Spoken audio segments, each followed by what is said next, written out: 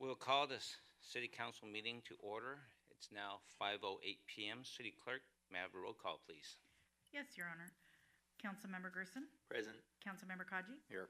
Councilmember Kalani is absent, Councilmember Lewis, Present. Councilmember Matucci, Here. Councilmember Sheikh, Present. Mayor Chen. Present. The council will now recess the closed session to confer with the city manager and city attorney on agenda matters listed under 14A, real property, conference, and real property negotiator. 14B, conference with legal counsel, anticipated litigation. 14C, public employee discipline, dismissal, release. And 14D, conference with labor negotiator. A closed session on these matters is authorized by California Government Code Section 54956.8, 54956.9D4, 54957, and 54957.6. The city attorney has some remarks to share with us. Yes, Your Honor.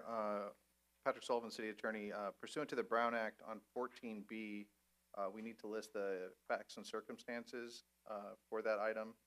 And the facts and circumstances related to that item are on December 9th, 2022, there was a large landslide near the Torrance border with Palos Verdes Estates.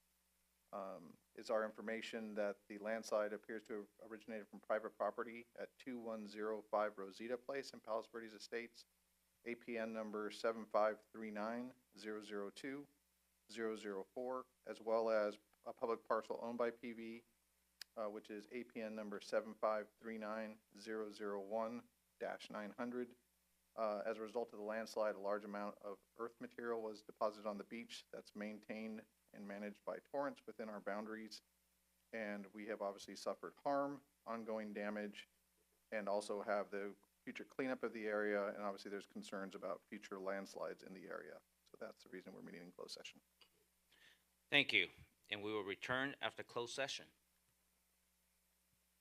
Thank you.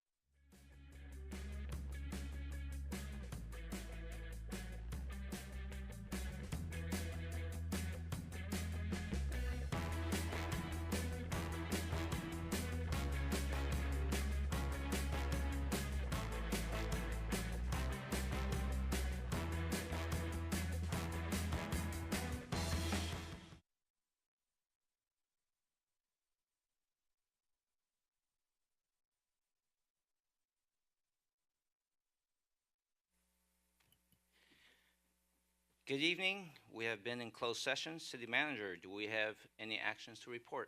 I will defer to City Attorney, Your Honor. Your Honor, there is one item to disclose that the City Council adopted an order from its action at the last council meeting to uphold a suspension of a police officer by the vote of 7-0. Thank you. We'll now reconvene our city council meeting. I'd like to welcome everyone joining us in the council chambers, along with everyone watching remotely. And for the record, Councilwoman Kalani has joined the council meeting. Item 2, flag salute and invocation. We honor those who make it possible for us to be here today. If there's anyone here in the audience who is on active duty or a military veteran, please stand or raise your hand so we may recognize you.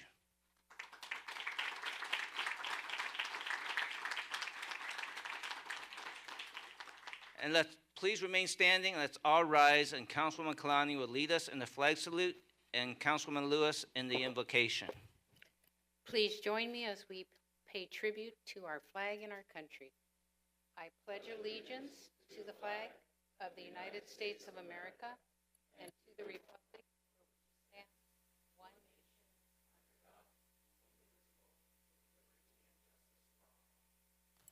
indivisible. Please remain standing for the invocation. Dear Lord, as we gather here tonight, we thank you for each mind, heart, and soul that is present tonight. Enable us to draw upon the wisdom and experience of yesterday as we respond to the questions and concerns of tomorrow. Let us pray for tolerance, that we can carefully and thoughtfully listen to our alternative points of view so that we may find collaborative solutions that benefit all people that live, love, and work in Torrance. Let us pray for the health and happiness of our collective community. We ask all of this in your name. Amen.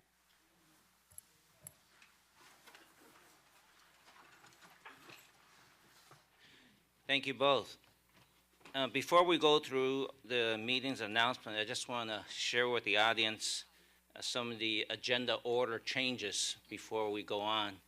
So we're going to conduct, after the consent calendar, we're going to move all the public hearings up before the administrative matters.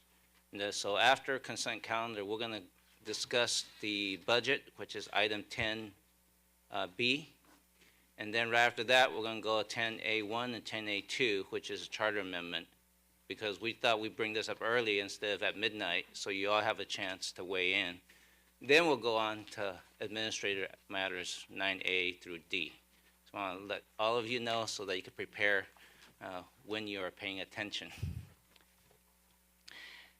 Council committee meetings and sorry about that. I'm going to go back.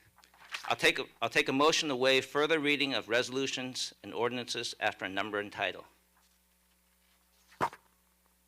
Motion to waive further readings. Second. Start voting, please. Your Honor, that motion carried unanimously. Announcements of withdrawn, deferred, and/or supplemental items. Good evening, Your Honor. Adam Chaparian, City Manager. Item 6C from the City Clerk to appoint members to fill commission vacancies. It will be rescheduled for the council meeting to be held on July 2nd, 2024. There are supplemental materials available online on the city website, torranceca.gov, for oral communications, item 7. And item 15, adjournment of the council meeting this evening will be adjourned to 3:30 p.m. for closed session in the Leroy Jackson council chambers. That's for the June 11th meeting, June 11th. Thank you. All right, thank you very much. Item 5, council committee meetings and announcements. Council Matucci, looks like you got the first one. Thank you, Mayor. On Monday, June 10th, 2024, marks the first anniversary of the Mary Kay Giordano Regional Transit Center. To commemorate the occasion, the Transit Department will be hosting a mini celebration from 10 a.m. to 2 p.m. All members of the community are invited to attend. Public tours will be offered, and light refreshments will be available for all visitors. Come learn about what has been happening at the Regional Transit Center this last year and what is coming up in the near future. You can also learn more about Torrance Transit and their services at transit.torranceca.gov. Thank you. Thank you. City Clerk Poirier. Thank you, Your Honor. I would like to announce the City of Torrance has reopened for accepting City Commission applications and the SST Committee. Commission appointments will take place at the City Council meeting on Tuesday, July 2nd, and the application deadline is Thursday, June 13th by 5 p.m. Applications are being accepted at the City Clerk's counter via U.S. mail or email to cityclerk@torranceca.gov. Postmarks are not accepted. Applicants must be an elector of the City of Torrance and have completed commissioner certification training within the last 2 years to be eligible for appointment. Commissioners applying or for reappointment must also be current on Ethics AB 1234 and non-supervisory harassment prevention training. For more information, please visit torranceca.gov/government/commissions or call the office of the city clerk at 310-618-2870. Thank you, Your Honor. Thank you. And the final one is by our Fire Chief, Dumais. Thank you, Your Honor. Good evening, Mayor and Council. David Dumais, Fire Chief. We would like to remind the community that the Torrance Refining Company will be conducting the monthly test of the Community Alert Siren System tomorrow, Wednesday, June 5th at 11:30 a.m. As a reminder, this is only a test. The test is described as follows. A 1-minute all-clear chime will precede the 2-minute siren tone test. Total testing time will not exceed 5 minutes. Excuse me. It is important to note the siren tone carries a greater distance and may be heard beyond the reach of the chimes. During an actual emergency, you will hear the sirens. We encourage the community to take action to shelter, shut, and listen for instructions from the city. Shelter in place means if you are outside while at home, go inside. Close all windows, doors, and vents, and turn off air conditioning. Listen for instructions from local cable, radio, social media sites, and through the Torrance Alert system. If driving, continue to drive. Close all windows and vents, set air conditioning to recirculate, and turn your radio to 1620 AM city sounds for local instructions. Listen for the chimes that signal the all-clear message to signal the emergency has concluded. For additional information regarding the community sirens, please contact the Torrance Refining Company Community Relations at 310-212-1852. That's 310-212-1852. We also encourage the community to sign up for Torrance Alerts, which is Torrance's emergency notification and warning system. For more information regarding Torrance Alerts, please go to the city's webpage at www.torranceca.gov/Torrance Alerts. Thank you, Your Honor. Thank you. Moving on to item 6, community matters. So item 6A, 6B, 6C, 6D, we're honoring retirees from our police department. 6A, we're honoring Police Captain Martin Vukatek. Item 6B, we're honoring the retirement of Police Lieutenant Patrick Hunt. Item 6C, we're honoring the retirement of Police Lieutenant Stephen Jenkinson. And item 6D, we are honoring the retirement of Police Sergeant Scott Turrentine.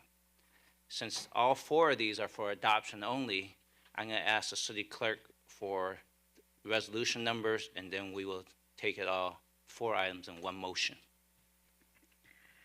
Your Honor, the first is resolution number 2024-30, a resolution of the City Council of the City of Torrance, California, honoring Police Captain Martin Vukatek upon his retirement from the city after 28 years of service.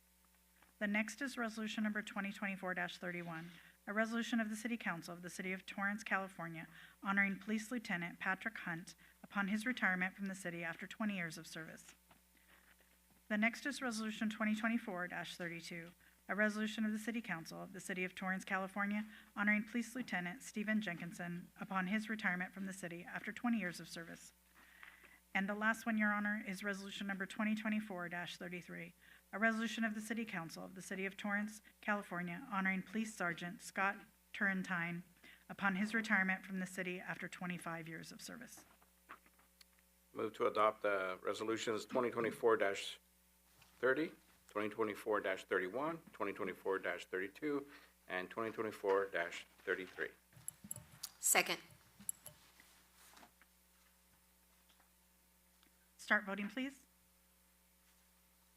Your Honor, that motion carried unanimously. Thank you. Item 6E has been deferred. Moving on to item 6F. Many of you have already enjoyed the Torrance Summer Nights last Saturday, I believe, from our community service director. I think he said it might have been the largest in attendance to date that we're aware of. The Torrance Summer Night program kicked off this month, providing an exciting summer lineup of family fun events, bringing the community together to celebrate the spirit of summer. The series includes concerts, movies, live theater in the park, as well as art exhibitions and a Disney-themed family karaoke glow party. Events kicked off on Saturday, June 1st at 5 p.m. at Wilson Park Amphitheater with Taylor Nation, a Taylor Swift tribute band featuring her chart-topping hits. We had a record turnout of more than 1,000 people who came to enjoy the concert. Torrance Summer Nights brings a diverse lineup of musical genres, entertainment, and art to our community. This year's presenting sponsor is the Torrance Refining Company. They've generously donated funds to support these family-friendly free events offered every weekend all summer long. The donation received tonight from the Torrance Refining Company will help fund musicians, artists, glowing supplies for the Disney Glow Party, and other important elements of this summer-long festival. The Torrance Refining Company's support of Torrance Summer Nights benefits the entire community by bringing friends, families, and neighbors together for fun and joyous experiences. The City of Torrance, Community Service Department, and the Cultural Services are extremely grateful to the Torrance Refinery and its ongoing commitment to our community. Now I would like to ask Alexandra Lakatos and Jaswina Lafayette from the Torrance Refining Company to join me at the podium to present the donation to the Community Service Director, John LaRock, and Cultural Service Manager, Monica Hart.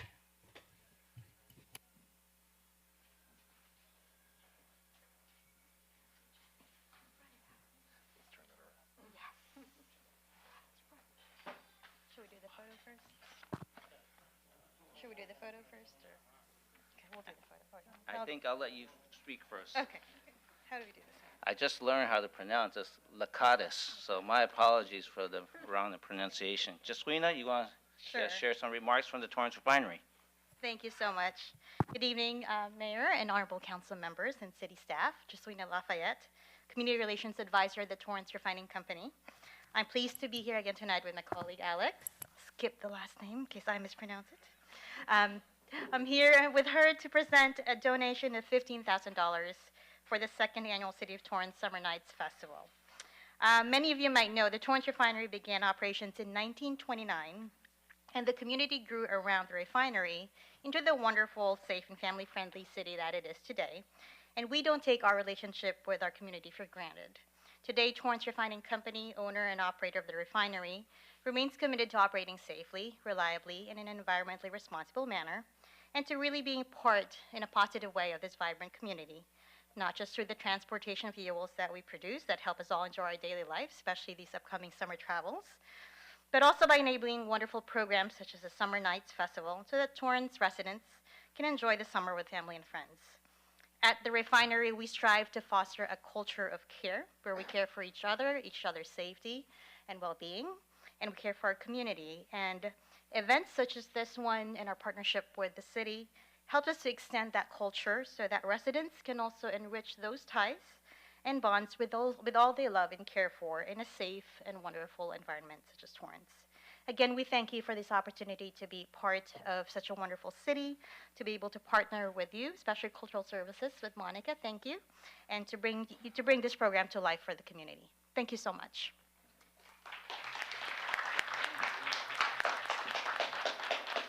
And thank you once again. I believe next Saturday is a Beatles tribute band, yeah, right? So yeah. I looked ahead on the schedule, which right. got to be there.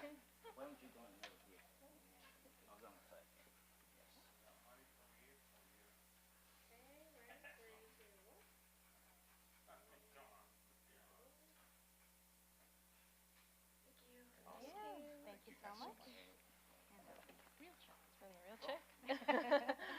Thank you.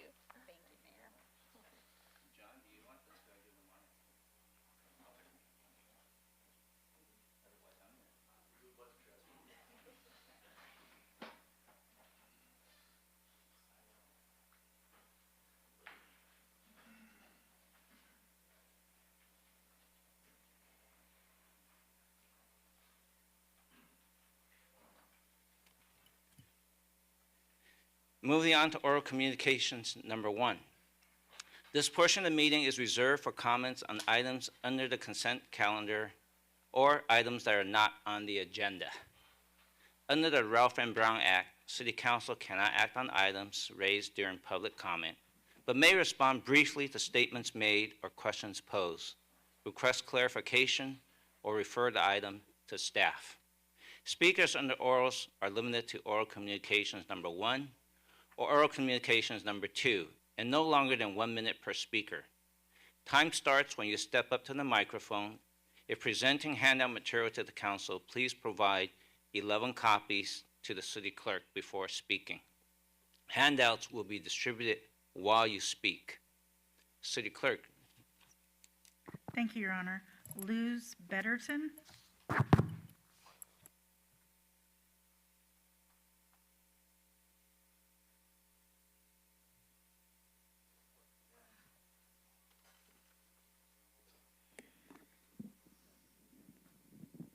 The system down, I don't know how to work it. Well, anyway, my name's Luz Betterton, and I am attendant at Tiny Home Village, which is a homeless shelter here in Torrance.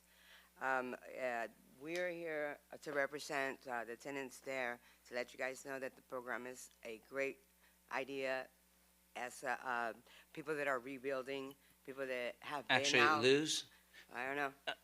sorry, I need to cut you off You because do it. you're actually speaking on an agenda item.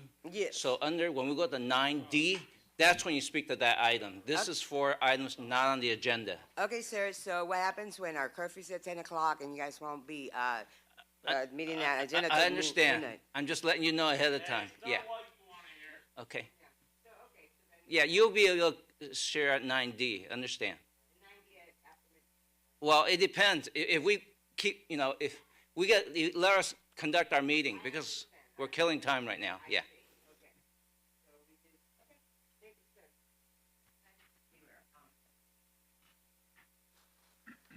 Audrey.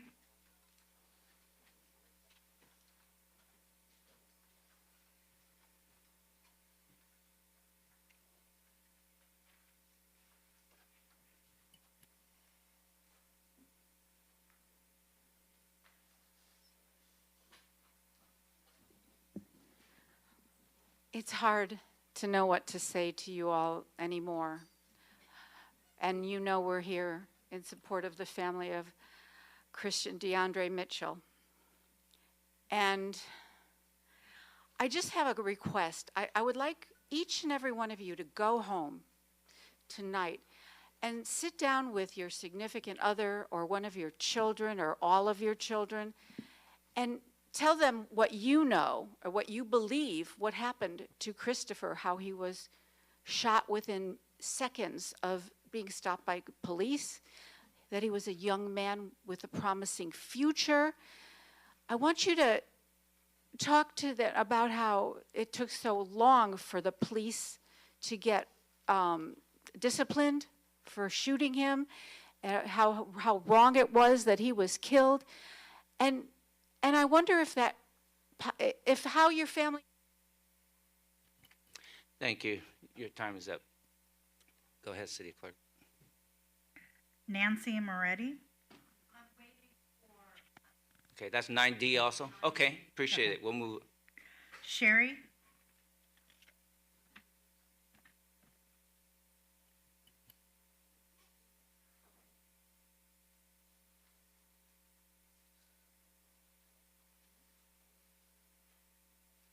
I listen to a lot of people talk about how friendly Torrance is, and I think about your police department and how it's a stain on your friendly reputation.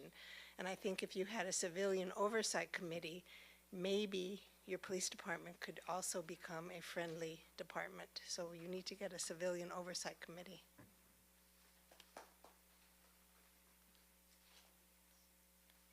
Mary Ann?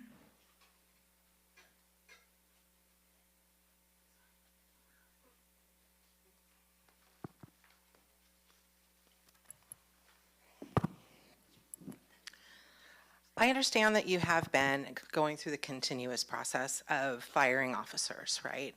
And that's what should be happening, given all that has transpired. The thing is, I mean, they exposed Torrance PD, they exposed Torrance and embarrassed Torrance, right? And police fire police all the time, officers all the time. When they are exposed by them, when they are embarrassed by them, it happens swiftly and decisively, but so rarely do they fire cops for killing somebody or killing even flatly murdering somebody. I mean, sometimes when it's very publicly exposed, and even then, rarely.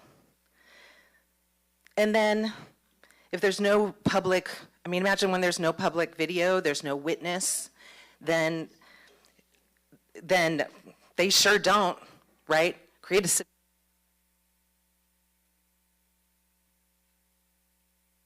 John Warner?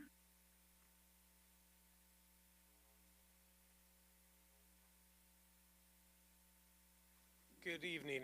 John Warner with the Marine Mammal Care Center. I wanted to come tonight and ask for the council's support for a proposal that we submitted to Torrance, as well as every other coastal city in the county of Los Angeles, to support the growing and more urgent need for marine mammal rescue and rehab along our beaches in LA County. That proposal is, I think, submitted to the city manager, and happy to make myself available and speak to council at any time, or individually or all together, and explain more about why we're making that request. So thank you very much. Thank you, sir. City Clerk, anyone else signed up? The last person that signed up is Charlie Salinas. There was one card that didn't mark what they wanted to speak on. So Okay. Charlie Salinas? After those who submitted cards, I will allow others who did not put in a card to speak, okay?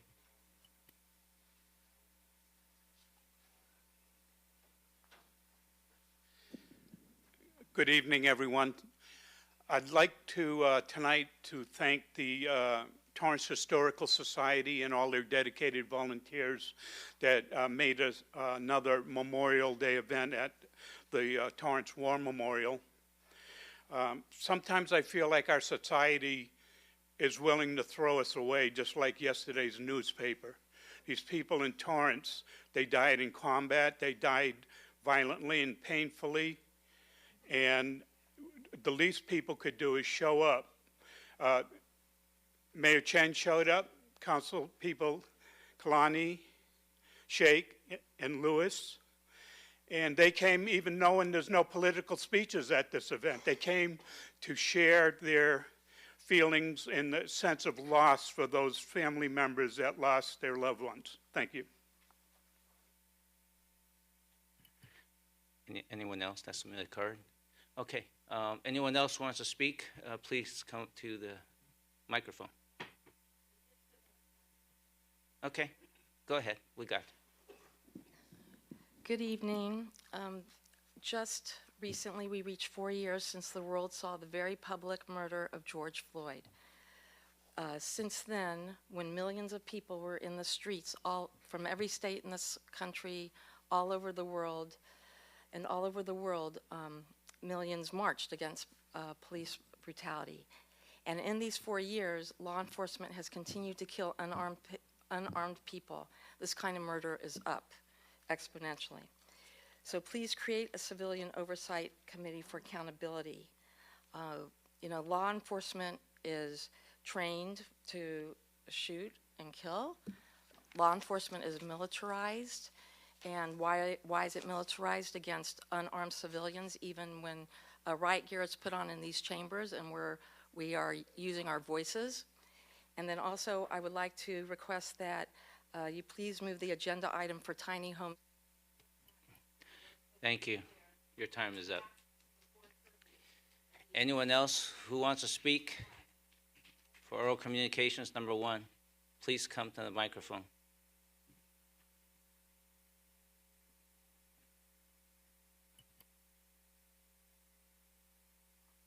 James Henry. I'd like to announce to bring up the public hearing on the street lighting assessment to prime time.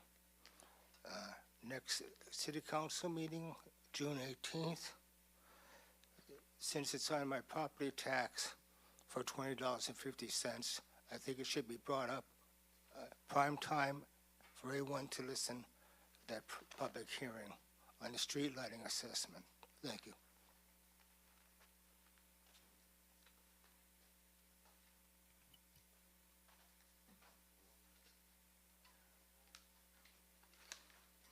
Anyone else?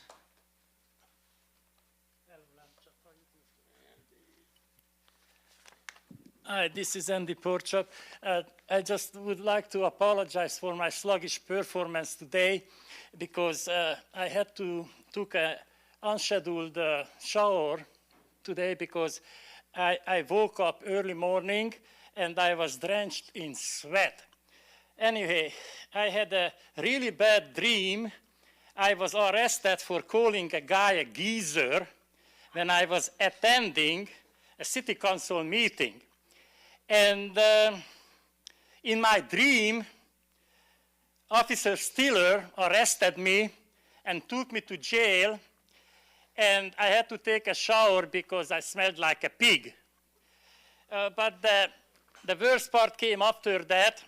Timmy Goodrich came in when I was in the stall, and I dropped the soap. So I woke up immediately, and I was drenched in sweat. Okay. Anyone else for oral communication number 1?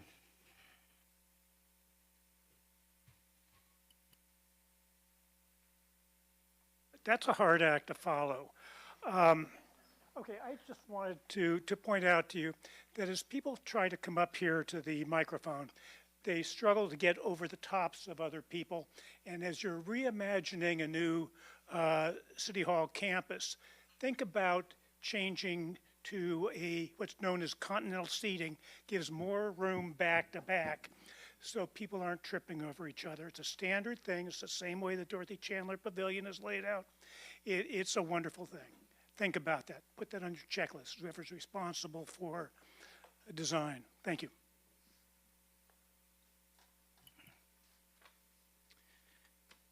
Thank you.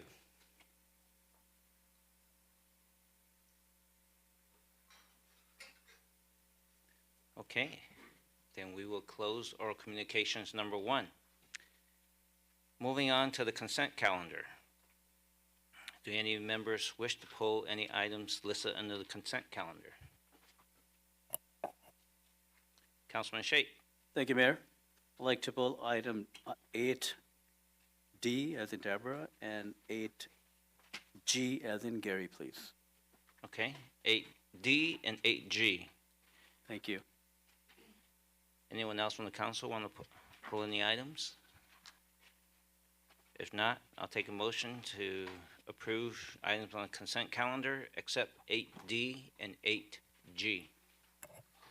So moved. Second.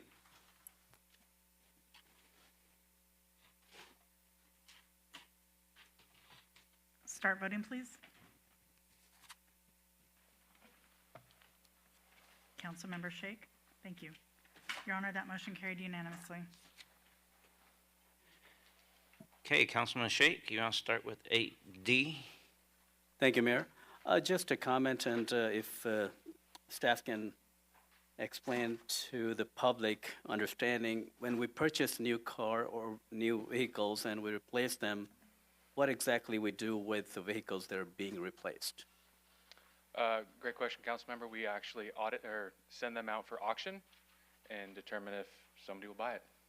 Thank you. Simple question. So next time, is it possible to have a report or tell us if we auctioned the item or did we sell it or what we did with that so we know the impact it's coming to the general fund or anything to that nature? Can I request that for future effort? We can bring that back to council. Okay, thank you so much. Follow up to the budget. Thank you. I appreciate it. Thank you. That's all. Thank you, Chris. And Gary, I have a couple of questions.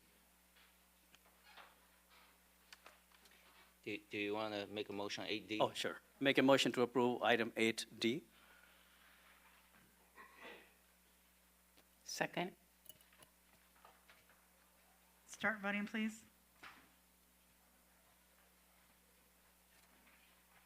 Your Honor, that motion carried unanimously. Okay, Councilman Shake, 8G is yours. Thank you, Mayor. Again, appreciate it. On this item, I want to thank staff meeting with me and discussing in detail about this item, especially thanks to Jasmine and City Treasurer Tim Goodrich. My request was, and also for public awareness, that this is a compliance, it's a regulatory that we have to get these items audited. And I'd like to request the City Treasurer to also let us know the findings for the audit for future reference, because I didn't see the findings and the report, what was the compliant item, and if there was anything that was non-compliant or anything to that nature, that'll be helpful to see us, what the consulting services, what they find out from this. So you want to make any comment on this? Yes, thank you, Council Member. This is Tim Gooder, City Treasurer. Yes, the item that you're referring to is an audit that is performed once every couple of years, just to certify that all our investments are in compliance with the investment policy. It's been happening for many, many years, and to my knowledge, there have never been any deficiencies, but we can certainly include that information for you. Thank you so much. Thank you, Mayor. I make a motion to adopt item 8G, consent calendar, item 8G. Second. Start voting, please. Your Honor, that motion carried unanimously. Thank you. We'll now be taking item 10B out of order. It's the public hearing on the proposed budget. Now is the time and place for a public hearing on agenda item 10B. Conduct the second public hearing on the proposed fiscal year 2024 to 2025 operating budget and capital improvement plan. Is there a staff presentation? Good evening, Your Honor. I'm Chapaian, City Manager. I'll start off with some City Manager comments, and I'll turn over to our Finance Director to provide the presentation. As such, good evening, Mayor and Council members. We heard your concerns during the first budget hearing related to a potential economic slowdown, number of vacant positions in the city, the fund balance of self-insurance, and the need for business support, attraction, and retention. Need to continue to build reserves, address aging infrastructure, city facilities, and a plan to reduce the mounting pension obligations. Sincere thanks to our community engagement team and finance department for promoting tonight's budget hearing. Some of you or all of you probably see it on social media. We received over 18,000 views and many visitors to our budget page. We will continue to promote transparency and public engagement as part of this and future budget processes. As your city manager and a city employee who has lived through the Great Recession of 2008 and COVID-19 pandemic impacts, I also share your concerns. I have every confidence that with your leadership and support, the dedication of our executive and management team, and the commitment of our team members at every level, we have the proven ability to work together through any challenging cycle in the economy. I would like to take the opportunity to provide an update on the city's budget and reinforce the mitigation measures we have available to address any potential economic slowdown in the future. First and foremost, let me assure you that our city remains in a strong financial position.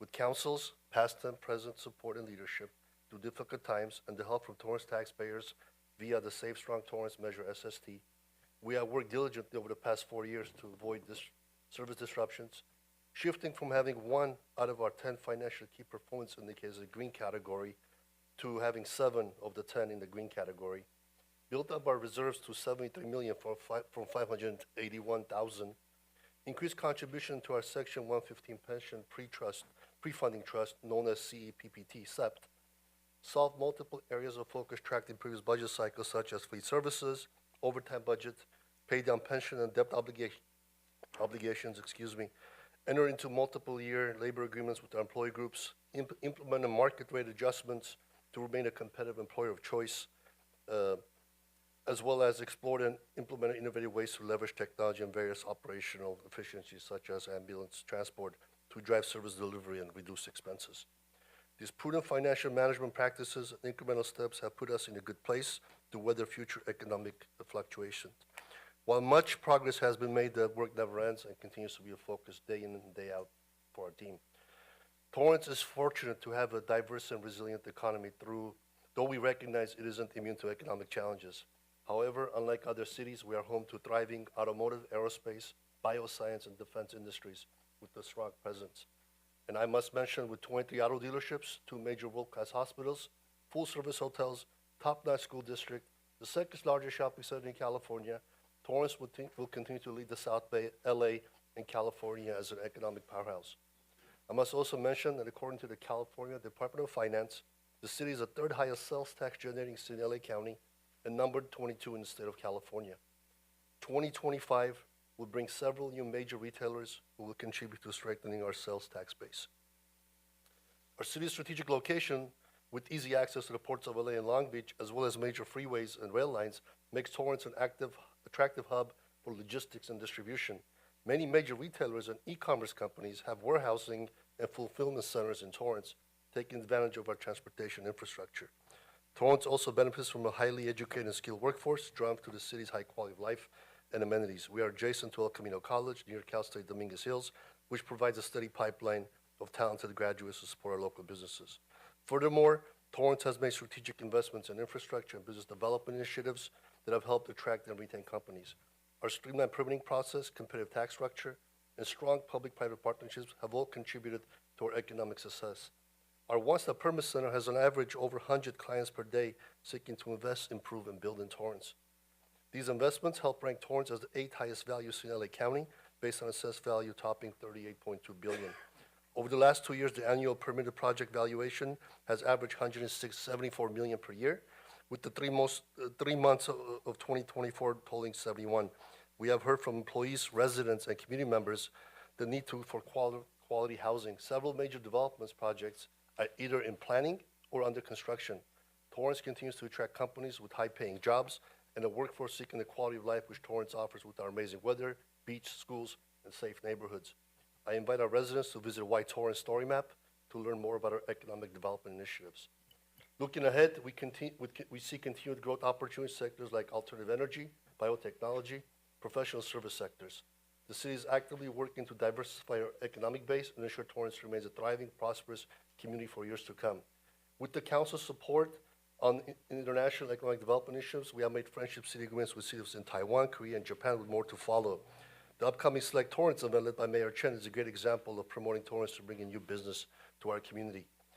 We also continue to support local business establishments by providing a safe and secure community, implementing facade improvement program, downtown improvements, major infrastructure projects, wayfinding signs, beautification citywide, and housing overlay district, just to name a few. Several entertainment centers developing in the region, such as SoFi Stadium, Intuit Dome, Kia Forum, and Dignity Sports Complex, will benefit Torrance with tourism, bringing diner shoppers and visitors to Torrance. The Mary Kay Giordano Transit Center is already a popular destination for football fans, concert goers, and with the 2026 FIFA World Cup and 2028 Summer Olympics, placing Torrance in a strategic position to be a recipient of new visitors and a venue. In summary, Torrance's diverse economic strategic location, skilled workforce, and commitment to business-friendly policies have all been key factors in our enduring status as an economic powerhouse in South Bay. I'm confident that with the City Council's support, we can build upon this foundation and further strengthen Torrance's position as a leading economic. That said, we are certainly not immune to the broader economic trends, as this is where I want to talk about some of the mitigating factors that we're planning ahead. We are beginning to see some slowdown in key revenue sources such as sales tax. Several restaurants and retail chains recently in the news have announced closures. In response, we have a variety of mitigation measures to ensure we remain a balanced budget and continue to provide the high quality of service our residents and businesses expect and deserve. With the support of the Finance Department, our budget projections were adjusted from 5-year projections to 10 years, 3 years ago, knowing that the budget will require adjustments to respond to changes in the economy. And in anticipation of future budget mitigations, there are several measures we have utilized in the past and will do again if needed in the future, including considering a temporary hiring freeze for non-public safety positions. This will allow us to manage our personnel costs while still maintaining core city services. Deferring certain capital projects that are not immediately critical in order to free up funds for more pressing needs. Exploring opportunities to generate new revenue streams such as establishing community facility districts to fund infrastructure improvements and working to attract new residential and commercial developments that can contribute to our diversified tax base. Continued reorganization of departments with the goal of achieving optimization of operations, which includes a strategic assessment each time there is a vacancy. Vacant positions have allowed the city to accelerate the rebuild of our reserve fund, which now exceeds our current 20% baseline to provide additional cushion against future economic challenges should we need to draw on reserves in the future. Aggressive pursuit of state and federal dollars for grants to offset general fund expenditures. Throughout all of this, we remain vigilant in our efforts to leverage technology to drive cost savings and operational efficiencies, from automating administrative tasks to implementing smart city solutions. We are committed to exploring every avenue to reduce expenses and streamline our workforce. Examples include electronic agenda management, conversion to cloud-based services, automation of business license renewals, park reservations, utilization of my Torrance app for service requests, real-time response center at TPD, and future smart initiatives. I want to assure the City Council and the community that we are taking a proactive and balanced approach to managing the city's finances. We are confident that with the strategic use of these mitigation measures, we can weather any economic slowdown and remain strong and resilient, providing the community with the level of service it deserves. Thank you for your time, leadership, and support. I would like to turn the presentation over to our Finance Director, Sheila Poisson, to cover the budget presentation. Thank you, Honoring Council. Good evening. We are here before midnight. Sheila Poisson, Finance Director. Tonight marks the second public hearing for the fiscal year 2024-25 operating budget and capital improvement plan. Once again, I'd like to thank City Manager Amshfari and all of the departments and our budget team, the finance team, for developing this budget before you that is balanced for the next 10-year period. I'll be presenting an overview of the next fiscal year, though condensed from what was presented on May 7th. For the benefit of those who are not able to attend during that date, several slides will be repeated. Next slide. As a reminder, the annual budget hearings are not the only time the budget is communicated. Updates are provided throughout the year. Specifically, starting in November, we have our annual pension workshop, which includes city updates. We always include the slides and the links to the videos on our city website. In December and February, we come back to both the Finance and Governmental Operations Committee and the Measure SST Citizens Oversight Committees for the first and second quarter budget reviews, where we review budget to actual results and where staff believes that the city will end on June 30th, the year end. We develop the budget between January through April, and in May we come back with our first budget hearing, and here we are for our second budget hearing and anticipated adoption as required by our charter.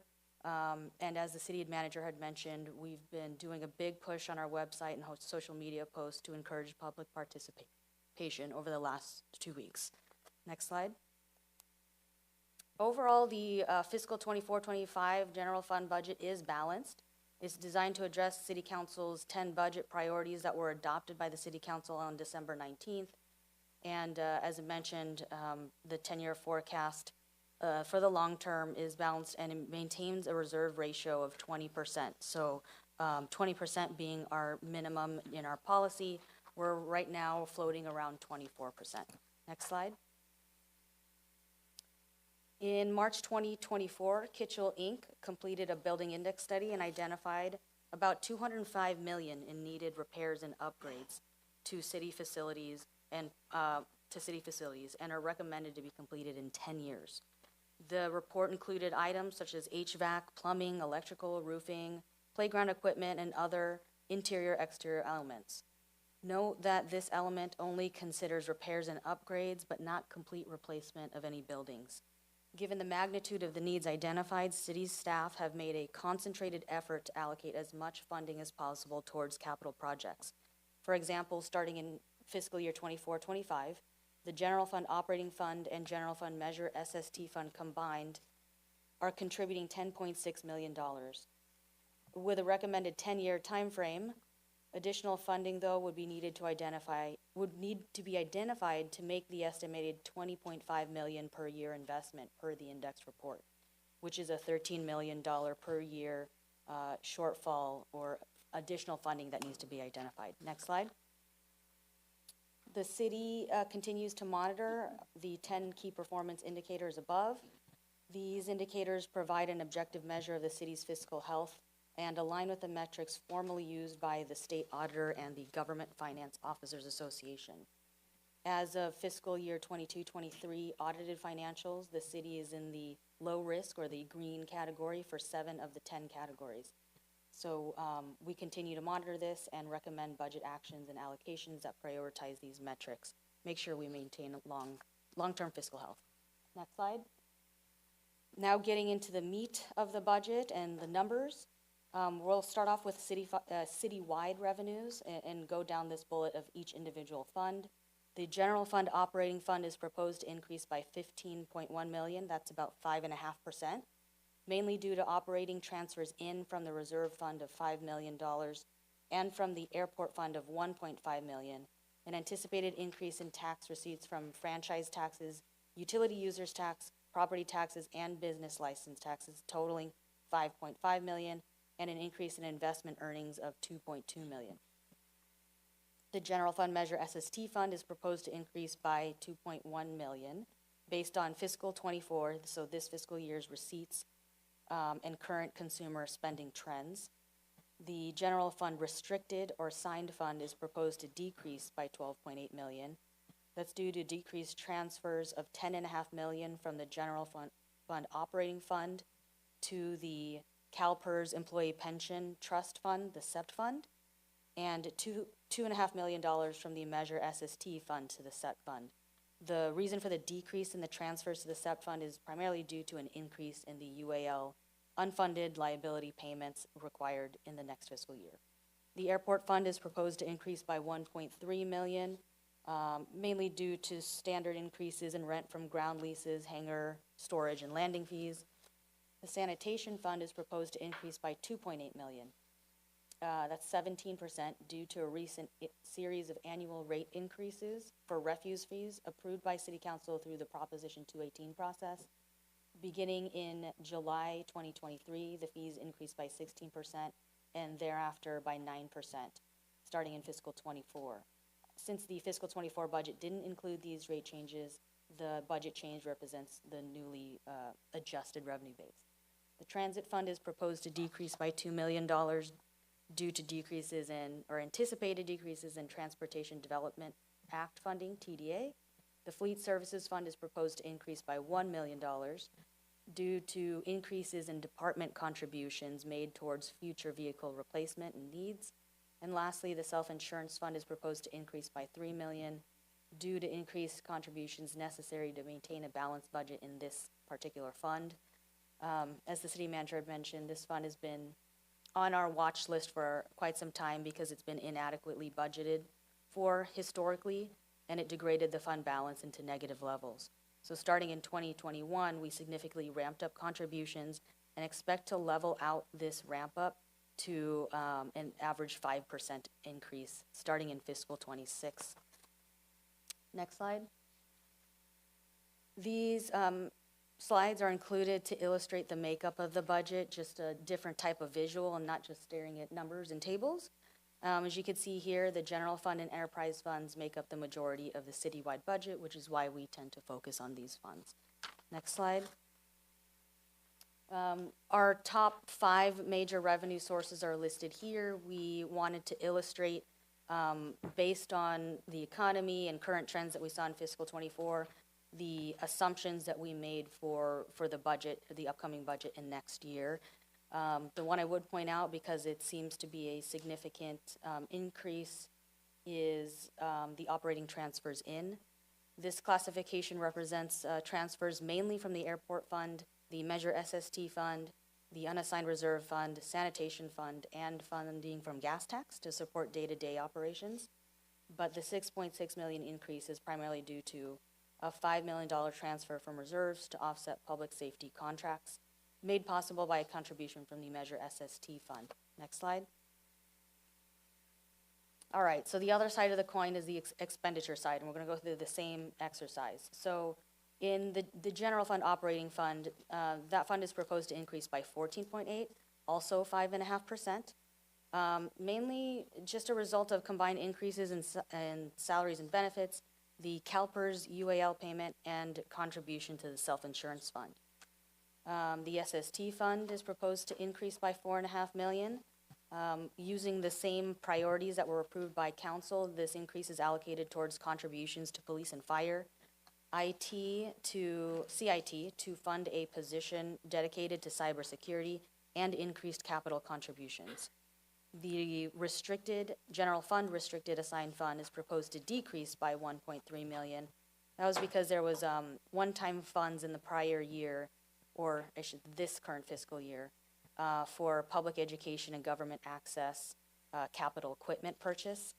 The general fund unassigned fund is proposed to increase by $5 million, as mentioned earlier, from the Measure SST fund to support public safety contracts and balance the budget. The airport fund is proposed to decrease by $885K. That's from a reduction in professional legal fees as a result of one-time expenses in fiscal 24. The transit fund is proposed to increase by 1.7, pretty standard employee benefit changes for anticipated pay and adjustments and CalPERS rates. The water fund is proposed to decrease by $2.5 million. That's from reduced contributions to the capital project fund and the vehicle replacement fund, offset by an increase in water supply costs. And lastly, the self-insurance fund is proposed to decrease by 5.1, which is a positive trend due to decreases in actuarial adjustments based on the fund's recent trends in their claim counts. Next slide. Again, another visual of a pie chart of the allocation of the budget, with general fund and enterprise funds taking the majority of that pie. Next slide. In this slide, I know it's hard to see, but it really is here to illustrate the allocation of the general fund operating fund budget by expenditure budget by department. As you can see, public safety makes up about 62% of our budget. And in public works and community development make up 12%. And the rest of the support administration departments, which includes general services, community services, IT, finance, city attorney's office, etc., they make up a quarter of the budget in total. It's also paired up with information on our vacancy levels. This topic commonly comes up because our vacancy levels have been high over the last 4 years, at least since the pandemic, though we are seeing some positive trends in hiring. But we do still see about roughly a 10% vacancy rate. So about $12 million of our vacancy savings that we have been seeing as of March 2024 is in public safety. Only 1.8 in the public works and community development departments, and another 3.6 million in the rest of the departments citywide. Next slide. The next two slides will show citywide personnel summary by fund and department. So this will show proposed increases and decreases to the fiscal 25 budget. I'm going to move to the next slide because it shows by department. During the first public hearing, each department presented their proposed changes in both the wage and the non-wage areas. But rather than repeat these slides, we included details for the proposed changes directly into the staff report, and staff is available to answer questions at the end if council or the public have any questions in particular. But in summary, of all the changes combined is a net +1 FTE, and which equates to about $64,000. Next slide. As the city manager had mentioned, we had moved from a 5-year forecast to a 10-year forecast, really so we can plan for really pension and SEP changes, the investment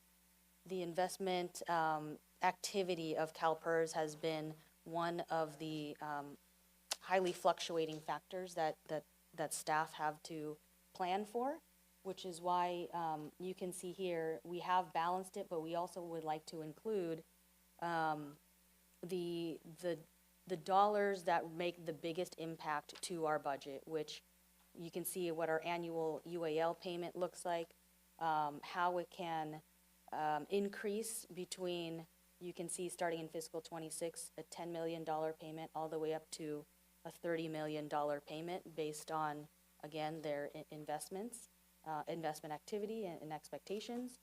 Our self-insurance contributions are the next level that staff can adjust to make sure that fund maintains a positive position, or at least in the current years, and hopefully with any excess revenues can reduce that negative balance. Our capital contribution, we can adjust, but again, as I'd mentioned, we have highly prioritized based on that building index study. And lastly, as I'd mentioned, with pension being highly fluctuating, we had opened up the SEPT trust fund. We had made significant contributions to the balance such that you can see starting in fiscal 26, we already start to begin using up that balance. We continue to utilize that as a tool to be able to plan for future fluctuations. So we'd also included a forecast of what that balance is. The use of reserves here listed is really, as I'd mentioned in the previous slides, coming from Measure SST. So it's really a planned kind of wash, a contribution from SST to help fund public safety contracts. Next slide. In this slide, we show the 10-year forecast for our reserve balance. As I'd mentioned at the beginning of this presentation, our forecast maintains that minimum policy of 20%, though we would like to increase that to 25% or even higher, just so that we are nimble, resilient enough, and any sort of economic downturn in the future, should we happen to need it. Consider it a rainy day fund. Next slide. Here's our 10-year forecast for Measure SST. As I'd mentioned, an increase of about $2 million, roughly. But you can see here the priorities maintain the same as what council had approved.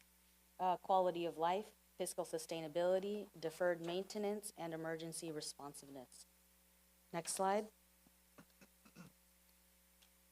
The forecast previously shown assume a moderate economy based on current economic factors, though, as the city manager had mentioned, and we all know that anything can happen between cyber incidents, pandemics, recessions, or natural disasters.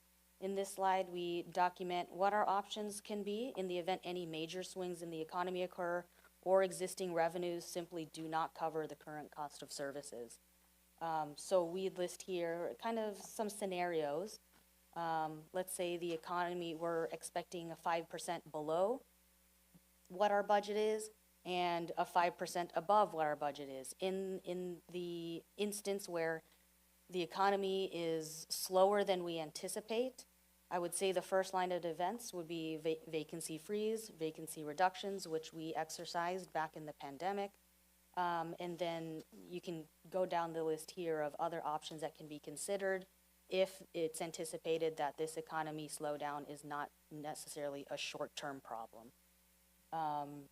And then on the flip side, when we do have more positive results, we generally tend to rebuild what our reserve balance is. We contribute to self-insurance for that negative balance, as I mentioned, or we can contribute more to capital projects, whatever the priority is for the next year or whatever council directs. Next slide. Oh, there's one thing I will mention. I didn't list on the slide, but could be considered if, in, all options on the table. Our city still contributes the employer paid member contribution, so could be considered to eliminate that. That's about $6 million a year. Next slide. This slide lists program subsidies from the general fund operating fund. Minor changes here, with the exception of an increase to funding for friendship cities, as the cities now signed 3 friendship city designations with the cities of Hwasong, South Korea, Shanghua, Taiwan, and Tainan, Taiwan. Council already considered, we did approve Friendship Cities on May 21st with Bizen and Oshu, both in Japan. Next slide. I had mentioned in the beginning that our capital improvement plan has been a heavy focus for us this year. So for the first time, at least as far as I know in the history of Torrance, we conducted a zero-based exercise for non-infrastructure related projects. Zero-based meaning we completely started from scratch. So we had implemented this, additionally we implemented a capital improvement GIS dashboard for public review, so that will be launching soon. That will reflect, if council approves this budget, the approved locations in which the funding and investments will be made. Next slide. These bullets have already been covered earlier, but what I will mention is that our capital plan also includes a 10% contingency. I know the council has seen several times staff before come back with, sometimes projects will reveal things underground or reveal additional items that, don't necessarily know until you start ripping things apart. So we had an additional plan for that as well. Next slide. In terms of, I guess we should call this slide's called identified gaps, because though this is the first year we've gone down this path and investing in levels we've never seen before, there are other things we have to consider. We are looking at branch library operations, determine if consolidation of branch libraries is viable and makes sense for the community. We're looking at fire headquarters for kind of a similar concept, evaluating alternative sites and making sure that the response times are at our desirable or target levels at every single site. We do also have to consider, once the Civic Center master plan is completed and reviewed by council, how that will be financed. And also over the next several years, as we go down this path of significant improvement, we may find a need in community services and general services for additional staffing if we find that we can't keep up on a staffing level with the budget to actually implement these capital projects. Next slide. So as you can see here, this is the new structure of the capital plan. So this structure is based on project type instead of department. Historically, it was allocated by department, which was difficult to tell where things were, because when it was done by department, sometimes one location was shared by both community services and general services. So we thought this way would be easier to identify, and also it would allow us to create that GIS dashboard. So specific locations and funding sources can be found in the book on page 166. Next slide. To give an idea of what this plan is going to look like, the following slides detail which locations will see the benefits of this plan, and more details are included in the book. So I'm just gonna mention a few. So we're looking here at parks. In fiscal 24-25, the largest investment in parks will be seen in Columbia Park, where $5 million will be allocated towards the World War II Memorial, $3.5 million towards new turf sports fields, and the rest towards renovating picnic shelters, restrooms, and walking paths. Next slide. Here you'll see that Paradise Park will also see a significant investment with $2.8 million in improvements to the recreation center, restrooms, and picnic shelters. Next slide. In city facilities, fire stations 1, 4, and 5 will see about $3.3 million in improvements. Next slide. The Torrance Airport will also see major renovations of $4.6 million to the existing airport hangars, and new construction of $10 million to the Walteria Library is expected to begin in fiscal 2027. Next slide. We had kept the right-of-way infrastructure types fairly the same. As you can see here, this significant investments continue to be made in the residential pavement improvement program. And you'll also see an $11.5 million investment in Torrance School safety and accessibility. Next slide. In sewer and water utilities, you'll see significant investments we start this next fiscal year and for the next 5-year period, citywide sewer system improvements, and also in the Van Ness water wells and transmission main. Next slide, and again, just a continuation of storm drain replacements and other types of infrastructure-related projects. Next slide. And in this slide, it's list, and we can obviously, council can pull out any one of these line items, and we can discuss what these investments are being made towards. And in the book also includes what the funding sources are for these projects as well. Next slide. In this slide, we'll show, you'll see these projects in the other slides because the other slides were just by location, but this slide shows what specifically Measure SST is being used to improve. So again, our fire stations 1, 2, 4, and 5. Let's say the Walteria Library is mentioned, where construction is anticipated in fiscal 27. That is being funded by Measure SST. Next slide. And again, just continues the list of which parks and locations are being funded by Measure SST. Next slide. And just a quick plug here, there's a new dashboard, measuresst.torranceca.gov, where the public can see what priorities Measure SST is funding, exactly what types of activities they're funding, and what parks are seeing the benefit from Measure SST in this upcoming capital plan. And this dashboard will be updated annually with new figures every year. Next slide. Getting close to wrapping up here. One of the recommendations, there's 3 resolutions that are being recommended tonight. One of them is the fiscal 24-25 appropriations limit. In 1979, the voters of California approved Proposition 4, which is commonly known as the GAN initiative, or the GAN limit.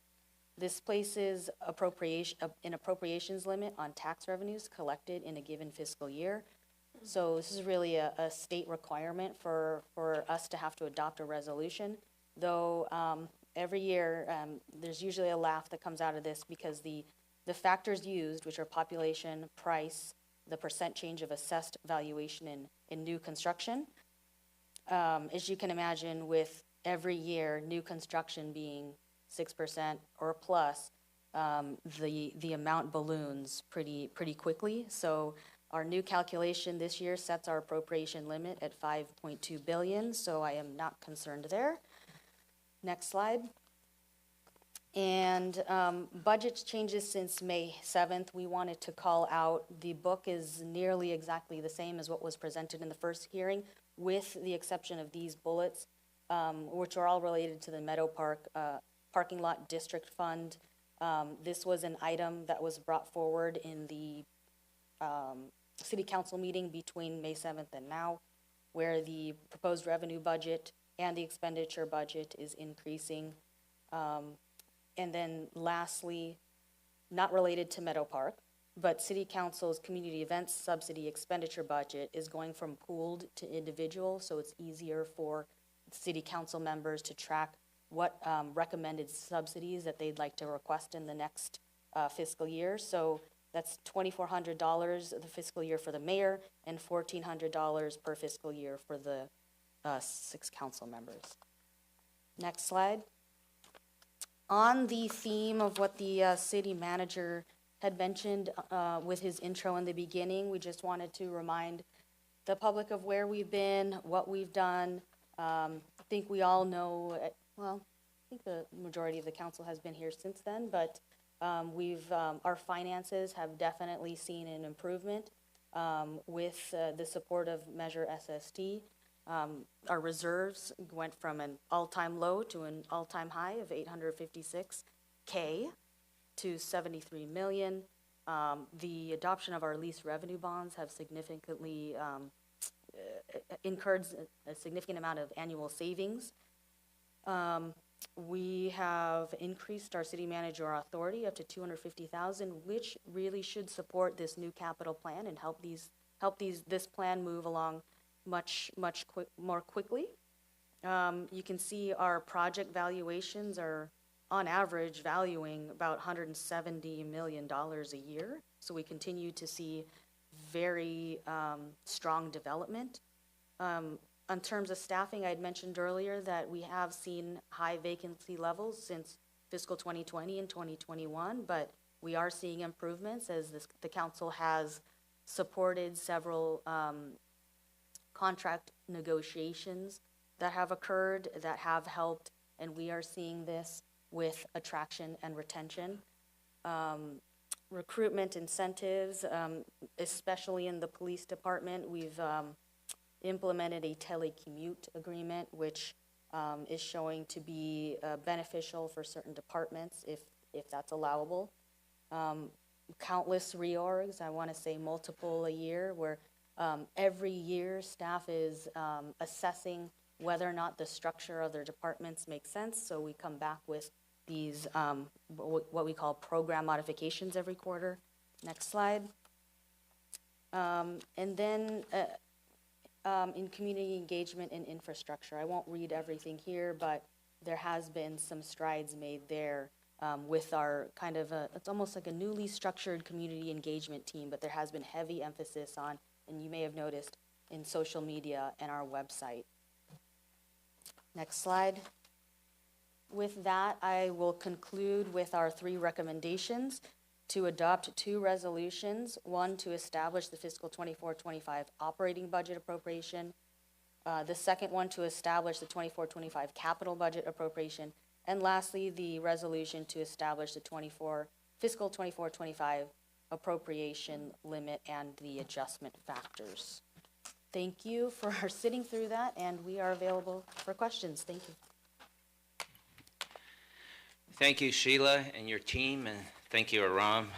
Your opening remarks, I was thinking about stealing that for Select LA, but we have to talk to Jen about that. We will now take public comment on this matter. Each speaker will have up to 2 minutes to speak. City Clerk, has anyone signed up to speak? Yes, Your Honor, James Henry.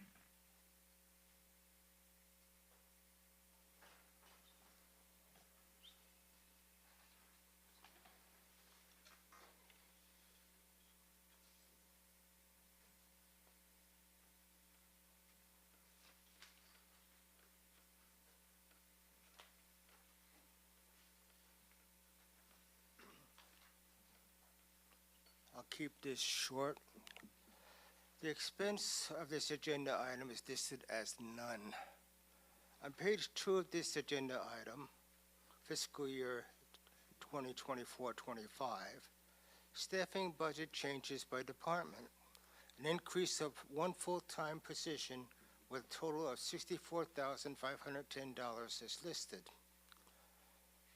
Does the city of Torrance still stand by its position that the expense of this agenda item is none?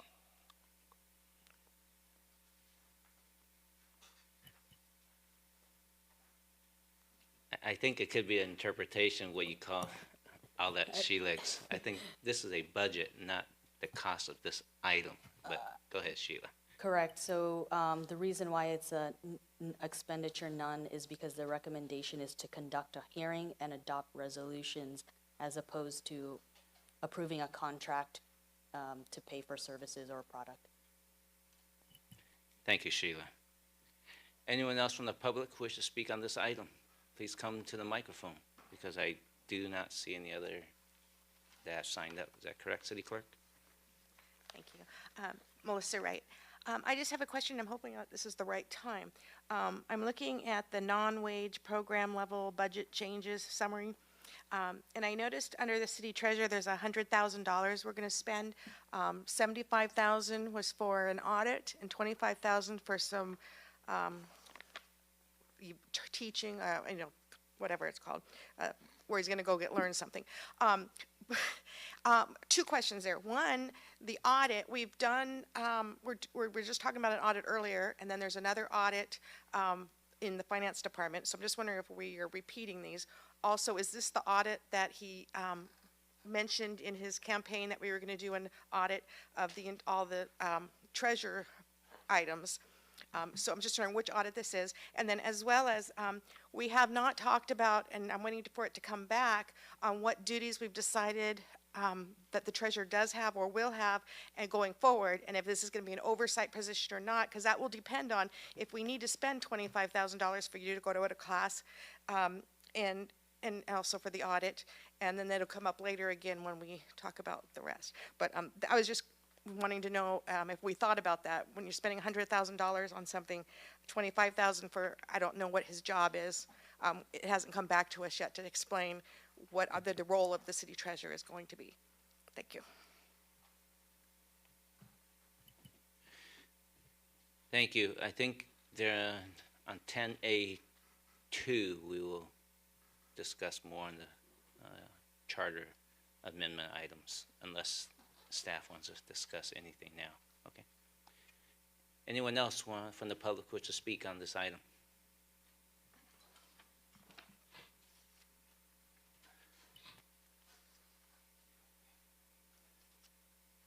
Hello, everyone.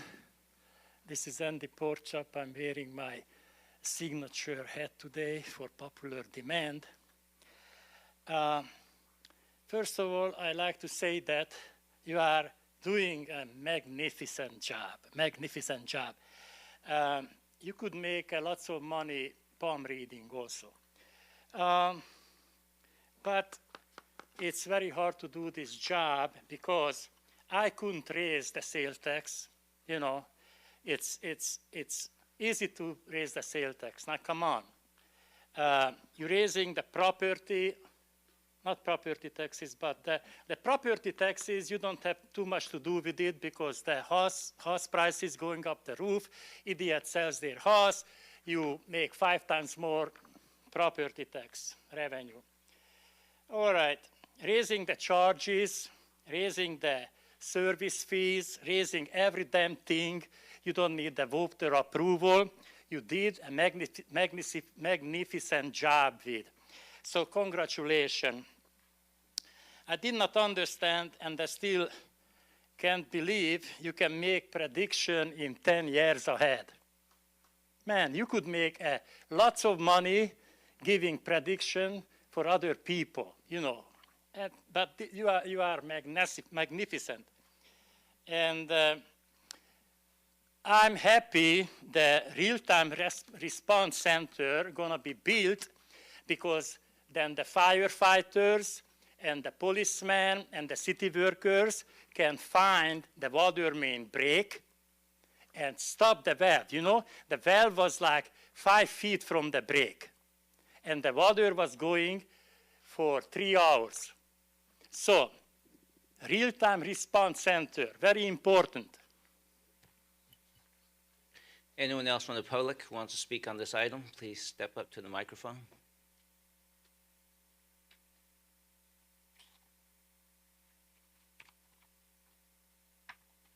I don't see any. At this time, does any members of the council have questions for staff? Councilman Matucci. Thank you, Mayor. Just want to thank Director Sheila Puizon for taking the time yesterday to really go in depth on some of the questions that I had and also misunderstandings that I had that go back probably a few years. And so some of the concerns that I've brought up, it's not old news. I mean, it is old news because I kind of been worried about this for a while. Of course, the unfunded pension debt, I think I mention it almost every time, it's a big thorn on our side. And I do realize that I don't think there's one city in California that doesn't have some level of debt, especially when the unfunded pension portion. I learned something that I wasn't aware of our street bonds, and I had misinterpreted that, and I thought that we were paying interest only on it and carrying the balance of $350 million. But my understanding now, and correct me if I'm wrong, that it was a 23-year full amortization. So basically, it's loan that we pay off by 2043, I believe. That's correct. Each annual payment includes both a principal and interest payment. Okay. And it definitely put my mind at ease, and I'm sure a lot of the public that didn't know that fact, hopefully it puts their mind at ease as well. I knew that we're, I think, saving approximately, between $6 and $7 million a year. About in nine. interest. I'm sorry? 9 million. 9 million. Okay. All right. So the early estimates were conservative estimates. The first couple years were a little bit lower, and then it creeps up to 9. So in some years, it's even 10. Wow. That's great. Okay. And so I also want to thank Councilwoman Bridget Lewis for digging up some documents for me as I was getting frustrated. I couldn't find it, and she found it and sent it over to me. So I just wanted to publicly thank her for doing some of my research. So some of the concerns that I had brought up in the past as well is the vacancies. We carry vacancies on a regular basis. I think that's a normal thing. I guess my big question is that a normal number, 160 that we're showing right now, full-time employees? Is that a normal number? Now, I know for a fact that our police department, which has the big chunk of it, 77 full-time employees, I'm assuming that is not normal. Okay, so overall, can we say that 160 employees, if we were to take out the police department out of the equation, is that a normal number of vacancies to keep? I'll let the Finance Director respond, and I can expand, Council. Sheila Poisson, Finance Director. We have seen the trend of vacancies decrease. So at this point in time, we believe that this vacancy level, which is roughly 10% citywide, it's higher than 10% for police and fire, as you can imagine. We're all challenged in that area. But we're starting to, over the last 2 years, see that as being the normal trend. What I will say, and I have mentioned before, is that the police and fire areas, knowing that the majority, there are about 100 of the vacancies, or more than 100 of those vacancies. And those are the vacancies that tend to sit longer. I had mentioned in the previous, the first public hearing, that we do an analysis of how long the vacancies sit. And we've found that in both volume and the length of time that a vacancy sits, unfortunately, they're in our public safety departments.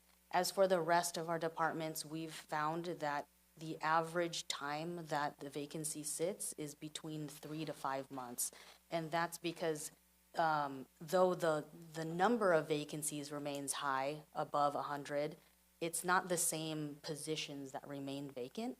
We are seeing it's just employees leaving and employees coming, and on all different positions. So we have, by department and by job class, which ones are coming and going. And the number of time makes sense too, because for civil service positions, and even some of our non-civil service positions, it does typically take about 4 months to recruit, given the time frame, let's say 2 weeks that we have to keep it open, then we have to review the applications, then there's a 10-day protest period. There's a 1-day protest period, then we interview, then a 10-day protest period. So on average is about, on a good recruitment, 4 months. But we have found, I've noticed in all departments, I'll speak for finance, but I know this is a challenge in most departments as well, is the labor market is very challenging. I was talking to staff just today, and we were talking about our recruitments. And in the last 4 years, I think even 5 years, if I remember, as long as I've been here, we have never been without a recruitment. We've never been fully staffed. As soon as we hire someone, a year or two later, someone leaves. So it's a challenging market in general. But in our last recruitment, even, we had a good candidate. They didn't accept. We start all over. So it's another 2 months. So unfortunately, that's just the process. So if you ask me, I do believe that we're starting to see that this is the normal. The new normal. Sorry, thank you, Director. But if I may add, several factors have also happened since 2013 with the adoption of the PEPRA, Public Employee Pension Reform Act. it uniformed all the retirement formulas. So the typical, and now we have multi-generational employee workforce. So the folks are coming in, the work-life balance, necessary working overtime is a priority. We're competing with the private sector, especially on very technical positions like in engineering or same thing with finance. We are also looking at a complete overhaul review of our civil service rules. The system is beneficial to ensure fairness and balance and equity for access, but we're also reviewing segments of the recruitment process which may help us expedite to stay competitive. And then when you look at the private sector, even fast food, for example, offering $20+ an hour, that creates pressure for us to stay competitive. So thanks to you and council support, we've been able to implement some creative measures to be able to attract. We're looking at, the management internship program. We're looking at the grow our own program, even in the entry-level positions, and creating career pathways so our employees could have a career track. We're also doing some targeted recruitment. Every month that I go to a new employee orientation, a common theme that I hear are folks who want purpose in their job. That's why they pursue public service. They want to be close to home. So our wide net shouldn't be so wide. There's local talent. Some of the challenges associated with that is the cost of housing and being able to have access. So I think all these factors creating pressures. Back to your question, in the past, we cared about 100 positions just through natural attrition. Life happens, people retire. We saw a major exodus as a result of COVID, plus stagnation of contracts, pay raise adjustments, creates a sort of a green light that people will leave when there's no promised adjustments. But we are, I think, if you just go on the website, NeoGov, or any city's website, you'll see every other day there's 10 positions that people are posting. We're competing for limited talent pool, but we're bringing some creative approaches in Torrance. For example, the employee referral program, increasing that so we could target. We have 12 vacancies in dispatch, I think, Chief, which is, again, across the board. Just today I saw LAPD had a posting, the regional dispatch center. So we have to get creative to provide essential public services. So I hope I've given you, between Director Poisson, an overview. Just one more thing to add to human resources. When people do decide to resign from the city, not for retirement purposes, they do a survey of the reasons for leaving. So since the 2020, the most commonly cited reason being better pay, benefits, but lastly, what has been new since the pandemic is flexibility. So we've been seeing people accept jobs at the city. They are happy, at least initially, with this hybrid 2-day telecommute schedule, but then find that they want to be full-time remote. So that's something we're also competing with in the private sector, at least for those in the administrative departments.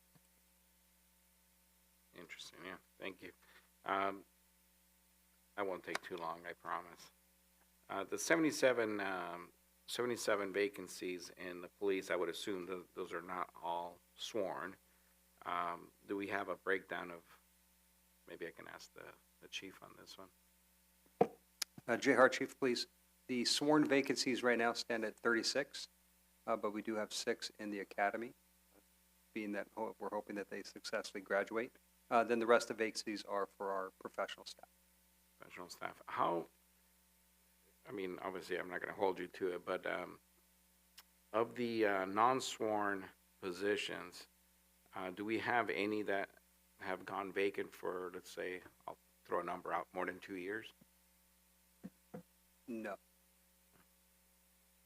So we're still actively trying to fill those positions. Correct. Given the different professional job classifications inside the police department for administrative personnel, there are multiple openings for each of those positions. For example, records techs. We only have 2 vacancies left. We've been doing really well recruiting for those.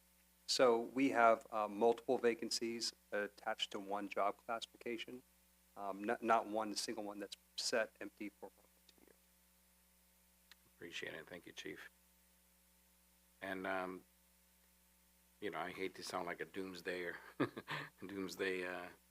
approach, but I do feel that major market downturns are on a cycle. And I remember living through 89, 1990. We talked about this yesterday. Dad, had a couple properties, couldn't rent them. couldn't rent them or sell them if it was life dependent on it. They ended up going to foreclosure. I can see times like that ahead happening again, and it could be a couple of years from now, it could be 4 years from now. I really do think that as an exercise is keep that in the back of our minds when it comes to not necessarily budgeting, but operating, the way we operate our departments. What if, the what if in the back of our mind, what if we all of a sudden lost 15% of our revenue? And things like this happen sometimes overnight. Whether it's COVID, whether it's cyber attack. I mean, we've been through it all here in Torrance, it seems like. And, so things like this happen without notice. And I'll be honest with you, before speaking to Sheila yesterday, I wasn't very happy. Not happy, I shouldn't use the word happy because I am happy with all the hard work you guys put into this. I wasn't feeling too confident as to, I didn't feel that we were taking a strong enough approach. But again, Ms. Poussin, I really do appreciate you talking me off the ledge on this one because I think you've explained in depth a lot of the functions. That's why you're the expert in this, and I'm not. But you gave me a better understanding as to how we can move forward. I do hope that we take a little bit stronger approach. So if you can find any way that we can keep that in the back of our minds going forward, a little bit stronger approach, and also a little bit more of a, I guess, we'll call it a cautionary approach, and keep in the back of our minds that within 2 to 4 years, I'm not a wizard. I don't have a crystal ball. I wish we did, but I do feel that we're going to have a major slowdown, and we rely heavily on retail sales revenue, and that worries me. If it was just property tax, it seems like it doesn't go away. But yes, sir. Councilman, a while back you had asked about the economic impact of development, which, but to your point on thinking ahead, Torrance has relied on sales tax as the number one revenue source, realizing currently just along Hawthorne Boulevard corridor and some of the residential development interest in Torrance. Mind you, we've had a population decrease from the height in 2020 census at 147,000 down to 143. So from a capacity perspective, we're at a crossroads. We have to, given that people are living longer and aging in place, the housing supply shortage, one way for us to hedge against a potential downturn is realizing the number of units maybe coming online. Granted, with the high interest rates, that's put a damper on development, but the demand is there. And for Torrance, for all the reasons we know and I mentioned, is a very viable destination. It's just a matter for us to bridge. And to your point, yours truly was a chief labor negotiator during those tough years, so I had to go and negotiate all the budget impacts once it was approved here. So there is an organizational memory about the challenges, and I certainly don't want to be in that predicament. That's why it's a combination of relying on potentially the vacancies, efficiencies, the evolution of technology, and realizing that if we can embrace some growth, smart strategic growth, then I think we're setting Torrance up for long-term financial success. And hopefully we won't have any knee-jerk reactions should that unforeseen event or downturn occur. So we do share your and council's and community's concern regarding that. And we'll continue to, through our deliberations here at the Finance and Government Operations Committee. Again, also the last part is the PERS rate fluctuations. I wish it was a fixed mortgage like our lease revenue bonds, but it's not. There's good years and bad years. That's why building that SEPT gives us that cushion to be able to limit any adverse reactionary responses should we start seeing the signs. That's why watching the 48 Rubios closing, not Torrance on the list, Red Lobster, I've already had input about redeveloping that site with all that's happening. So we're going through this shift in the land use. The restaurant pads are becoming smaller, more patio because of our weather, and Torrance still remains a vibrant destination, which we can't rely on our laurels. We have to continue to seek and back to, being in the ICSC show, talking to potential developers. I think we're at a major turning point. It's just a matter of where the community wants to go. Thank you. Yeah, thank you. And last but not least, I'll use this opportunity to, I don't want to use the word complain. I hate complain, but yeah, I'll do it. I'll complain a little bit. I've been seeing a little bit of, I know it rained and everything else, but weeds. I'm a big stickler for weeds and trash and parks. I know we've been putting a lot of effort lately, but just keep in mind that people's expectation here in Torrance are very high, and rightfully so. They pay a lot of money to stay here. They love our schools, our police department, and fire department. They, in comparison to some of our surrounding cities, we're a gem. And I still believe we're a gem, but we need to polish it up once in a while, And I really do feel that we are on the right track, but I do feel that we've fallen behind on some high visibility areas in the city. I really do hope that we put a little bit more emphasis, especially our parks where our kids are and everything else. So. We agree, and that's why we're appreciative of council supporting our capital improvement plan. Just to emphasize, we have authorized overtime in public works. We are leveraging third-party contractors. We're working through our employee groups. Our parks are a case study in itself, just the lack of investment over time. But again, we're trying to provide essential services. I think we're at a point where we have to do both. We have to provide essential services, and to your point, the first impression that someone has when they exit the freeway and they see clean, manicured boulevards, lack of shopping carts, abandoned tires, and graffiti, those are economic development tools. And while the high value and the practical, the weeds and the beautification, it's also good for business because we want to set aside there's 87 other competitors in LA County. We just want to make sure that we remain at top spot and we continue to be, because those are good for those, while it keeps home values up and it's a deterrence for crime, it's also a good economic development tool. So we will take your comments to heart. We do encourage the community, as you have, to use the My Torrance app, and I'll use this chance for another plug. We are working on sending to every Torrance resident a annual report recap. So please, if you're watching, look in your mailbox. It's coming soon. It'll tell you where to pick your I Love Torrance stickers. It will also have the QR code to download our app and to see all the accomplishments from prior year. So community engagement, recruitment, let's fill every position. Let's get our crews out there. Let's keep Torrance clean. And hopefully, again, we'll continue to meet and exceed your and the community's expectations. And thank you. And another, speaking about the app, I always hear my app doesn't work. I can only do the graffiti.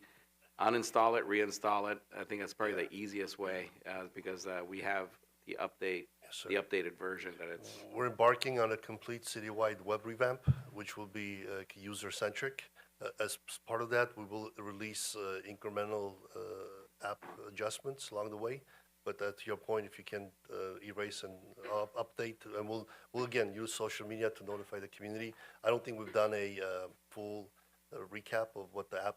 I think we've done pieces of it, but lately we're utilizing a tool known as boosting to be able to do a geo map around Torrance and be able to reach more individuals. We're also going to promote the newsletter every Thursday. We have this wonderful recap that comes out, but it's not fully utilized. So between the old mail paper, old school, utilizing the Daily Breeze as well as social media, we're hoping our community and businesses will start using these tools. All right. Well, thank you. Thank you, Mayor. Thank you. It's a reminder that every time we have an app, we should go through the Matucci burn-in process to make sure the app works well. Councilman Sheikh.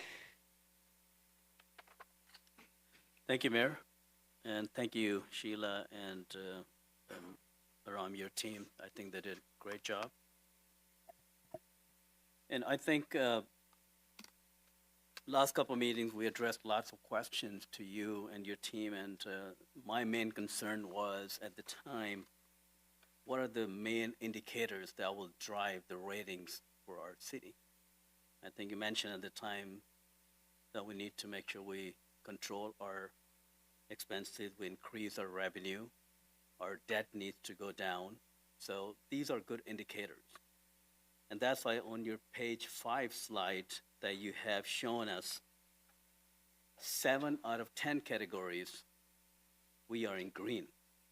That's a clear indication that our performance is on the right direction. Look at the last 3-4 years. You had a lot of red areas. It's a very, very easy dashboard to look at where are we heading. And I think we are on the right track. I never want to say that just focus on reduce expenses, cut expenses.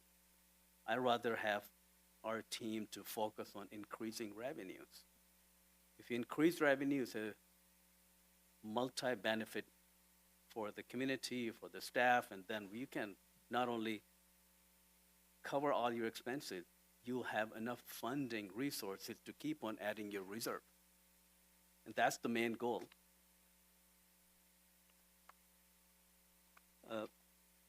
I'm looking at the reserve that we have, about 20%.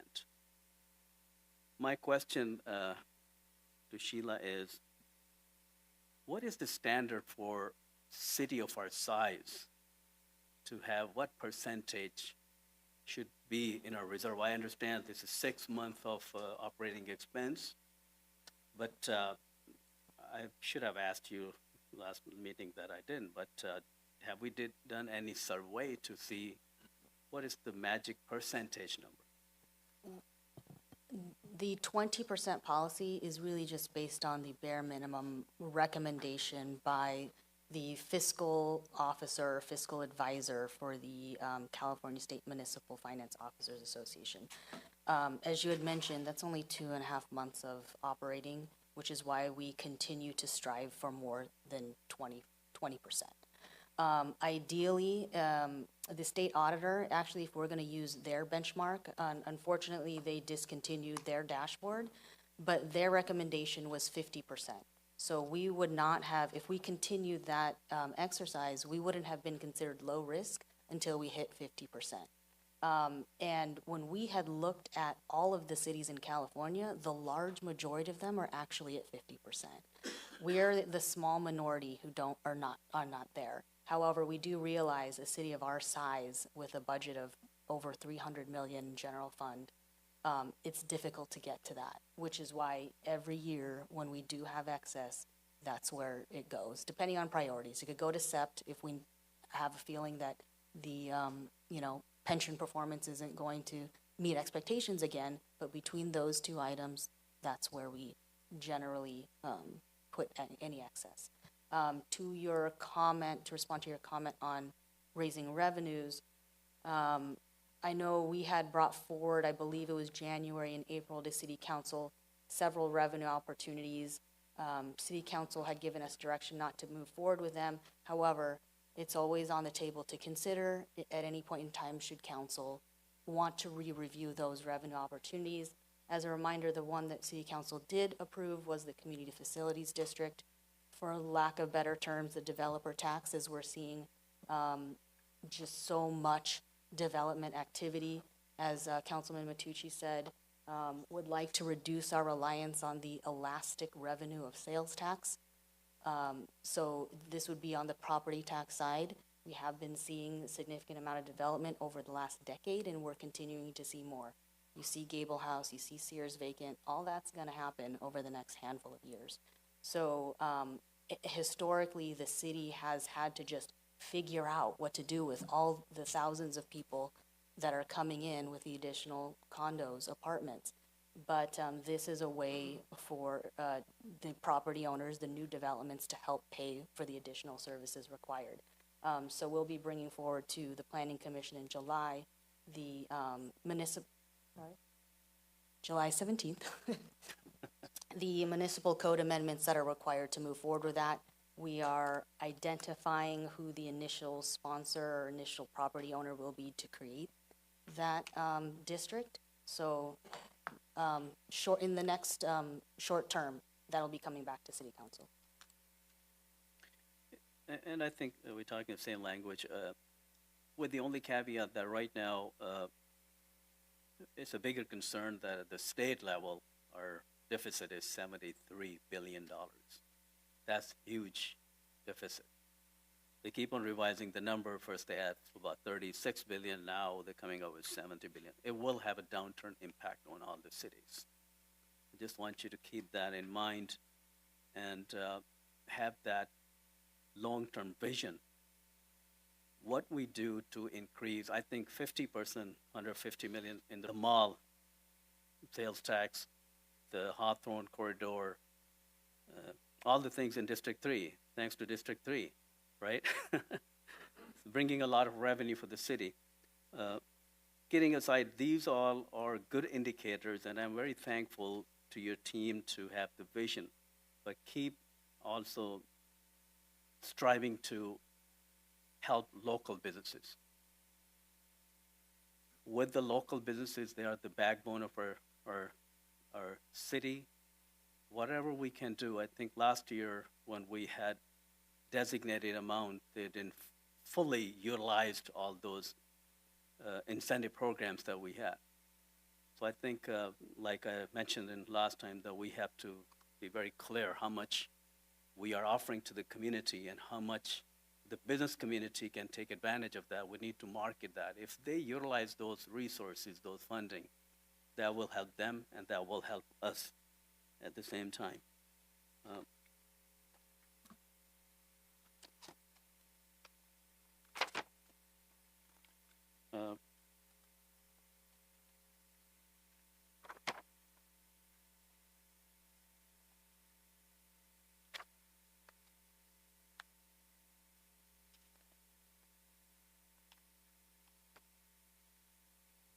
So the 36 public vacancies we talked about in police, and we're hoping to get in TPD about 6 more. Obviously, we're still going to have a gap. It's a huge gap. And I know our TPD, our staff, they're working very hard to recruit the new officers. My little understanding, or what I wanted to get to it, the gap for those 30 officers that we have, what's the plan for those funding resources? How are we going to use that to, are we going to use this funding money to recruit, to incentivize more officers, or what are the plans to rejuvenate the ideas to have more officers, whatever our chief wants? Councilman, Adam Prime, City Manager, credit to you and Council, Mayor. You've authorized a set of incentive package items. We're in the process of reviewing those, which include 2 years of child credit at $1,000, housing credit as well. We have signing incentives, referral incentives. We are looking at a statewide, again, this isn't just Torrance PD, it's a nationwide staffing shortage. So we're looking at alternative means, as well as there's internal changes we're exploring through our partnership with our Police Officers Association as far as creating greater flexibility, some of the internal challenges for upward mobility and assignments. Chief, if you want to expand, I think Torrance PD remains a viable lateral option, but we're also, as early as middle school and high school, we're looking to recruit future generation. It'll be hard to catch up at the pace of retirements. Maybe Chief can expand, but we appreciate the support you and the community have provided. Thank you, J.R. Chief of Police. To the city manager's point, the incentives have helped a lot, the $1,000 for childcare and or rental assistance.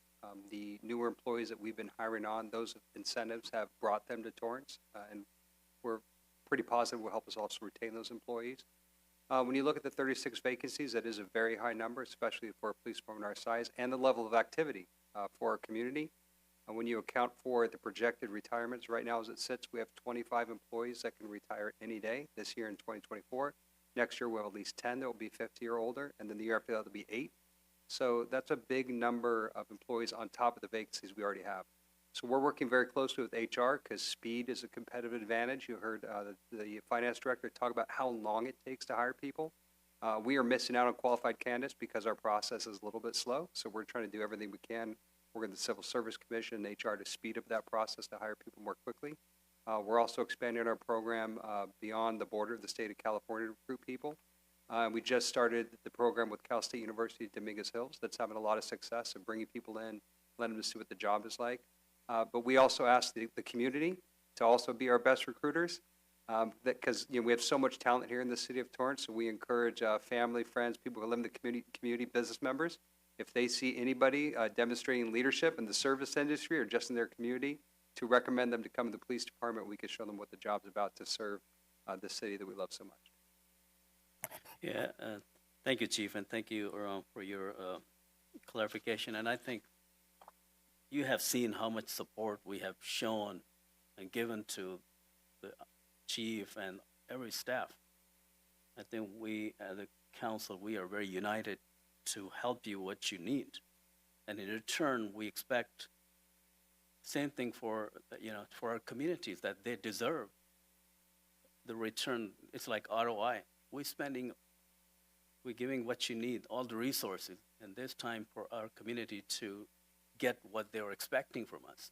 We receive lots of emails that certain parks are not in good shape, certain areas are neglected, and we shared those concerns with you. And for this budget, $12 million spending in the parks, that should help us to achieve those goals that we have. And I think I just want to share with the community that this budget is a very aggressive, very good budget, very thought of project, especially with the 10-year long-term. It will give you enough information how you're going to handle pension. It shows that here. So having said all this, I am very thankful what you're doing, and I'm very hopeful with the measures that we're taking. And we have a constant conversation with the finance and you. And thank you for listening to our community, and thank you for putting all your heart out to show them with this budget, we will accomplish a lot of things. And I am really, really hoping that we'll show the community with this budget how many things we're going to achieve. And thank you. Thank you, Mayor. Thank you, Councilman Sheikh. I totally agree. We've been sprinting hard for economic development, and I think focusing on the top line and really bringing in more revenue, growing our existing businesses, and then expanding and look at growing more businesses domestically, internationally. And I think the staff been very focused on all the different things we're expanding into. And one of the best things that helps our local businesses is public safety. If the business feel they have a safe operating environment, and the residents feel safe, then they'll start moving into some of the new houses that we're developing. And they're younger professionals. They'll probably tend to go out and eat in our restaurants and go to our shops. We're not going to give up on retail because some of these young professionals want that experience, right? So I think we're going to play our strength wherever we can. Councilwoman Lewis. Thank you, Mayor. I do believe I saw Councilmember Kaji click in and then click back out. Do you want to go first? Okay, I'll be super quick, I promise. Thank you to all of the entire budget and finance team. I know the work that goes into compiling documents, trying to boil it down to a manageable document that's easily understood by lay people, and then all of the questions and ideas that you have coming from up here. I did not want that to go unappreciated for the team, because that is a big thing, and that's for the treasurer's office, finance, city attorney, and all of the department heads who did the budget exercise. I don't think that the public really understands that our department heads went through a budget reduction exercise of what that looks like, depending on certain factors, and we were able to adopt some of those things that came out of that exercise in order to put some of that money over into reserves and balance out some of those funds. So that's a big deal when you have to go through that exercise, and I just wanted to share our appreciation for that. Also very happy to see our reserves.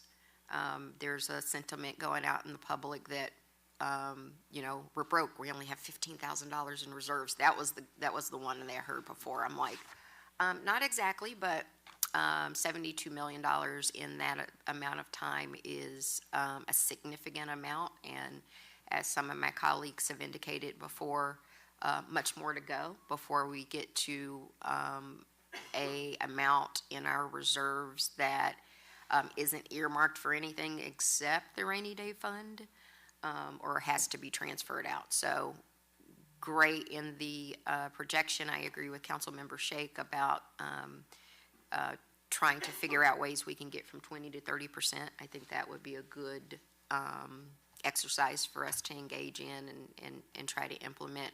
And I'm thinking through our investment strategies that our city treasurer and assistant city treasurer, who's over there holding her head, I'm sure this is a good one for you, that we continue being very aggressive in our investment strategies in order to increase some of those funding mechanisms.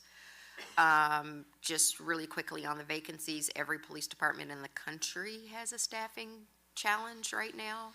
And it's not just civil service. We have some cities in California that are actually thinking about pulling those public safety positions out of civil service. And there's one larger city here in Los Angeles that is putting it on the ballot to completely disband civil service because of the lengths that you have to go through recruitment. So I'm sure we'll be watching those closely.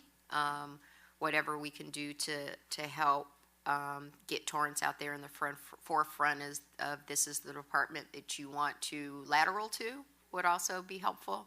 And working with Chief Hart and his team to come up with some very creative ideas if maybe we can talk some experienced officers into jumping ship down here to Torrance. I think that would be a great recruitment strategy.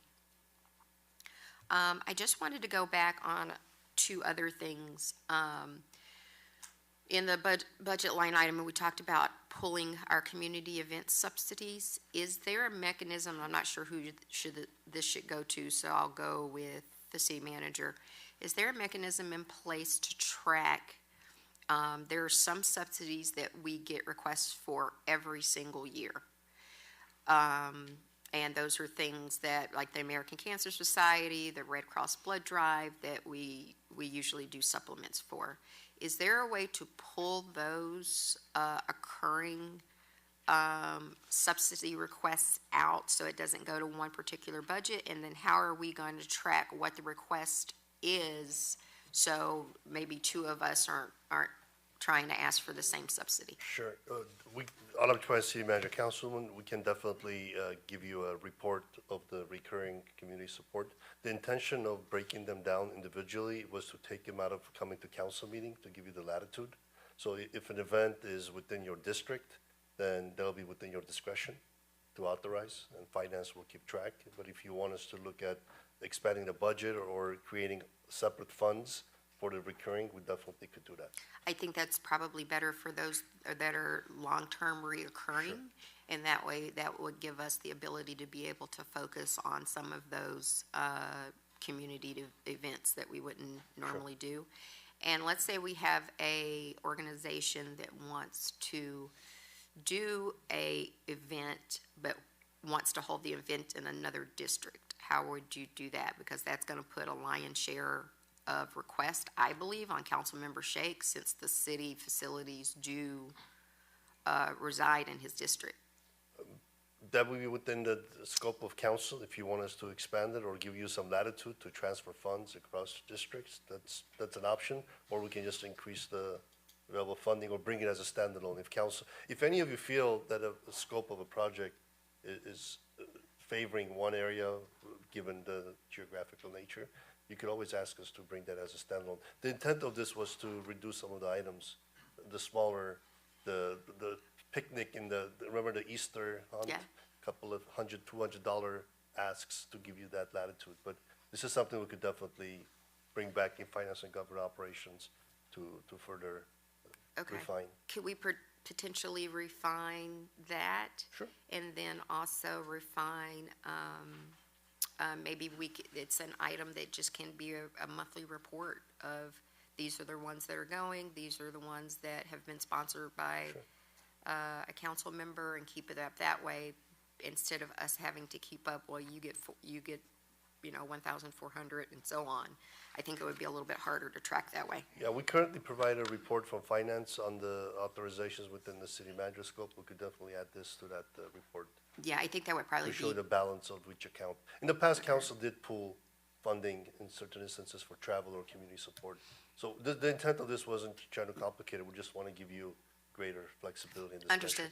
Yeah, much appreciated. Maybe it can come under refine it. a consent calendar item or something Sure. like that, where it's just kind of like a one and done for visibility. Well, you do remind me, we did commit to bringing you every 6 months the city manager's authority expenditures for the public awareness on the projecting ahead. So we'll add this into the cycle. Right, because I do use those documents off of the city website a lot, just Sure. to see the journal vouchers and what's been paid out.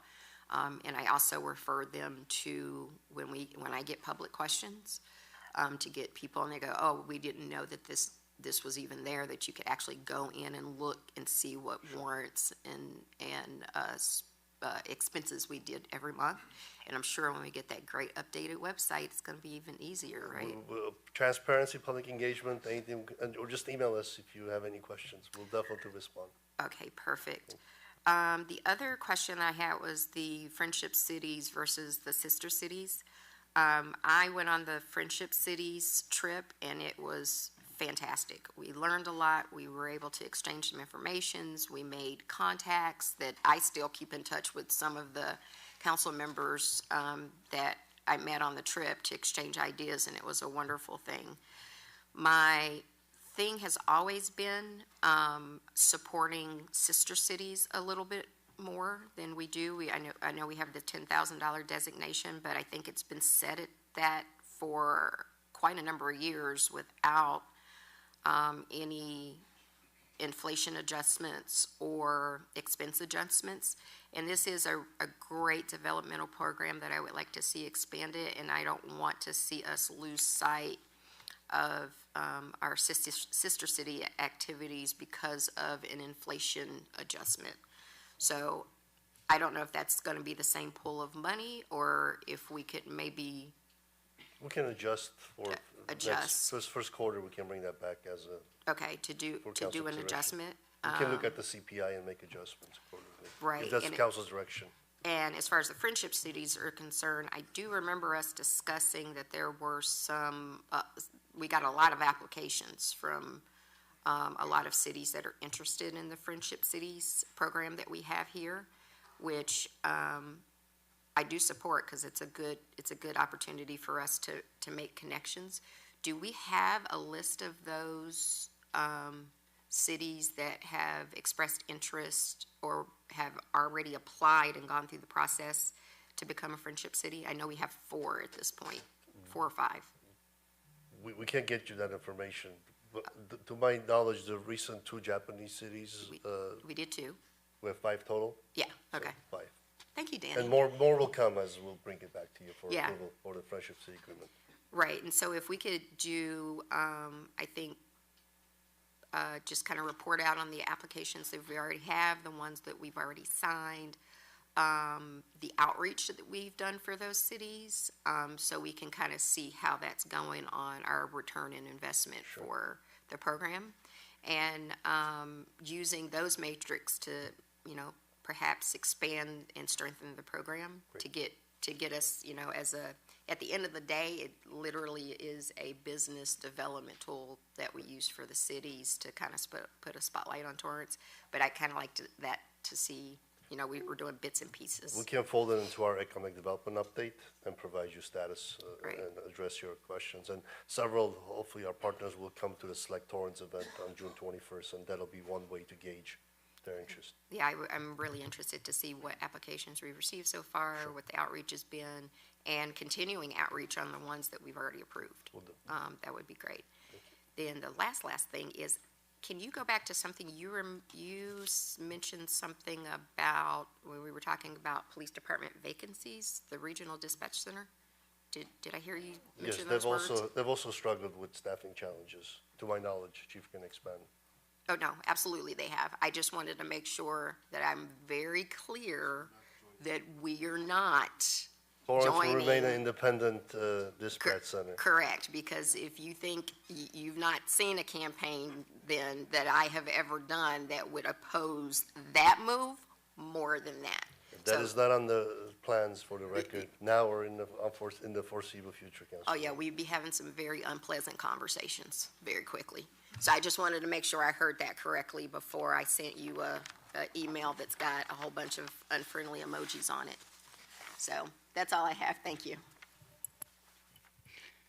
Actually, I'm interested in those unfriendly emojis. Councilman Kaji. Thank you, Your Honor, and thank you, City Manager and Finance Director Poisson, for the presentation. I think each year that I see these presentations, I like them more because they're more transparent and I think more easily understandable by the general public and by the council members. I also like the process where all hands on deck among the various departments.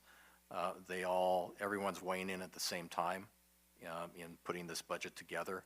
So I believe it achieves unity in our mission to deliver superior service to our residents and doing it at a reasonable price. A few observations, though, as I've been listening to comments both by staff and also by my fellow council members.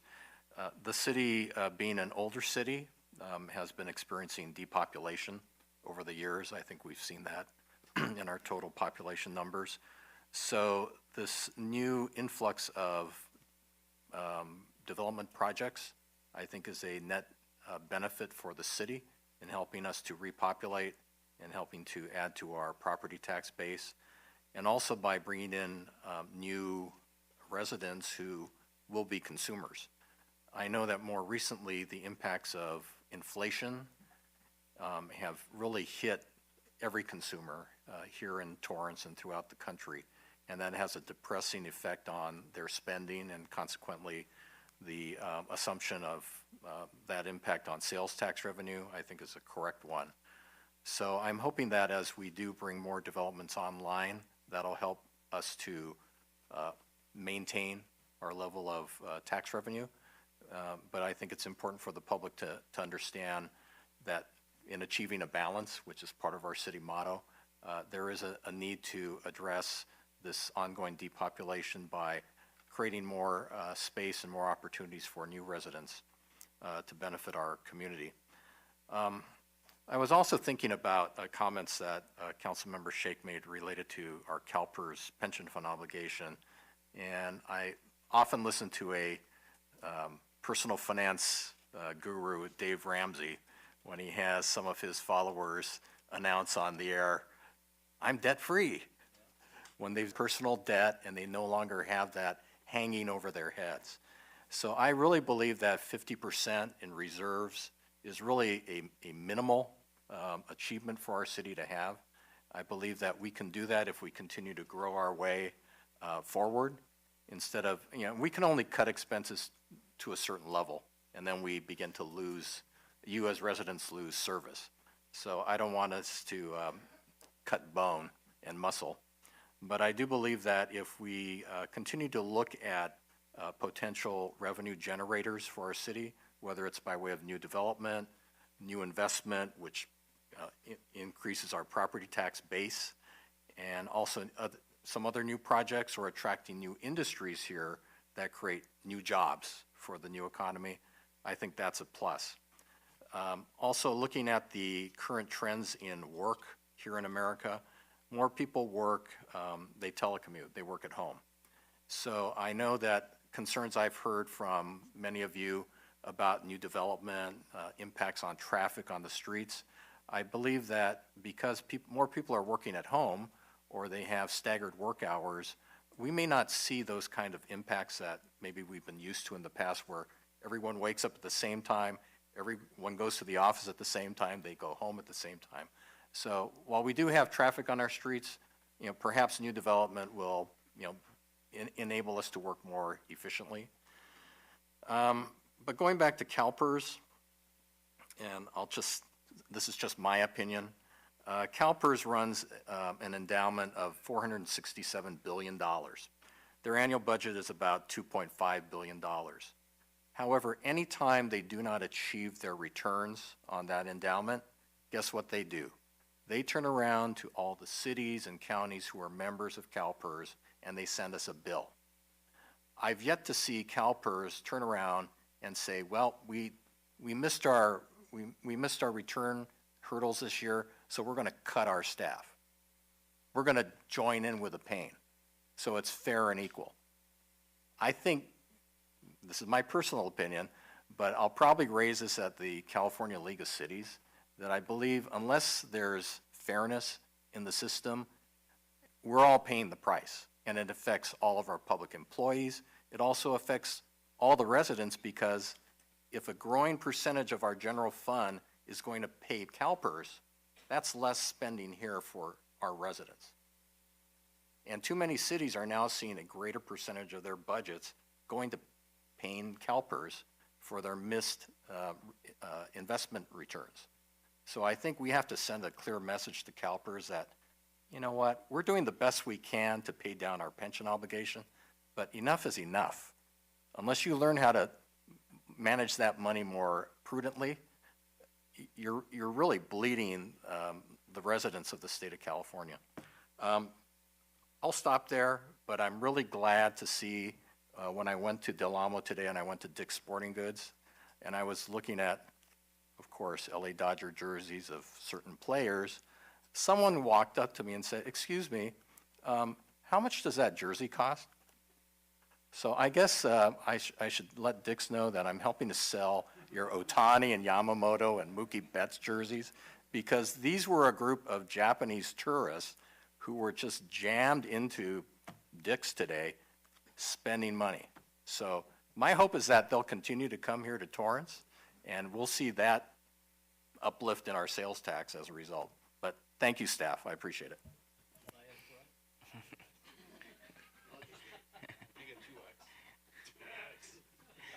Okay. I like your thought about CalPERS. Councilwoman Kalani. Thank you, Mayor. There's sometimes a benefit of sitting back and listening to all the questions that come before you. So I wanted to just thank you, Ms. Poisson, for all of your time. I know you were really busy answering all of our questions. So thank you for doing that. You're brilliant. So thank you. I wanted to step back. A few of us were here in 2020 when we dropped down to very low in our reserves, and a lot of us were losing sleep. But I think what we have to acknowledge to each and every one of you is that the transparency, the participation, and the commitment of everyone to work together to better this is really starting to show, and it's a testament to all of your leadership, and I just want to say thank you about that. The support that we're able to give to local businesses, the outreach to potential new businesses, providing exceptional services to our city and the residents that are here. The city is, at one time, I think I said we were in critical condition, but the city is now firing on all cylinders, and we can only move forward. We're better, and we're better each year that we continue on this path of everybody participating in the city's success. So with that, I want to just say thank you to all of you. I want to say thank you to the residents that have been patient and have seen that everybody's working hard. And thank you to all of you that are up here as well. Thank you. Councilman Gerson. Yes, I know we're at the interim point in a two-year budget, and I wasn't here when the priorities were being set, and as it is an interim. I do want to thank you for all the time you've spent sitting with me, and I think we've had great conversations, and I look forward to next year as I get to help set those priorities and the direction. And I'm also happy with what Councilmember Kaji said, as far as you can cut only so much before your cutting bone, and we don't want to be decapitating our budget or people who work for us. I did have a question about the decrease, because I see a decrease of 8% in the sister city program, and I wasn't sure why we had dropped that. I didn't catch that before.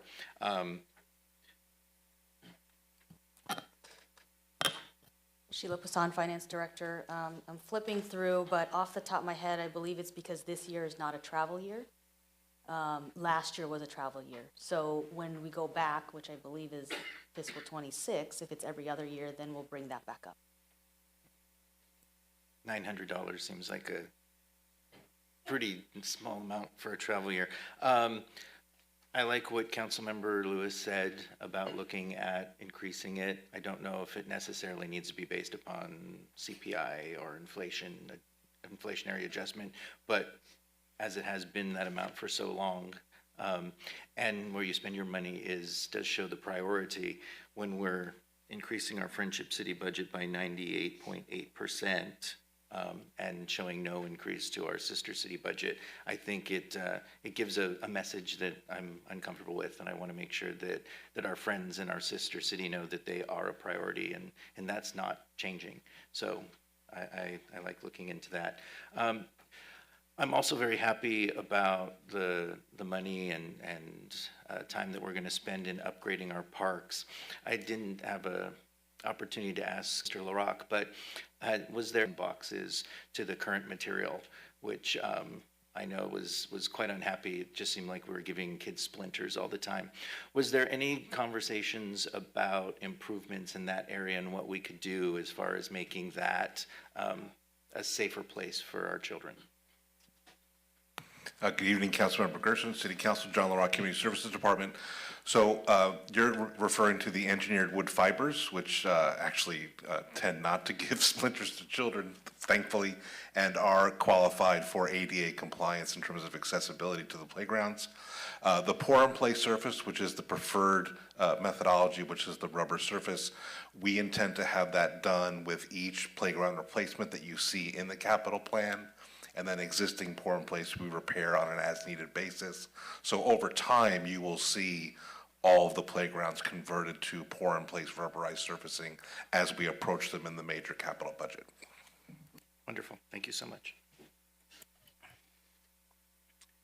All right, I don't see any other council members click in, so at this point, I'll take a motion to close the public hearing. Motion to close the public hearing. Second. Stereo. Start voting, please. Your Honor, that motion carried unanimously. I'll ask the city clerk for number and title, please. Your Honor, the first resolution is resolution number 2024-37, a resolution of the City Council of the City of Torrance, California, establishing the annual appropriation for the second fiscal year 2024-25 of the city's 2023-2025 operating budget. The next resolution is resolution number 2024-38, a resolution of the City Council of the City of Torrance, California, establishing the annual appropriation for the second fiscal year 2024-25 of the city's 2023-2028 capital budget. And the last resolution is resolution number 2024-39, a resolution of the City Council of the City of Torrance establishing the annual appropriation limit and selection of the annual adjustment factors for fiscal year 2024-25. Motion to approve the budget, item 10B. And would that include adopting the resolutions? Yes, it does. All of Thank the you. resolutions included. And I'll second that. Start voting, please. Your Honor, that motion carried unanimously. Now, I just want to make sure I address, I think most of the people in here are getting ready for the charter amendment discussion. However, we have, I think, a few that want to discuss 3290, which is item 9D. We're going to take a 5-minute break. I know I got that notice. But when I come back, I'm going to change the order again. I'm going to go hit 9D immediately, because I know some folks need to address that and leave, and then we'll go right back to item, the charter amendment. Okay? So we're going to take a 5-minute break so we can get ready for the next item. 59?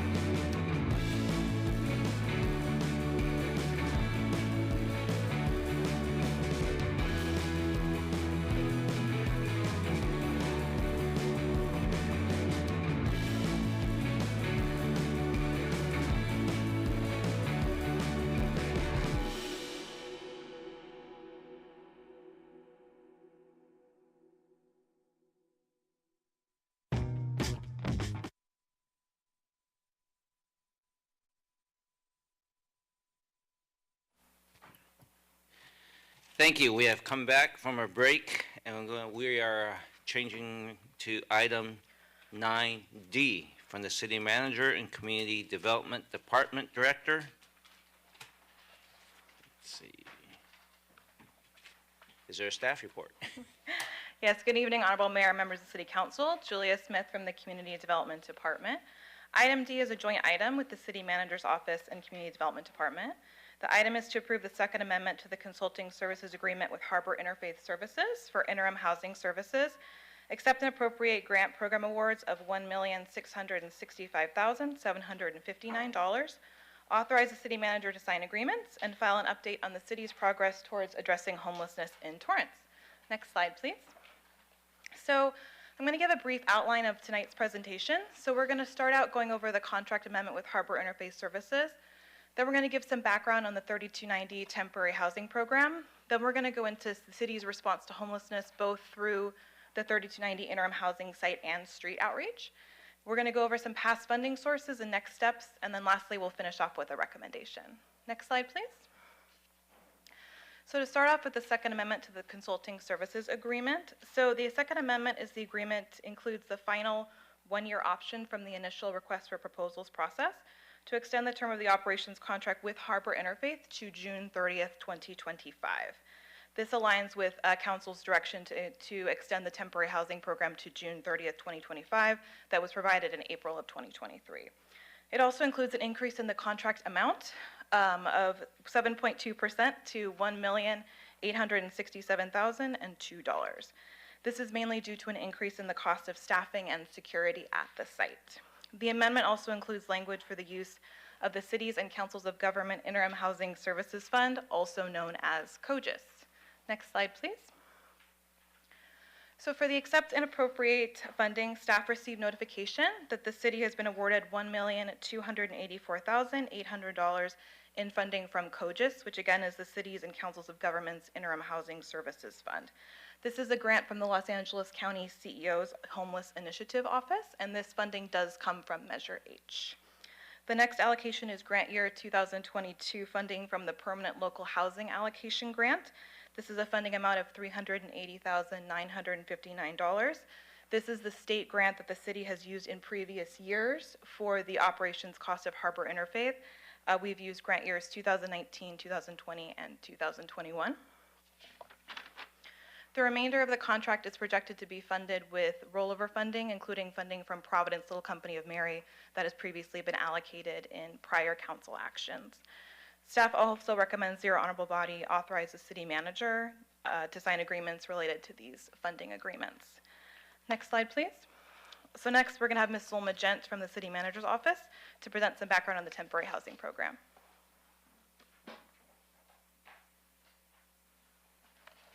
Thank you, Julia, and good evening, Honorable Mayor, members of the City Council. Just a brief background on 3290 for the community members that are not fully aware of the tiny homes that have been in existence for a few years, and for the new council member that's present.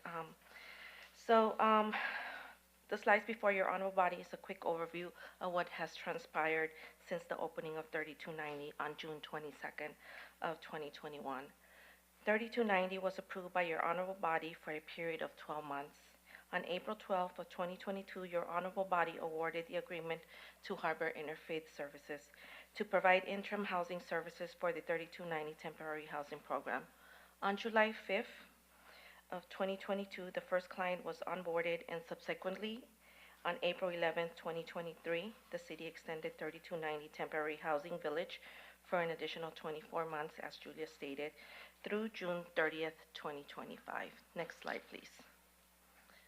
Fast forward to April 11th of last year, your honorable body extended the program for additional 24 months through June 30th, 2025, and on June 6th, your honorable body extended the contract with Harbor Interfaith Services for operations of the site through June 30th, 2024, which brings us to today's presentation. Julia Smith will continue to present your honorable body on information on whether to exercise the second extension of 3290. Next slide, please.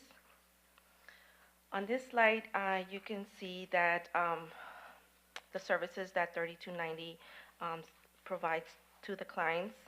The 3290 is coupled with services with 3 meals a day, shared restroom and showers, security services round the clock, 7 days a week, and case management and support services. The units are currently single occupancy. Next slide, please. 3290 has been successful in part due to the key partners that make the program a success, which are Venice Family Clinic, who provides medical services to all clients at 3290, and most importantly, they assist the verification of disability in order for some clients to get connected to housing resources otherwise not available to them without that medical verification. Another key partner is Torrance Faith-Based Homeless Collaborative, which provides toiletry donations year-round to the program, and thanks to our longtime volunteer Nancy Wilcox for spearheading that collaborative, and she also holds various meetings throughout the year to pretty much get and capture the needs of 3290. Lastly, the Department of Mental Health also provides much needed mental health support for 3290 Village. And one last, on this picture, you see the outreach team along with Venice Family Clinic that do street outreach, which Norma will be covering after Julia's presentation. That concludes my update on 3290, brief history. Next slide. And now I'm going to introduce Aaron. He is the director of 3290, which will give you some of the highlights of 3290 and its current programs and successes.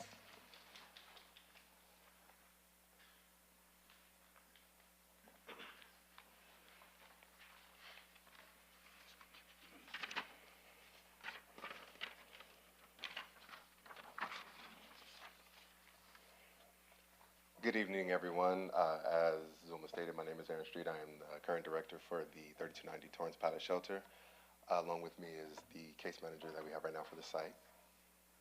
Good evening, Mayor and fellow council members. My name is Samantha Rodriguez, and like Aaron stated, I am the case manager for 3290. So what you see before you is defined as our housing plan. That's what we use after having our initial intake with the residents coming into the site in order to determine the best course of action for them to be able to reach the ultimate goal, which is stability in housing. What you have below are the specific key points to what the housing plan encompasses. The defined outcomes and long-term goals are a little different for everyone that comes to our site. So we want to make sure that we're assessing them properly during our intake. Barriers and obstacles for each individual, like I said, they're all different for everyone coming into the site. So we want to make sure that our housing plan is tailor-made for the resident coming in. We want to make sure that we're addressing whether it be financial needs, whether it be medical needs, whether it be psychological needs, that we're getting all of that covered so that we're able to produce a stable outcome for each individual client. Lastly, we want to make sure that all of our goals and achievements for the clients are going to be measurable and observable, meaning that we work with them step by step as much as possible for them to understand what it is that we're doing for them at each step of the way, so that they can understand what it is that we're doing that allows for the stability to be supported. We want to make sure that each goal that we have for them is something that they can take part in as well, so that they can observe the changes that are happening alongside the case management team. May I have the next slide, please?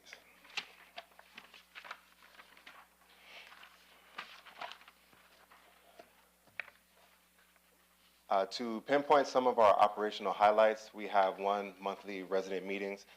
We like to hold those whether it be at the end or the beginning of the month to encompass either what we'll be doing for the site, changes that we may be making, and then at the end of the month to ensure that we're taking in feedback that allows for us to be as successful as possible, not only in operating the site, but making sure that the residents are receiving the needs that they have.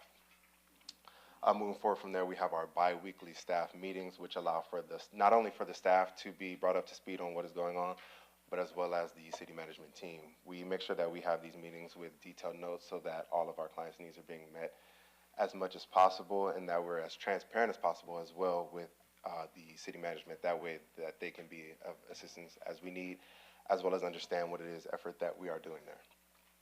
we have our random unit inspections, and that's to promote one of our biggest core principles, and that's the site safety.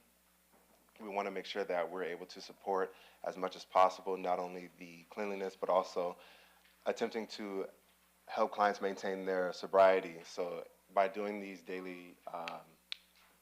by doing these random unit inspections, we're able to remove contraband and drugs and things like that from the site, as well as provide support for clients who may need additional support in maintaining the organization and cleanliness of their units.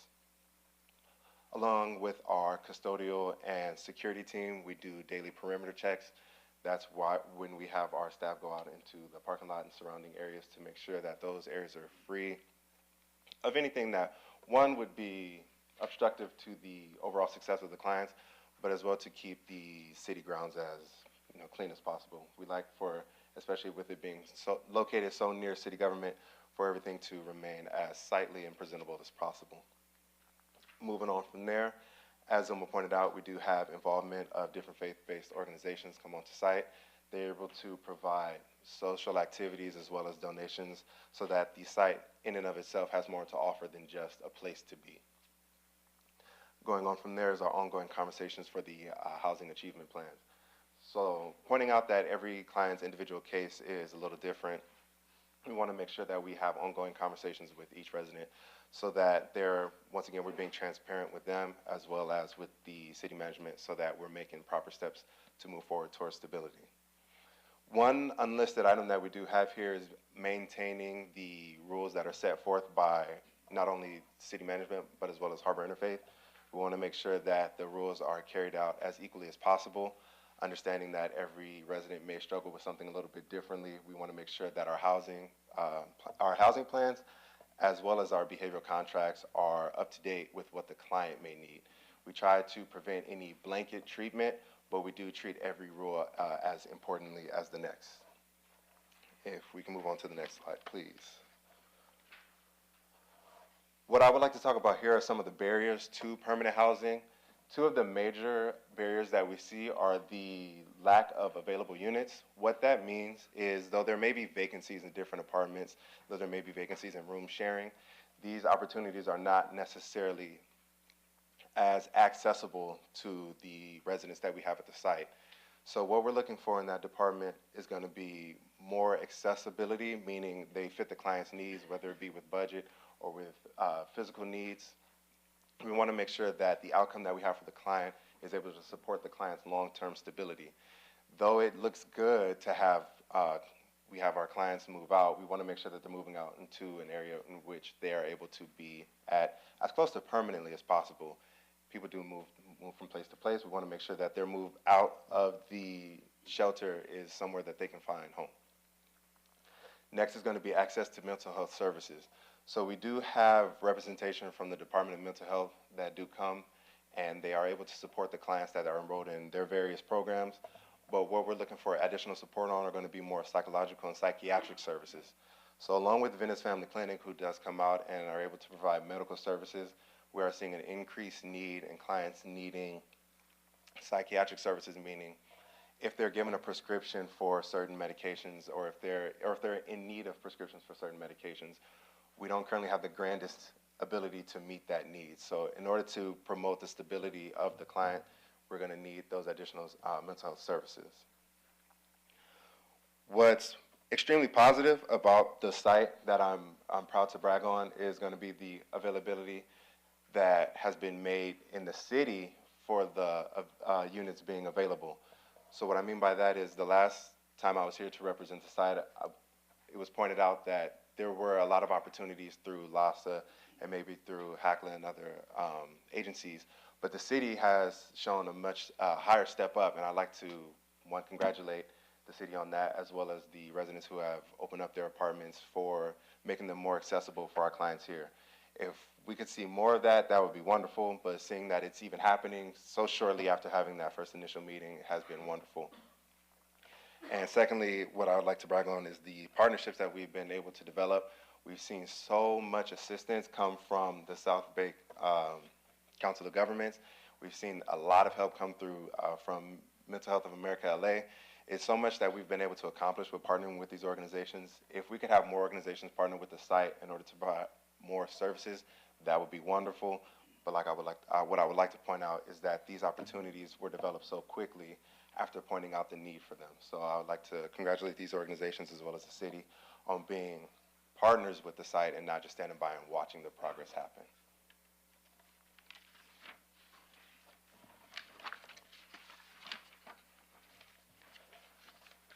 I believe that is going to be it from myself. I can present on this. So what I would also like to brag on, and this is very personal to me, is that we've had a major uptick in the amount of clients that we've been able to get housed since my taking over of the site.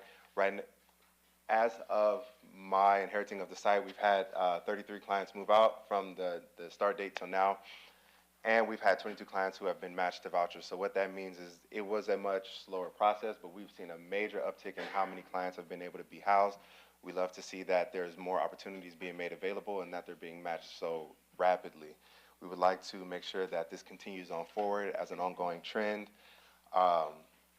Right now, just the fact that it's happening at all, like I said, is wonderful. We love the support. I'm glad that it's taking place, and we appreciate every bit of it.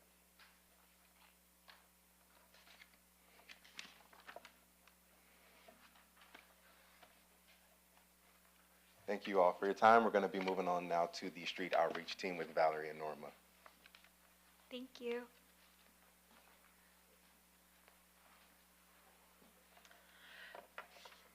Good evening, Your Honorable Mayor and Council. My name is Norma Alvera, and I'm one of the two of the city's homeless outreach coordinators here, and standing next to my left is my partner, who I'll let introduce herself. Valerie Hernandez, Homeless Outreach Coordinator for the City of Torrance. So we're here to provide some updates on our team's ongoing outreach efforts, our response to homelessness here in the city. And as you're aware, we're both the folks who, respond directly, provide direct services to people experiencing homelessness, whether it be literally on the streets or living in their vehicles or RVs or any other form. And our day-to-day looks very different. That's something we want to just review real quick for folks who might not be familiar with the work that we do as homeless outreach coordinators. And so, one of the key things here is that our day-to-day looks very different depending on the referrals that we receive. And not only if people are open to services, whether it be housing or otherwise, but also what resources are available when we outreach them, right? Sometimes we have someone that's ready for housing, whether it be shelter, interim housing, or otherwise, and sometimes the resource is not there, so that's something to know. But we do what we can in that moment to help them, whether it's with document readiness, if someone needs an ID, needs to be connected to their benefits, that's something that we're able to do. We also are able to provide direct transportation to folks with our city vehicles. So many of you might be familiar with the blue vans that Valerie and I both have, which really come in handy in providing that support to our program participants. One of the major roles of our, major parts of our role as well is to assess, first and foremost, where our clients are on the moment that we meet them. So we understand that people might not be ready to open up fully about their experiences, whether it be how long they've been experiencing homelessness or what's happened. But, it is important for us to be trauma informed and build that rapport with our clients, so they know that we are here to do our best to support them in their journey to more stability. And while it's just us two that provide the homeless services here at the City of Torrance, we do work with major key partners, and some of those partners, are the community lead officers with the Torrance Police Department. So I do want, we want to give a shout out to, Officers Jeffrey Clark, Officer Crystal Gonzalez, and Officer Joseph Kraft, who do great work and help us out by whether it be, outreaching with us when maybe there might be some situations where it might not feel very safe, because we have had that in the past in more remote areas of the city. Or also just being very transparent about the anti-ordinance that exists, the anti-camping ordinance in the City of Torrance. So that, along just regular outreach efforts, they're able to do that with us. And it really is a tremendous help, as well as other partners such as, Venice Family Clinic, who Aaron and I believe Zoma had mentioned earlier today. They are able to provide outreach services with us and provide prescription medication for clients who are experiencing homelessness, who might need that. and also other services as well that are really important. Um, Other partners include the Department of Mental Health, Homeless Outreach and Mobile Engagement Team, also known as the DMH Home Team. So when we outreach folks who are in need of mental health services and are open to it, whether they're open to it or not, sometimes we still make that referral and that connection so the DMH Home Team can go and assess the situation and see how they can provide that mental health support.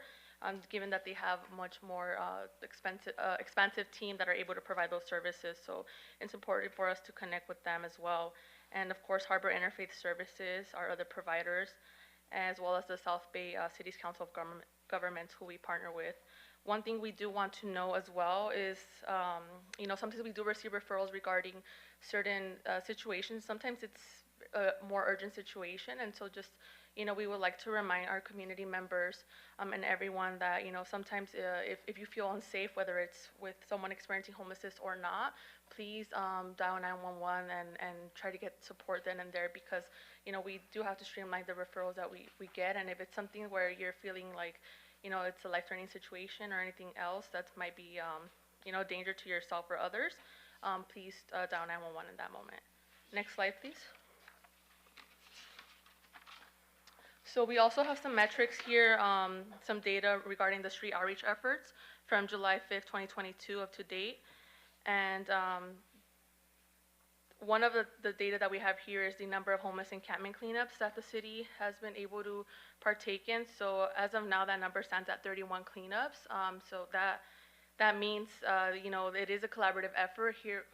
This is where we also partner up with the community lead officers, where they're able to search the area, make sure if there's any people experiencing homelessness, they connect with us, and we always make sure we're there present during these abatement efforts to make sure that if there is someone who is unhoused at these locations, we're able to provide those services then and there. So Valerie and I are both make ourselves available during these scheduled cleanups to make sure we're able to transport people who are open to services to shelter in that moment, and connect them to other resources. So that's 31 encampment cleanups as of July 5th, 2022. Additionally, overall, we have served 385 individuals experiencing homelessness via street outreach since 2022. So that's something that, it obviously changes day by day with our outreach efforts, and I'm just, very proud to be, working alongside Valerie and being able to provide those services to our community members in need of those services. And lastly, as Aaron mentioned, 3290 has had great success in permanently housing folks, and we are happy to share that we have also been able to permanently house people experiencing homelessness directly from the streets. So this means that these individuals didn't have to go to our interim housing site here in Torrance, or any other shelter. These were folks that we outreached, and upon assessing their situation and asking those questions, that intake, to get to know their situation better, we were able to identify that they, maybe they were experiencing less barriers to be permanently housed, and we were able to permanently house them, then and there essentially. So that has been 22 individuals who we have housed through our street outreach efforts. Next slide, please. So for folks who are, still wondering how they can get a hold of us, we have several ways, and one of the major ways is through My Torrance CA app. This app, many of you might be familiar with, allows people to submit different requests, and one of those requests that people can submit are referrals for people experiencing homelessness. So it can be whether it may be a loved one, a friend, a stranger even. You see someone on the street experiencing homelessness, you can submit that request. And provide us, as much detailed information as possible, so we can have a easier time finding the individual. That would be great, through the My Torrance CA app, or you can also email the outreach@torranceca.gov email. Those emails are sent directly to Valerie and I, and so we are able to get that information and follow up on those outreach requests. Other ways that people can get a hold of us is through our direct work cell numbers, which are listed in the screen here.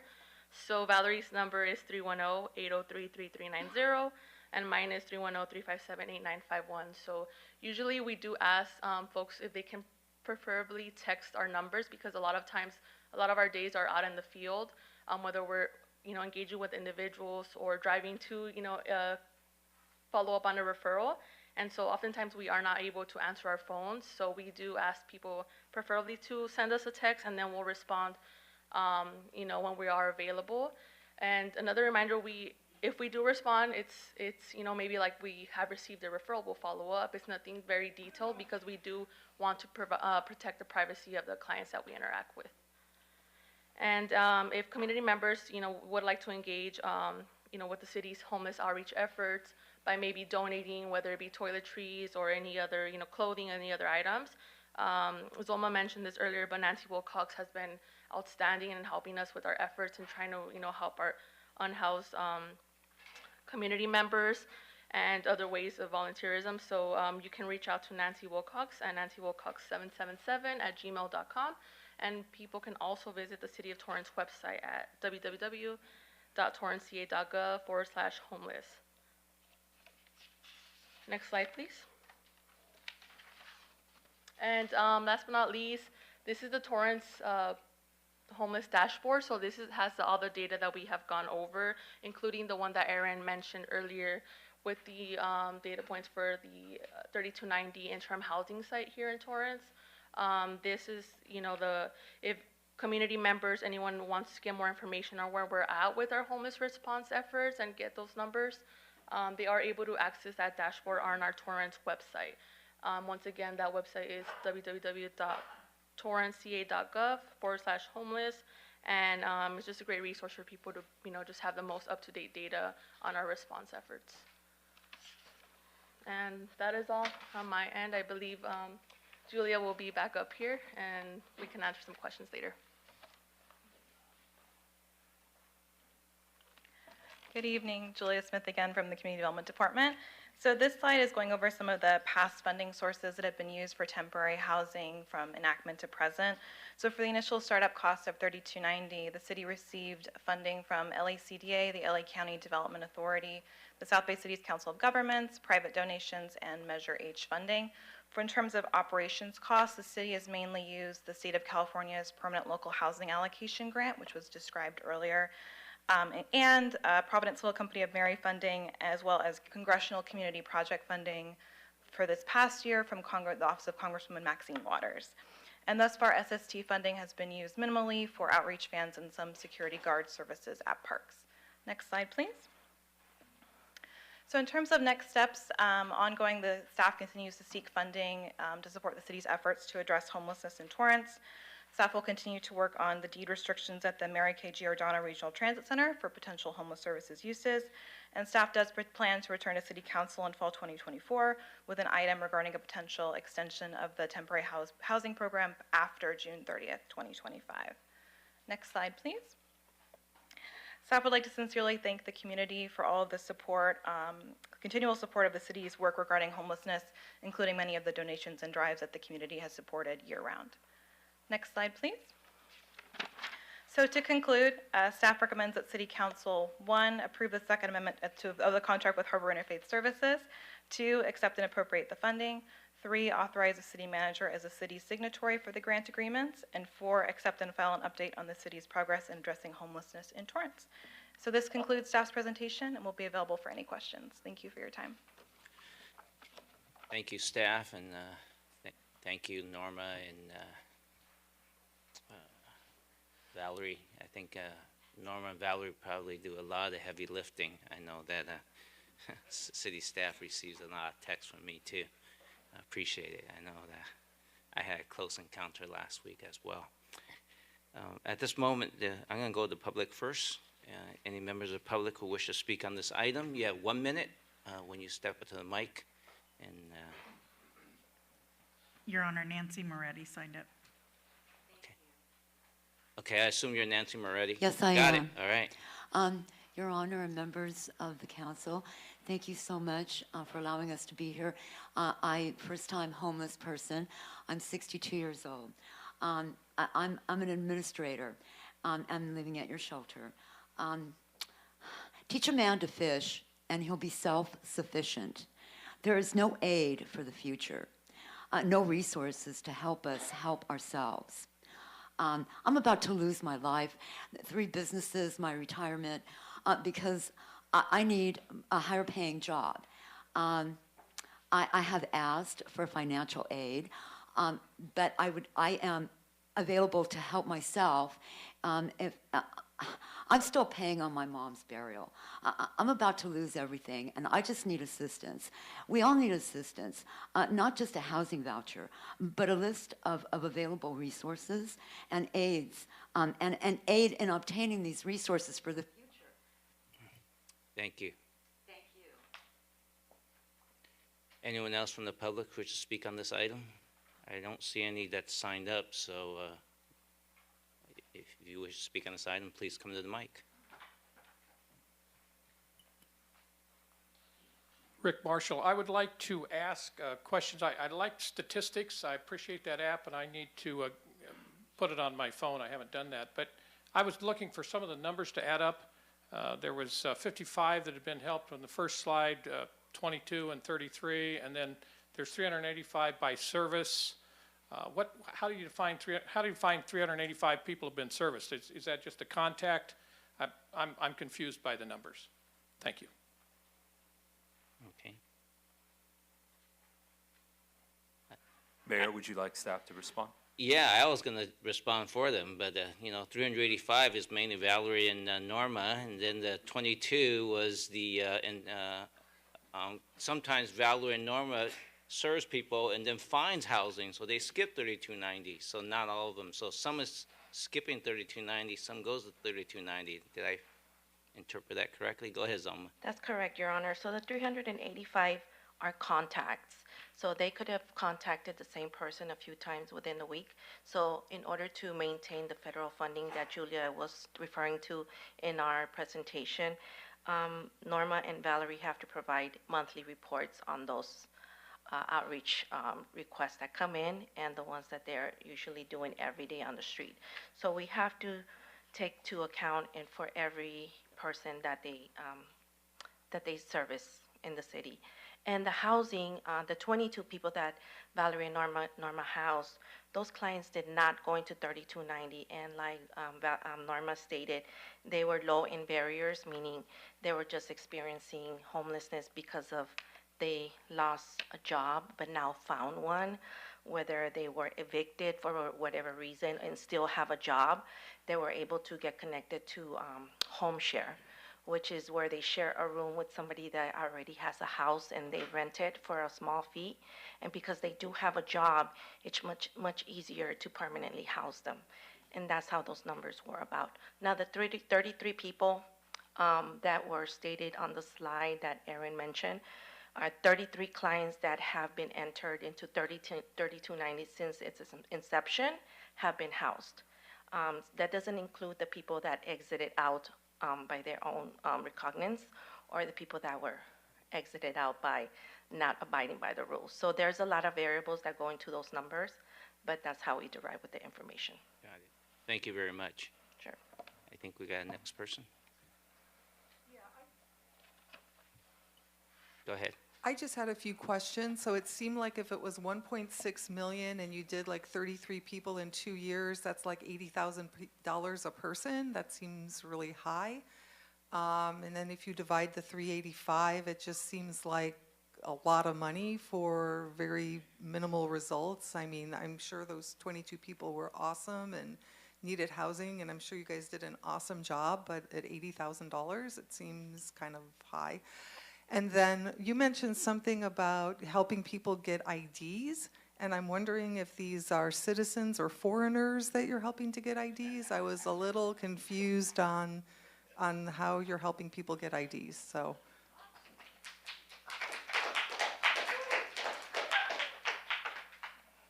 I can answer the ID question, Mayor. Okay. So when Norma engaged with clients in the streets of Torrance, they do an intake process. And in order for anybody to be connected to any type of service, whether it's permanent housing or just any Social Security or any DPSS services, they need a form of ID.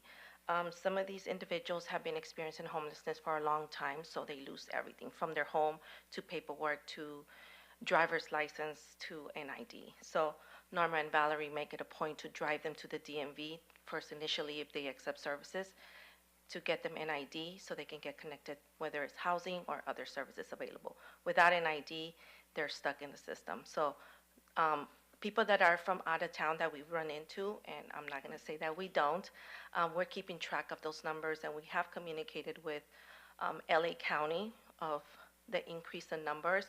But what we provide, we still provide services, although they're not from Torrance, but we do provide them services through the South Bay COG, where the family reunification with wherever they came from. So that's how we target those individuals from out the city, but we do provide those services with taking individuals to the DMV to obtain their IDs. However, for 3290, that is intended for Torrance homeless folks. Correct. Yeah, and I don't disagree. Yes, the number is high. I don't like it either, but we're doing the best as we can under the existing policies that we all have to live by. But yes, it's a high number, and if there's a way we could do it, lower the price and costs, we would definitely look into it. But this is, we're just following the policies and laws that we have to live by now. Okay. Anyone else from the public who wishes to speak, please come to the mic. You got 1 minute. Louise Solomon, I just have a question. Do you have a tally of how many homeless people are on the street in Torrance? And are you including the million of people influx coming over the border, and how 32 people and 1,600,000 is, you know, with all due respect, I'm sure you're trying your best, but that's just not even a drop in the bucket, you know. And none of us will live long enough to see any benefits. Thank you. I'm going to assume that's a rhetorical question, so no arguments there. Anyone else who wishes to speak on this item? Okay.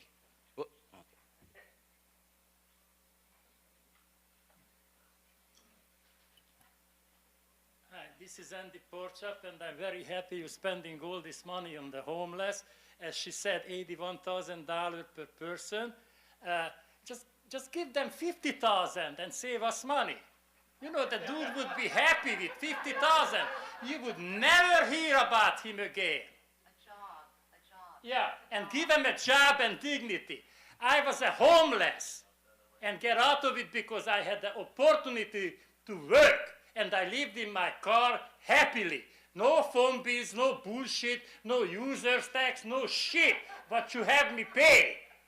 Give the money the job and just the money and the job. You know, Norma forgot to tell us how many millions you wasted on this program. How much is the whole amount, Norma? Huh? In the past 3 years, Norma, how much is the money? How much you made?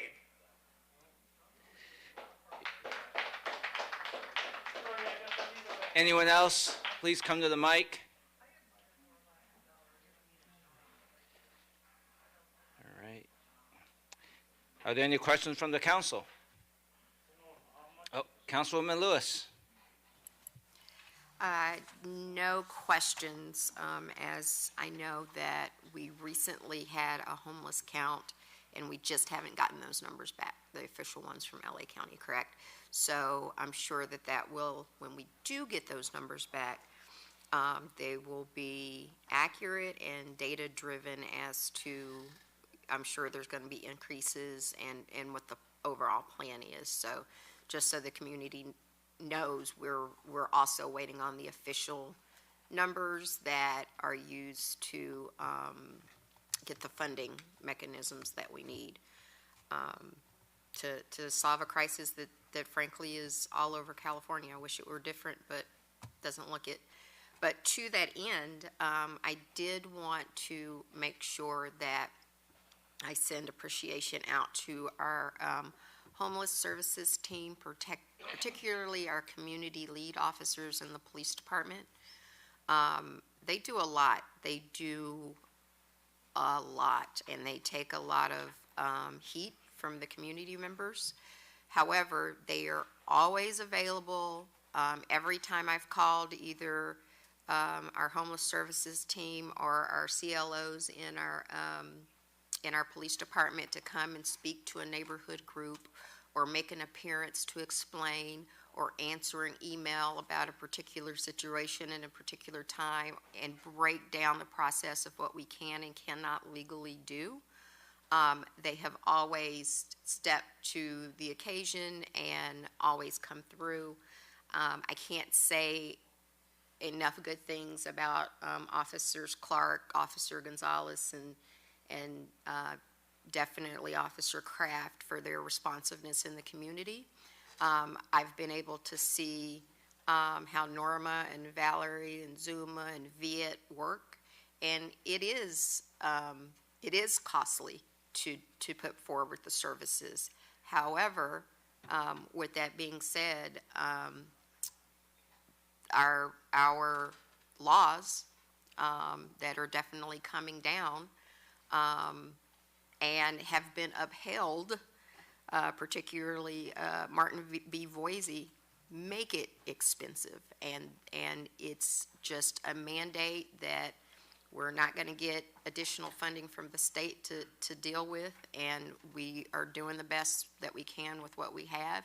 And as inflation goes, those costs go up too. So it may have cost us $10,000 more to do what we could have done, last year for less.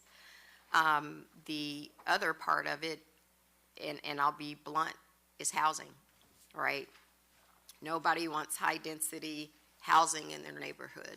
I think that California is the capital of NIMBY. Not in my backyard. I know if we project it, let's just say, I'm just throwing the numbers out there, these are not official, that we had 300 unhoused folks in Torrance. If any one of us were to come and say, hey, we're going to take let's just say an abandoned warehouse or abandoned hotel in Torrance and convert it into housing, people would lose their minds.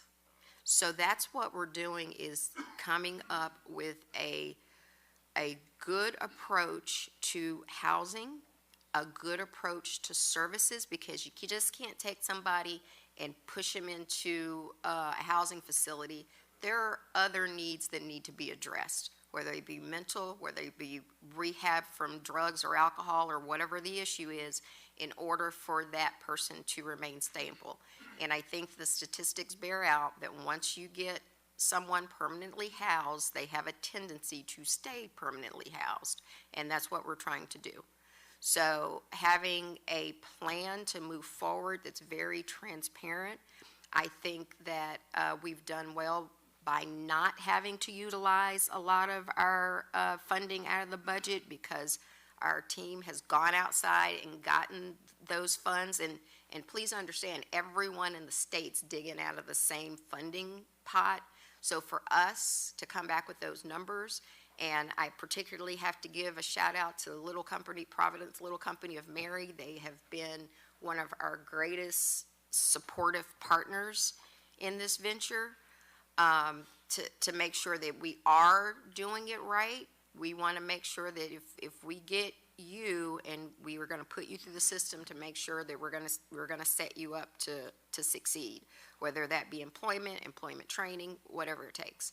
So I did want to commend our team, particularly in our police department. They've got enough to deal with, but those officers have been absolutely phenomenal to their response, and they've always seen and always ready to answer the call and just say, hey, we're working the best that we can.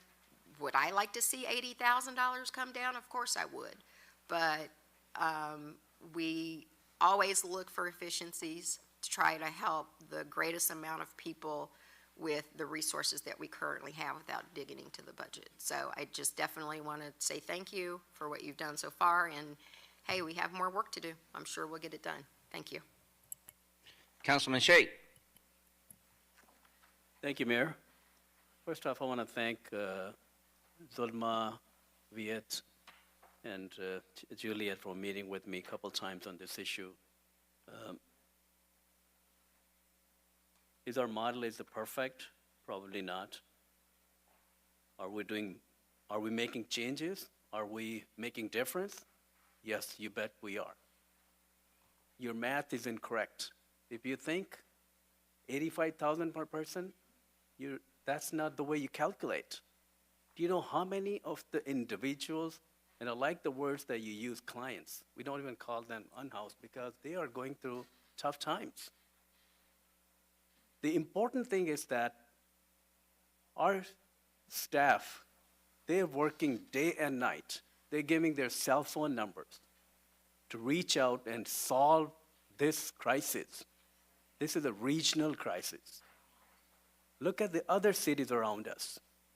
If you don't see the difference, I will request you to please go in our neighboring cities and see how big that crisis is and how hard our staff is working to help each and every individual. They know each and every homeless person's name. They know each and every person's case. It's not an easy task.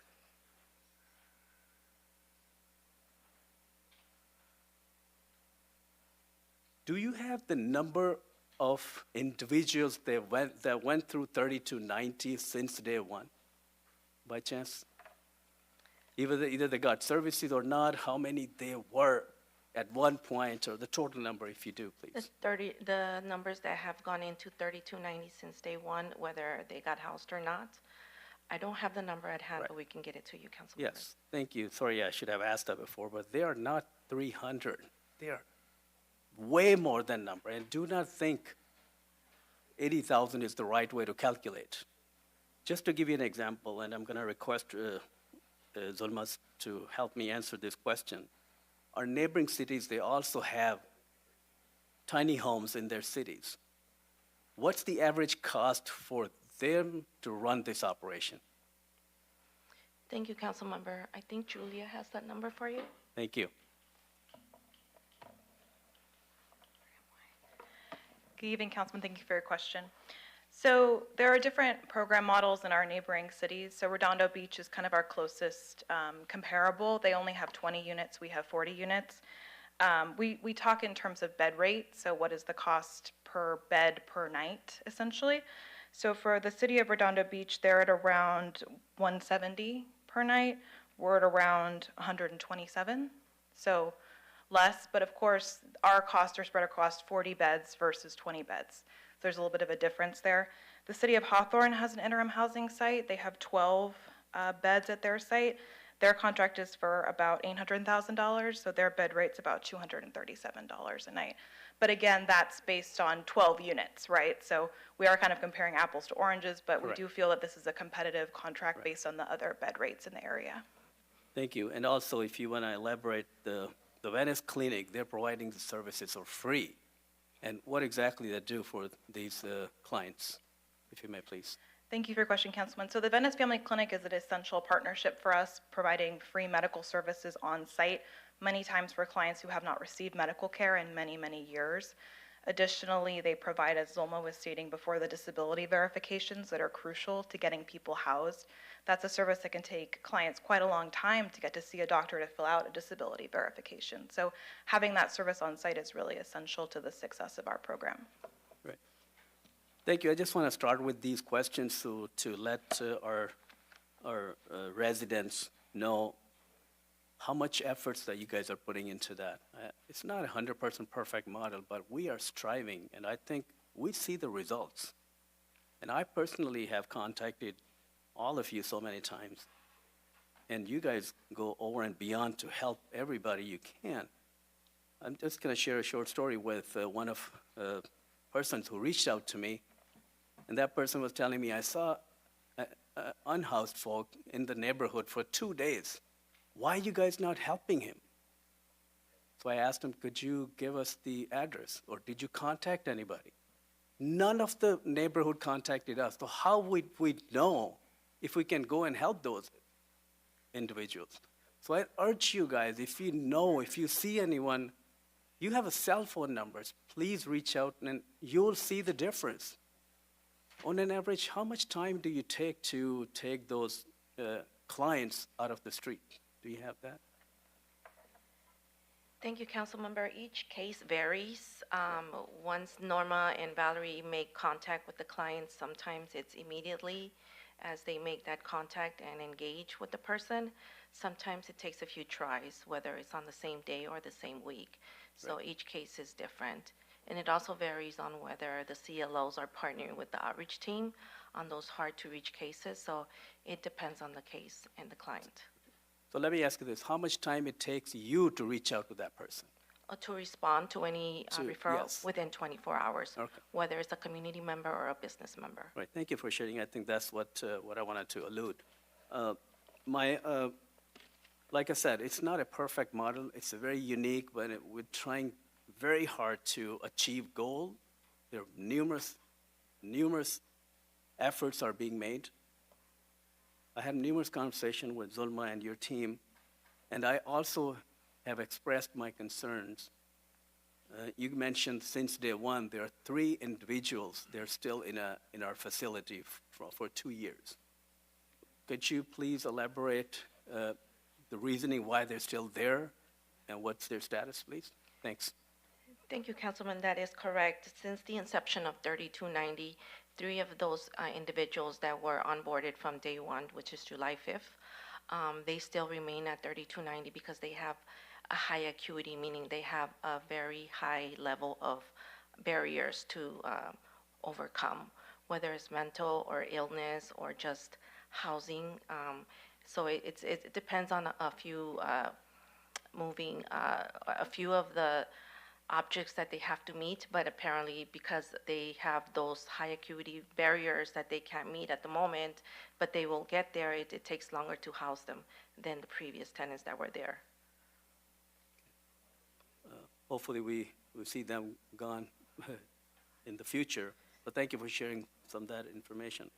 And just to reiterate, all those clients that you help, they're all from our city, from the city of Torrance. That is correct, council member. Just one thing to share with those 3 clients. Thanks to Julia and Aaron for matching those high acuity clients to the visibility vouchers, which are vouchers that are attached to case management for the rest of their life. I think there were 6 clients that were matched to those vouchers that were high acuity. 3 have been permanently housed, meaning that they will have a case manager for the rest of their life. So we try to match clients to the resource that best matches their compatibility. Right. Thank you again. The other thing I wanted to ask, and if you could share with the public, in any endeavor, in the beginning you spent a lot of money. And in this case, we spent about $2 million roughly in the beginning, the first year. And then until today, we have spent about $5 million non-general fund. Is that correct? Thank you for your question, Councilman. Yes, there were the startup costs for the acquisition of the site preparation activities, and then we have the ongoing operational cost of the contract with Harbor Interfaith Services. Right. And in talking to you, I requested you, what are the different ways we can reduce these costs? And I think you gave us a good suggestion that in the beginning that we have a contract with the services. And could you please elaborate for our public, what's your strategy? What are you thinking to reduce those expenses going forward? Thank you for your question, Councilman. I think the first thing is that the community's been incredibly generous in providing donations to the site. So for certain line items such as laundry supplies, hygiene supplies, those line items have actually gone down due to the donations by the community. We are in contract with Harbor Interfaith. This is our final extension, so this contract will expire June 30th, 2025. If the City Council chooses to extend the term of the temporary housing program, in the fall, staff would look to go out again for a request for proposal, and at that time, see what the market bears, see if there's other proposals that will be submitted, see if anything, the scope of work needs to change in terms of anything regarding the site. That would be the time I think that staff would recommend looking back at that cost analysis to see. Yeah, thank you for explaining, and also you're planning on requesting another RFP when this contract expires. That will give us hopefully more opportunities to find ways who can provide us those services with lesser charges or things. That want to elaborate on that as well? Yes, Councilman, so this contract does expire June 30th, 2025, so this is the current one that we brought to the council tonight. It will take some time to go through the request for proposals process, so that's when staff would look in the fall of this coming year to start that process, and of course, invite bids to any organization that does this work and see what the market will bear in terms of the competition process. But we should start looking at it, right? There's got to be other players available that we can probably get some better charges, estimates. Thank you for the question, Councilman. We haven't done the request for proposals process at this time. I know there are other players that do provide these services. CityNet provides these services. Harbor Interfaith does have the contract with the Redondo Beach Pallet Shelter. But we will publicize, if the council chooses to extend the term of the temporary housing program, and we decide to do a request for proposal process, we will publicize it and see what organizations submit a bid. The funding we receive, I also spoke with you about, these are restricted fundings. So can you also elaborate, what can we do, where we can use those fundings, please? Thank you for your question, Councilman. So the funding we've received, for tonight's council item, we have the $1,284,800 from the Cities and Councils of Governments Interim Housing Services Fund. That is a specific interim housing operations funding allocation. So that allocation is set for interim housing operations. We have the permanent local housing allocation grant. The city submitted a 5-year plan back in 2022, I believe, that allocated all of that to interim housing operations. Some of the congressional appropriations are written in the statute for Torrance temporary housing. So the different funding sources have different allocated resources, and we do our due diligence in trying to make sure that we have everything allocated properly. So the vehicle that we purchased for this program, we didn't use the grant funding. And I mean, that was one of my biggest things, why we're spending our general fund money for the vehicle, why we didn't use the funding for, SSD funding, why we're not using the grant funding. So do you want to elaborate on that, please? Thank you, Councilman. Yes, so the homeless outreach vans were purchased through SST funds. The staff had submitted a request for federal funding for this use that did not get advanced forward through that process. So staff used the SST funding for this use. We do try to be creative in using funding, but this was a use that we thought was appropriate. So that's the only thing I would like our staff to, two things. Number one, we want to make sure that we keep on securing more appropriation, more funding from state, from federal, from county, rather than spending our own general fund. And is that a way we can find a way to put the money back in general funding for the vehicle that we purchased? Anything we could do? Councilman, I'm trying, City Manager, just point of clarification. Part of SST was dedicated funding specifically for homeless response. So we've only tapped a small portion for the purchase of the vans and some cleanup efforts. We are leveraging the grants and all the external funding opportunities to be able to utilize our SST for future years. But in the meantime, we're going to continue to aggressively seek that there is a state budget crunch, as you can imagine, and that's limiting the availability of funding from the state. We are continuing to seek federal dollars. However, the emphasis that staff has heard from our federal partners is they want to see more housing options rather than the operation of a temporary housing program such as ours. So where possible between the county, because Torrance is at the forefront of the response, we have built partnerships throughout the region, and we are a model for others, given the size and the scope and the success rate. So we will lead with that effort and continue to utilize our SST dollars to have a buffer, just so we can continue this program.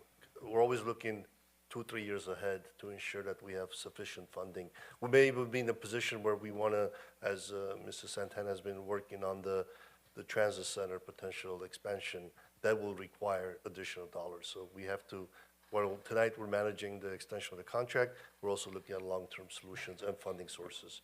Right. We are looking, we have not spent any, to my knowledge, and Finance Director can verify, we have not spent any general fund dollars on this effort to date. Right. But SSD is kind of a general fund, right? It's a dedicated fund, right. But it comes to our general fund. Right, no, I understand. But I know right now the agenda is to amend this, but I just want to Absolutely. let people know the efforts that we are contributing. It's a huge success, and I see Yes, that difference, and I want to thank Thank you. all of you for doing great job. Thank you for listening to the community. Thank you for using the funds wisely and keep on looking for different funds in the future. And I think kudos to you. Thanks for doing a wonderful job, and thank you for your team, and thank you all. Thank you, Mayor. Thank you. Councilwoman Kalani. Thank you. First of all, I want to thank Councilmember Lewis for kind of describing the landscape of this situation, and Councilman Sheikh, great questions, just kind of verifying everything we do. Unanswered question for me, and I just wanted to clarify, the 385 clients served via street outreach, would that include the motorhome encampments? Thank you, Councilwoman Zulma with the City Manager's Office. Yes, that includes those clients served on Western Boulevard, yes. Thank you. So I just want to describe a few things. So you have a motorhome encampment, 8 motorhomes, trash all around them, on them, in them, people living in horrible conditions, and this team went and cleaned that all up. It took some time, but it got cleaned up. You have someone that calls saying, I have one more night of housing and then I'm on the streets. How can you help? This team went straight out and helped that individual keep them off the streets. Twice, just in the last month, I've called in, and you know what their answer is? I'm on my way. You have a pile of personal items on a very dangerous street corner, and they go right out and they take care of that individual. So when I do some of my math, when I look at every single touch they've made in a year, it's about $19 a person. That's a big difference from some of the numbers I just heard. Additionally, if you just take the 40 people that are currently in a home, you add the 23 people that were permanently housed and the other 22 people that were housed directly from the streets, imagine 94 more individuals homeless on our streets. So this program is working, and I support it 100%. Thank you. Councilman Matucci. Thank you. I forgot what I was going to say. I'm kidding. It's funny, right? No, I wanted to thank, obviously, the outreach team is kind of like the soldiers. They're like the ones on the front lines that have to deal with a lot of, I've heard attacks and talking back and all that stuff. And it is a dangerous job, and I appreciate TBD for assisting with those efforts. And I know Zulma has gone out on quite a bit of those adventures. I too believe the program is working. The numbers don't lie.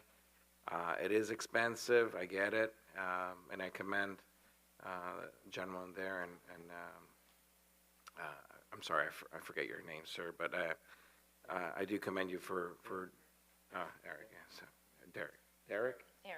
Eric, gosh, horrible, I apologize. It's Aaron you're on. It's not Aaron, sir. Oh, yeah. Aaron and Samantha. Okay, 1 out of 3 I got, right? No, but I just, I know it's a lot of work because you're dealing with a lot of variables. Going into this program, I remember when we brought it up here to council, we said, hey, let's put together a homeless program. Then it took staff, really long time to piece it together. And of course, legislation puts the limitations as to what you can do and how you can do it. But putting the program together literally took a few years, and we have to give it a few years to try it out. You can't just, is it working? Oh, only 30 people, only 20 people. It doesn't matter. It doesn't matter how many people we've taken care of. If we've been able to help at least one person, then that it's that one less person that needs help. One less person off the streets. Look, we're all within a couple paychecks, or most of us are within a couple paychecks from being in financial distress. And no matter how much money you have set aside, if you don't have that income coming in, we're all looking to have to struggle, you know. And I'll be honest with you, I'd say about 30 years ago, I actually lived in my car, and I lied to my parents about it. My parents have a big, huge 3-story home, and out of, I guess, pride, you know, I lied to them. My mom would say, "Where are you staying?" "Oh, friend's house." No, for a few months, I actually lived in my car, and a couple months after that, I couch surfed, and it's a weird state of mind. Now, I didn't do drugs, no alcohol, I don't even smoke, nothing. But it's a weird state of mind. So I understand. I understand it now. As much as I understand it, our job up here and staff is to protect the well-being of Torrance as a whole. So having said that, part of the program, one of the most vital portions of the program, in my opinion, is our ability to enforce the anti-camping ordinance. You know, I call it tough love. You know, it's I guess, a tool that allows us to, I guess, in a way, push people into getting help. Because I understand that the state of mind is not always conducive to accepting help. Whether it's pride, whether it's you know, it could be drugs, it could be a whole, again, bunch of variables. So I do think that our ability to enforce the anti-camping is vital to making the program work here in Torrance. And I've said this many times that, you know, I really thought that the $1 million that we allocated for SST could really be used as a tool to ensure that we can continue enforcing that anti-camping ordinance. I am surprised that a lot of times we have individuals that are taking up a bus shelter, sometimes for weeks, sometimes months. In some cases, it could be years on and off. You know, I want to make sure that the people of Torrance know that we put together a program that actually has some teeth. I know there's some rulings coming up. I think Colorado is going to hopefully define what the real program is supposed to look like. So I wouldn't, quite honestly, I'd keep it just the way it is until that ruling, because we may have to come back in a couple months and make some changes depending on how that goes. But having said that, I think SST, in my opinion, should be used a little bit more towards getting some temporary shelter for individuals. Now, I understand that there was some issues with, you know, wraparound services, you know, like after mental health, drug abuse, you know, you can't just throw them in a motel room and say bye. You know, we can't just do that. I know there's wraparound services that need to be coordinated in conjunction with that motel room, but, and I know we have done that in the past. I know South Bay COG, I think actually Mayor George Shen, I think you remember the individual was telling us about vouchers that are available through the COG. I don't know how many vouchers we have. Now, these are room vouchers, right, for hotels or motels. You know, so if you could maybe address the voucher things through with the COG, the use of SST funds for shelter, you know, providing shelter so that we can meet the guidelines of the Martin versus Boise case. And also, I was going to say one more thing. I'm in the real estate business. And quite honestly, when a landlord calls me or calls any of my colleagues to rent out an apartment, the first thing they say, "Hey, I got a vacancy coming up. Can you rent it out? How much you think is it worth?" "I don't know, $1,900 for a one-bedroom in Torrance." "Okay, great. Put a sign, put it on the MLS, blah, blah, blah." Never, ever, even myself, and I'm guilty, do I say, "Oh, let me contact the city to see if they have any individuals that have vouchers that we can possibly put into these units." You know, so I think as a maybe going forward, maybe we can have an outreach program to the real estate community to let them know that this is an option. And maybe, there's obviously concerns from landlords. Landlords, the minute they hear, oh my gosh, voucher, they're going to destroy my place, this and that. But there are, I think, if we can highlight the benefits, the constant flow of rent, you don't have to worry about collecting rent. The fact that if they destroy the place, it's covered. I would imagine it's covered under, somebody, if an individual gets put into a place and 2 months later they don't pay the rent and the place is destroyed, what are the protections for the landlord? Those are the kind of things that we need to maybe put up front to the real estate community. And God only knows, I think there's a few real estate agents here, and I'm sure there's a few in the crowd. There's plenty of real estate agents that maybe don't, like myself, don't think of maybe calling City Hall to see if there's individuals that we can place in one of the vacancies. Councilman Adam Schwein, City Manager, we did discuss that option of creating an incentive package for our local apartment operators to be able to give them reassurances in regards to tenant improvements, maybe help with the facility itself, to incentivize local units. And I know Julia and Zulma can expand on that, but that is a program that we did explore in creating additional housing opportunities. And that was with the landlords, though, right? Yes. Yeah, I'm talking about real estate agents too. We'll reach out to anyone. Yeah, real estate agents, and right here, is it Arlington? We have the South Bay Board, the South Bay Board of Realtors, which I'm sure has a few thousand members. Maybe we'll go to their next meeting if they allow us. And yeah, and maybe they could do an email blast and whatever. Sure. But you have to reassure the landlords that these individuals, whether or not you like the idea, don't worry about it. You're going to get paid, and if there's any problems, this is how we're going to handle it. A, B, C, whatever.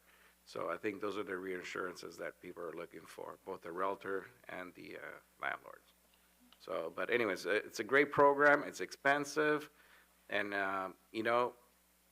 when you said, when I forget who said it, but there's, we got to find out if there's resources. And I'm thinking to myself, LA County spends billions of dollars on the industry, and I call it's an industry. Basically, it's become an industry, and we can't figure this out. And then I think about it, it's like, well, maybe the incentive is to treat it but not necessarily cure it. And that's where I think the problem comes in, is that too many, let's face it, there's a lot of people making a lot of money off of this. I'm not saying here in Torrance, and I think Torrance is it's a great example of what the program should be across America, because the numbers don't lie.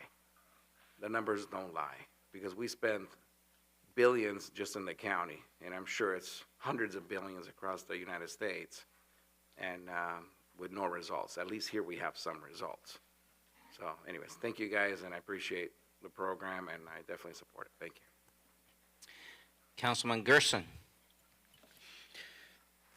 I've had 2 months now of getting to see behind the curtain, and I agree with the city manager. What you're doing is top of the line work that others are going to want to model after. Learning all of the laws, and as Councilmember Matucci was alluding to, we can't enforce the anti-camping ordinance unless there's a bed to offer. I think that was the missing piece, and this is that offer. And so you can't have teeth without the carrot. And what you've been able to do as far as moving people out of our parks. I know that even in my own district, I got a call for help from a person who was an encampment immediately appear after a business went out, and immediately, I mean, it wasn't even a day where I asked for help, and TPD contacted the owner of the business, got the paperwork necessary to enforce had it a second ago, trespass. And there you go. Our team is out there offering services. One is accepting services. A couple more are choosing to move on instead of accept services. And then another law, you have to tag what they've left behind and leave it for 72 hours. And immediately at the end of that 72 hours, it's cleaned up. And our community is seeing how fast and I mean, based on what we've seen around the county, how quickly you move to be able to find services for people and to convince them to accept the services or to have the other teeth to be able to enforce that. Just the way you navigate it is beautiful, and to see you actually helping people. It's not just clean the streets, it's help people. And you're doing an excellent job of balancing that. And a lot of people I talk to see the difference. I saw another individual bathing himself in front of the Torrance airport, and almost immediately, someone's there helping them move on to a safer place. And so I thank you for your work, and I look forward to seeing not just what you're doing with this, but what you bring next, what other ideas you have. Councilman Kaji. So I was at McMaster Park, I think it was about a month ago, and I saw Norma and Valerie and Officer Gonzalez. So they were moving some personal items from the restroom there. So I try to do my best to help out. But I agree with all the comments from the dais, from the members, that at the beginning, when I first saw the program, actually in the beginning when I first visited the Redondo Beach facility with the mayor and Councilmember Matucci, it sort of set in my mind what Torrance could be, but actually what I see now has far exceeded what the model was in Redondo Beach. I'm concerned when I hear stories that the state of California has pushed out billions of dollars to address the homelessness issue and can't account for how the money has been spent. At least here in Torrance, we know how we spend the money. And there's clear accounting, and there are clear results. And so I thank our city staff, city manager all the way down the line, for those who are working on the team, and also for Harbor Interfaith, for your efforts. We have a model here, and I think it's a model that other cities can emulate. And I really think it's an example to the state of California that if you're going to spend money, spend it here, because we're helping our own people, and we're doing it in, I think, the most cost-effective way possible. So thank you, and kudos to all of you for your efforts, and I fully support this. Thank you. Anyone else from the council? If not, I'll take a motion to concur with the recommendation of the city manager and community development director. Motion to concur with the city manager and community development director for items 1 through 5. Second. Start voting, please. Your Honor, that motion carried unanimously. Great. We are moving on back to public hearing 10A1, and I think I have to excuse the city manager and the city attorney. Yes, Your Honor. Peter Brown from Lieber Cassie will be taking over for 10A1. Okay.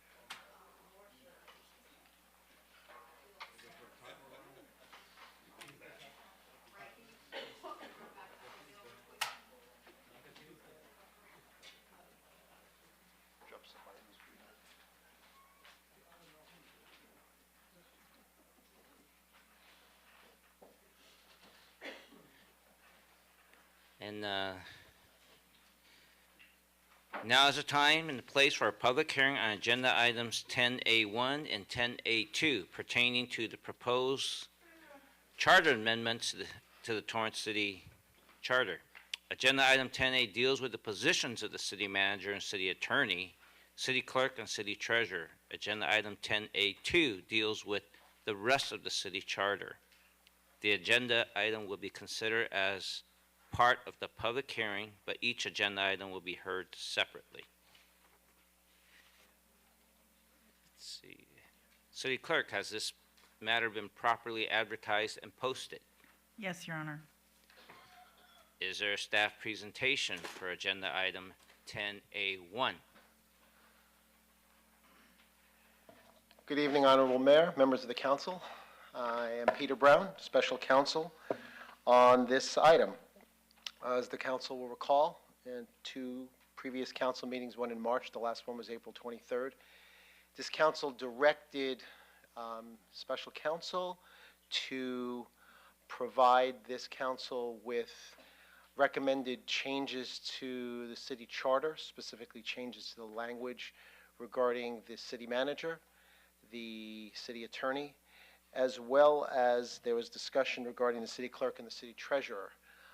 Although at the discussion at the last council meeting, the recommendation was not to make any changes to the city clerk and the city treasurer, given that in 2020, the voters of the city of Torrance voted on 2 measures to not change the elected status of those 2 positions.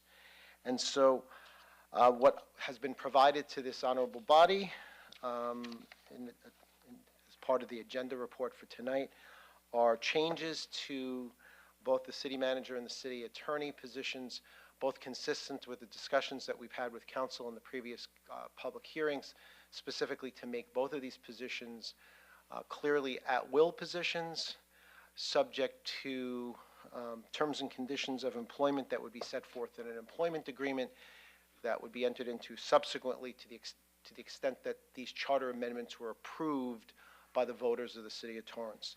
I've provided the council, as well as members of the public, with an opportunity to look at the recommended changes, and as I said, the changes are consistent with the direction I received previously from the council. And I'll take any questions. All right, so I think the first thing we're going to do is take comment from the public on this item first.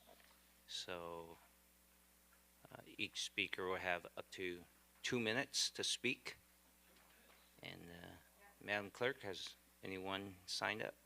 Yes, Your Honor. 1 person signed up prior to the meeting. Y.M. Merritt. Is there a person with last name Merritt who wants to speak on item 10A1? Okay. If not, we'll open it up for the public. Anyone else who has not signed up who wants to speak on this item, please step up to the microphone. This is 10A1 only for the city manager and the city attorney. Just remember, we have 10A2, which talks about the other parts of the city charter.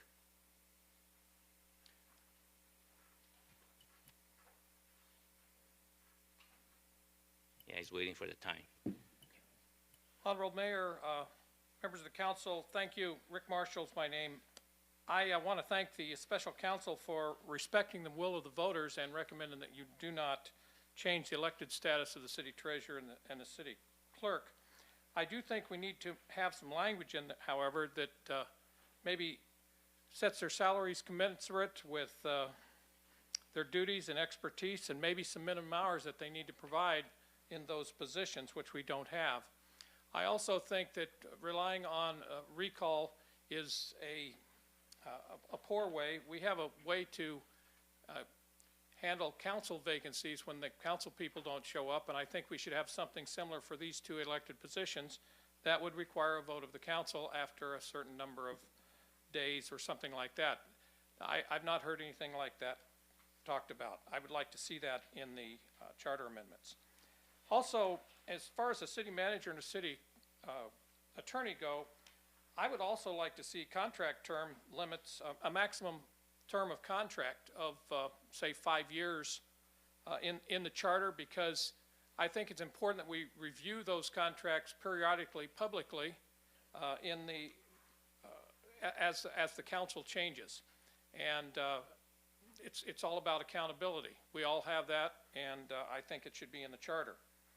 Also, I think that we're taking out where the city manager doesn't have to get the approval of council in certain things, and I think that had the city manager had to get the counsel for our chief of police before our current one, chief of police, we might not have had some of the pension problems we're experiencing right now. I think the police chief and the fire chief should, the city manager can appoint them, but they need advice and consent of the council.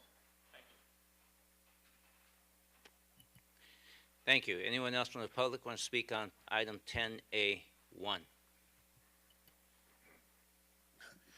These reforms are pretty weak.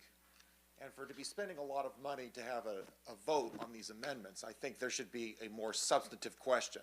City attorney should be elected, not appointed, just like what Redondo Beach does.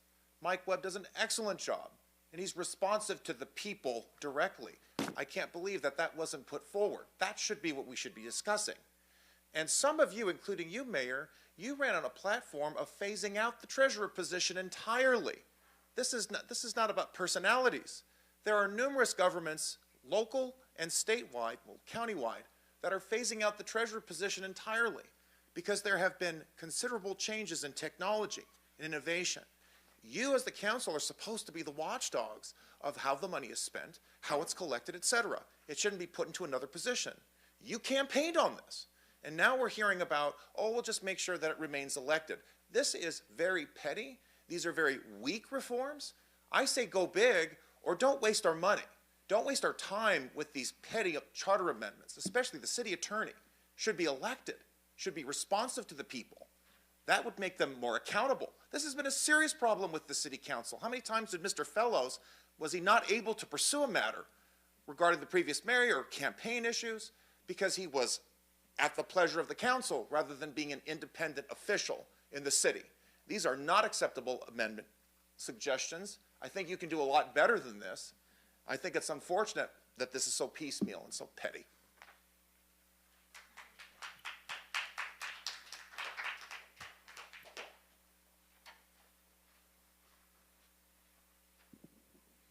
Hi, I'm Melissa Tumem.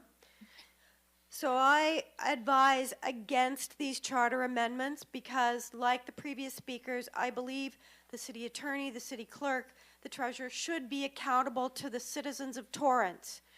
We have in Los Angeles County a registrar who is not accountable to the people of Los Angeles County. He is only accountable to the county supervisors.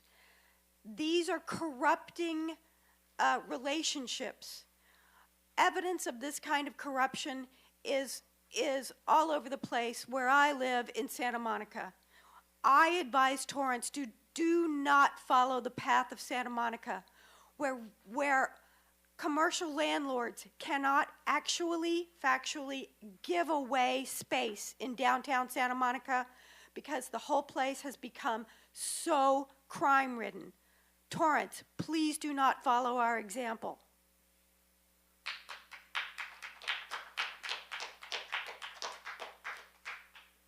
Okay, it's Melissa, right? I'm back. First of all, I remember the last election where we voted for the city council, city clerk and the city treasurer to remain an elected position. It failed, or to go appointed, it was failed. I happen to believe that we going forward to try to get it appointed is not going to pass. There's not enough of our voters that pay enough attention to realize the issue, and they won't pass it. Because they didn't know all the details last time. We had a lot of issues on the floor regarding the treasurer last time, and they still said no. We want it to be an elected position. Yet the people up there, nobody knew anything. Anyway, back to the treasurer position. If you're going to, either way, if it leaves the job description as stated in here, I think we should be as generic as possible and do it more as a contract, because I have to laugh. One of the things it said is pay out monies only on warrants signed by his person, and blah, blah, blah. And it also talks about paying monies that come into the city treasurer's hands. That was a joke during the campaign because, well, if they never give any money to him to work with or to her at the time, then hey, it doesn't count. So this is just very generic. I think it needs to be very generic, unless we really are going to say what the treasurer actually, the job duties are. There was talk about moving it to the finance department. So we're jumping here. We keep saying we're going to say something about the treasurer and what the job duties are going to be for the last 2 years, and now we're going to put it in the charter, and we don't even have an answer yet on what status is our treasurer. So I think it's really in the wrong timing for it. But that's just my opinion. Thank you.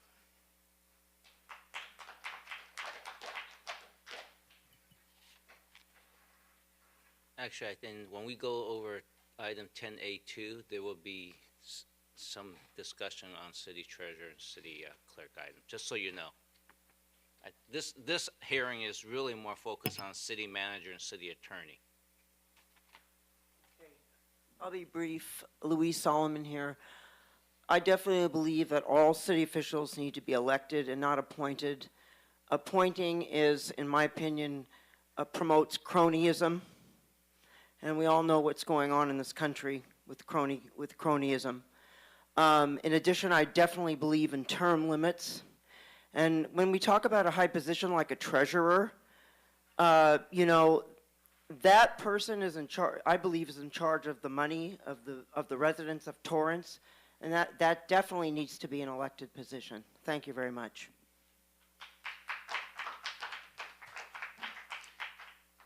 If you want to speak, please come up to the microphone. Anyone in the public?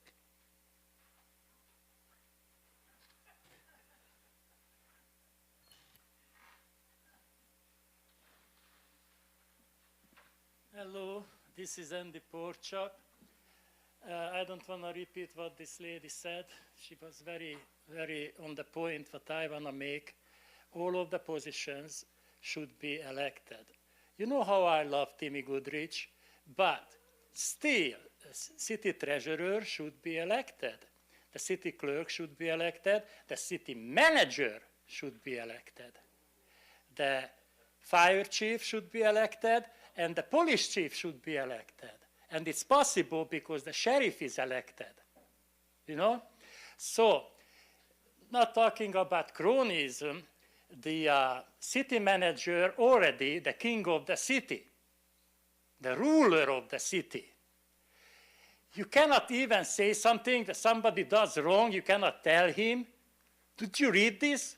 Huh? Goober, did you read it, what you're going to say yes on? Did you read these things?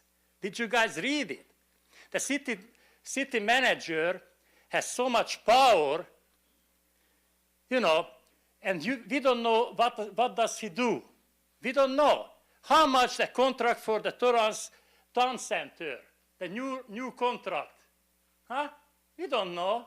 I don't know. Nobody tells me. The last contract was $700,000 the city got, and the guy, Norm, $7 million. The dude makes money on our taxpayers' back. At Torrance Town Center, the Lowe's Center, the Rolling Hills Plaza, he makes all these negotiations. Where is it listed? Tell me how much Torrance Town Center leases pays to the city. We don't know because he does not have to tell us.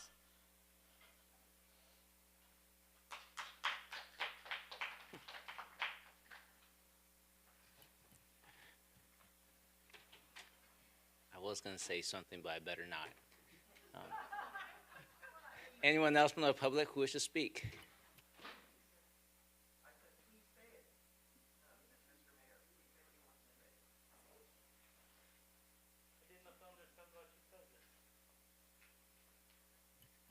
I'm going to give time for the public first.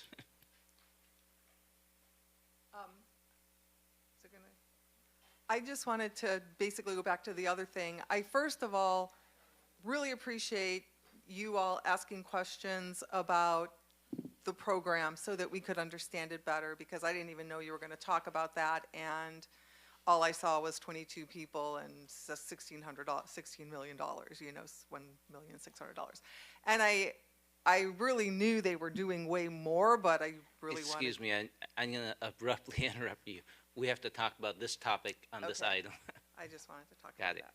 So anyway, but If it was $19, it would have been 230 contacts a day, so doubt that it's that much. Anyone else who wants to speak on item 10A1?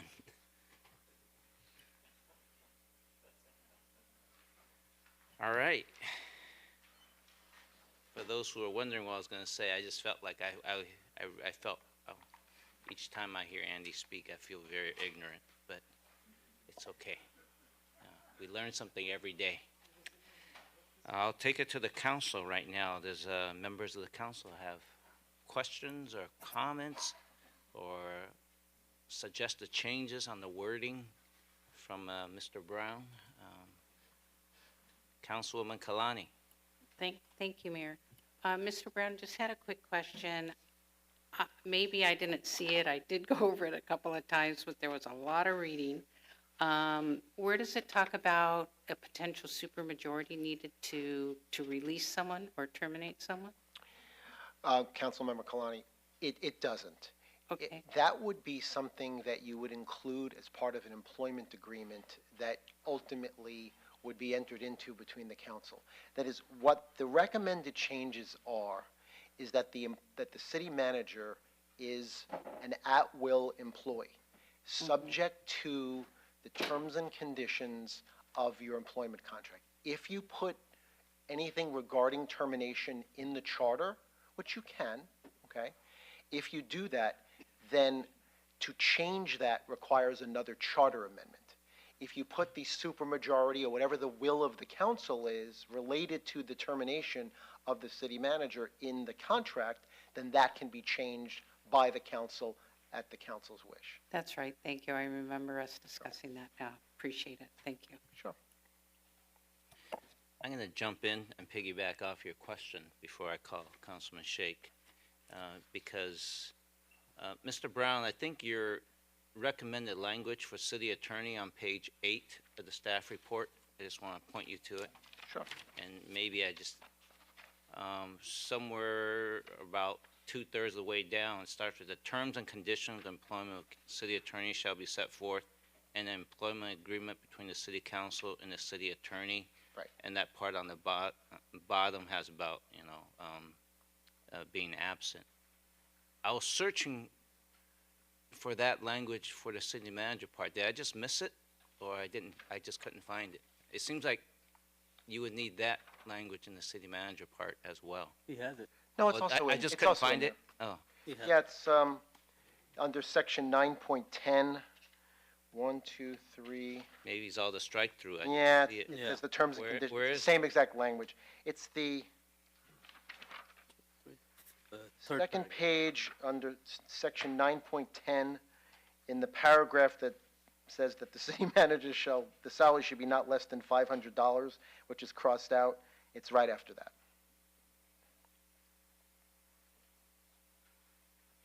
Got it. Thank you. I thought that was a strike through. My bad. That's what I was looking for. It should be the same. And then the second part of it as well, that says, if absent Yes. from work. That's in the next paragraph under city manager. Got it. Thank you. Thank you for helping me find it. I was Sure. looking for it. Councilman Shake. Thank you, Mayor. On the same topic, on the same comments, maybe I didn't see the specification, how many days the manager or the attorney is absent, then we can appoint it. I don't see that. So the language says, if the city manager is absent from work for reasons other than use of vacation leave, the city council has discretion to appoint either an acting or interim city manager. So there aren't listed number of days per se. It's up to per the charter, it would be up to the city council to make that assessment. Presumably that assessment would be made by the council, obviously at its discretion, at a point in which it determined that the temporary leave of the city manager for a reason other than vacation was going to be more extended. So for example, just as an example, if it was determined that as a result of an illness of the city manager, he would be out for 30 days or 60 days, you might want to appoint an interim city manager, because then your city manager wouldn't be here for 1 or 2 or 3 council meetings. But again, that's leaving it up to the discretion of the council. That's what many of these changes are doing, which is giving the council discretion to make decisions related to its city manager. Yes, I think that was one of the questions from one of the residents too. So, yes, it's generic, but let's see if we appoint someone and city manager comes back. So what do we do? So, per the language here, you'd be appointing an acting or an interim city manager. You wouldn't be appointing a permanent city manager. The language that's here says if the city manager's employment ends, the council shall proceed to act to appoint a new city manager. You wouldn't be appointing a new city manager unless and until the current city manager's employment would end. In the interim, you'd be appointing either an acting or an interim, which, for a number of reasons, medical reasons, family reasons, there's a variety of reasons that could cause any employee to be out for an extended period of time, and you wouldn't want to be without either an acting or interim city manager if your current city manager is out. That's the reason for the language. Right. So in the interim, is the manager still going to get paid? The answer, that's a good question. So if the manager is out on sick leave, then the terms and conditions of employment would be in your employment agreement, which would provide the amount of sick leave that the city manager would earn. So the city manager may not have sick leave left if it relates to sickness. It may not relate to sickness. It may relate to a personal reason that's unrelated to sickness, and it may be an unpaid leave. City manager could be called for jury duty and get on a grand jury and be in jury duty for 6 months. I mean, well, we wouldn't know that. He's on jury duty. That's right. But I'm saying, I think you got my point. Instead of where we can put language in a way that if with certain number of attempts, if there's no answer, we should not pay that manager.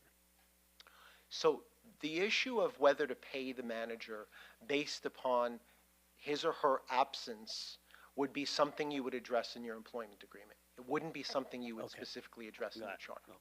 Yeah, that simplifies that. Thank you. And I think some of the residents, they had some questions. I don't know if somebody makes notes of that. There were some good questions.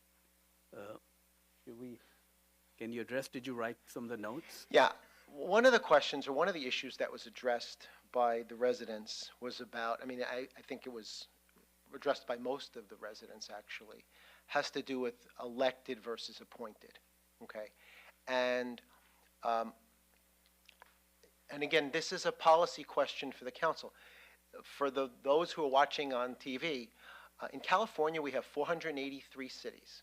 And of the 483 cities, I believe it's 122 approximately of them are charter cities, which means their municipal affairs are governed by a charter. That's what we're talking about tonight.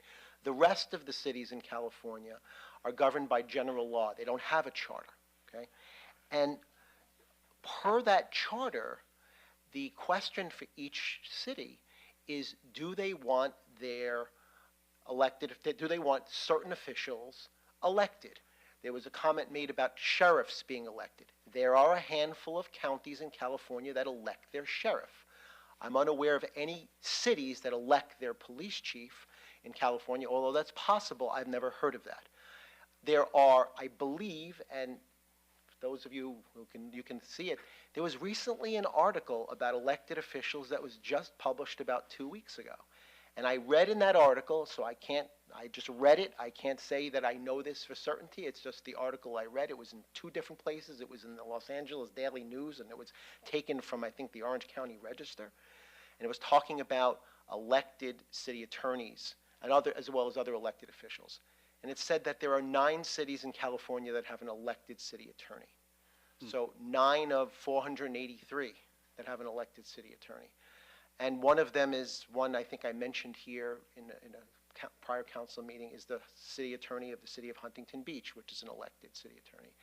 And that article talked about that and talked about the advantages and disadvantages. And that's a question for this council to consider, okay? It's not something this council asked me to look into. Right, but given that you're taking feedback from your public, that's something you can consider. I am unaware of any elected city managers in California. If there are, or city administrators. If there are, I've never heard of that. Thank you for clarifying that. Thank you, Mayor. Yeah, if you have elected city manager, why do you need us?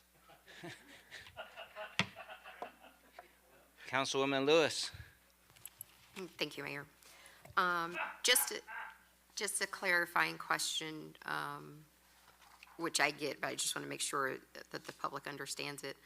Under the provisions of the city manager, before we looked at this, it was almost a Herculean task to terminate a city manager because of all of the processes that you had to go through. And so essentially what this is doing is eliminating all of those Herculean tasks and putting the provisions of termination at the hands of the city council in the employment contract. Exactly. Okay, I just wanted to make sure, because that took about 3 or 4 pages of different things. Here's my other question to you. In section 921, non-interference by city councils with powers and duties of the city manager, it goes down a prescribed list of what the city council or any single council member can do. What would be the remedy, let's just say, if a city manager not directed to our current city manager or deputy city manager, 2 deputy city managers or assistant city managers, let's just say, for instance, we have a city manager in the future that appoints a department head that the council is adamantly opposed to, and I mean everybody on the council is adamantly opposed. What would be the mechanism in place for that? And in the employment contract, could we put a clause in there that says that the city manager needs to confer with the city council in closed session prior to any appointment of a department head? Those are great questions, by the way. Thank you. You have a city manager form of government here, okay? If you choose to change that, you can through this process, okay? The concept behind this language, which is pretty standard in the city manager form of government, is that the city manager is the appointing authority for every position in the city. And that is the way business is conducted in city manager forms of government, okay? Could you change that by making modifications to your charter? You could. So the answer is that's something that's a policy question for this council to consider. As far as giving direction to me, in terms of making changes, if that's the will of the council, absolutely. But it would be a fundamental shift in the way this city has run, because this provision in the charter and the changes that are made here are almost non-substantive. Changing it from the council nor individual council members is, from my perspective, modernizing and not really making a substantive change. But that's something that the council could do. Thank you. That was a question that I actually had from a constituent that emailed me that question. So what mechanism would be in place if we had an employment issue with a department head? That was the second part of the question. So, what mechanism would be in play? Let's just say the city manager appointed a department head that the council felt would be problematic. So, what mechanism does the council have in place to address that problematic appointment? Well, I may need some help here, so I'll do my best with this question, okay? I'm assuming, and because I don't know, but I believe so, that your department heads have some civil service protection, okay? People shaking their heads, so yes. So given that they have civil service protection, the first place it goes in the city of Torrance is through the civil service process before it comes to the city council, who is the appellate body to the Civil Service Commission. But I don't think that's the question you're asking me. I think the question you're asking me is, can the city council go into closed session and interject and provide direction to the city manager related to the department heads or those individuals that the city manager has appointing authority power over? And under the current structure that you have in the city, the answer is no, you do not have that authority. So if you want that authority, that would be something that you would have to change through the charter process. So does it absolutely have to be addressed through the charter process, or can that be a provision that does not go on the ballot? So you'd have to change the existing language that's in here now, because the changes that are here that are proposed are to maintain what you have, okay, with some small language tweaks. You'd have to change this language to authorize the council to have that level of, the ability to make, to have the ability to direct the city council with respect to what positions you're talking about. And it sounds like you're probably talking about department head positions, but it could theoretically be extended beyond that. Okay, I just wanted to know what mechanisms we had in place when there's an appointment and all 7 of us here go, absolutely not. Right. So your city charter says, that one that's in place right now says you don't have that authority, okay? The citizens are our community, okay? Will vote on this charter amendment. And if you change that to provide you with that level of, that ability to do that, then the citizens will vote on that change, and that change will be considered as part of the potential revisions to the city charter. Okay, I just wanted, and that was 2 of the questions that I got from my constituents, and in the efforts of future-proofing the charter, so thank you. You're welcome, thank you. Let me ask you some questions related to that, Mr. Brown. I think we do have a city manager council form of government, and it still states in this write-up that the city manager is an at-will position, serves at the pleasure of the mayor and council. So we actually do have some authority, because if we get in a position like that, it would be at some point at our displeasure, I believe, in that extreme scenario. And then we really have a city manager which really has some issues working with us. And I think our desire is we don't get into a situation with our existing, with a city manager, so that the relationship becomes,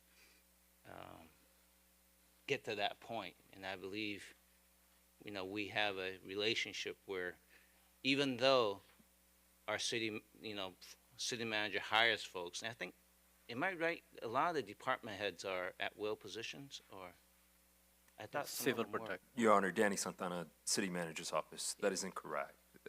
The department heads are covered under the civil service system. Okay, I thought there was some that was an at-will position. Okay.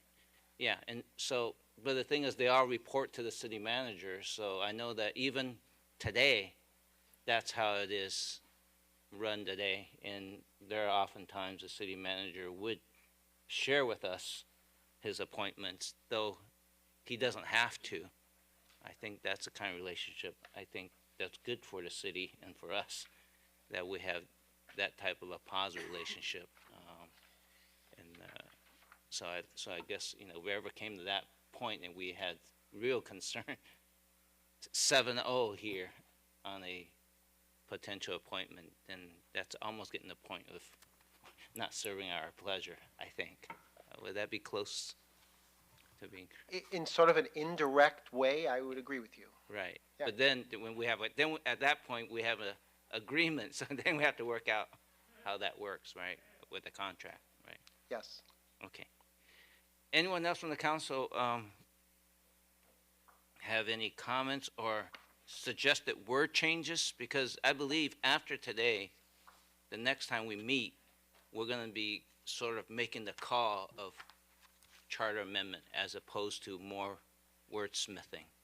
I just want to make sure that we here know that this is kind of like the final reading, or. Just All right. one question. Okay. Sorry. Councilman Shake. Thank you, Mayor. Just to the same, what we were talking about earlier, the appointments, if the city manager makes, does it need approval from the council? No. In this chart, we do not have that at the moment, right? You only have that with respect to the city manager and and- the city attorney.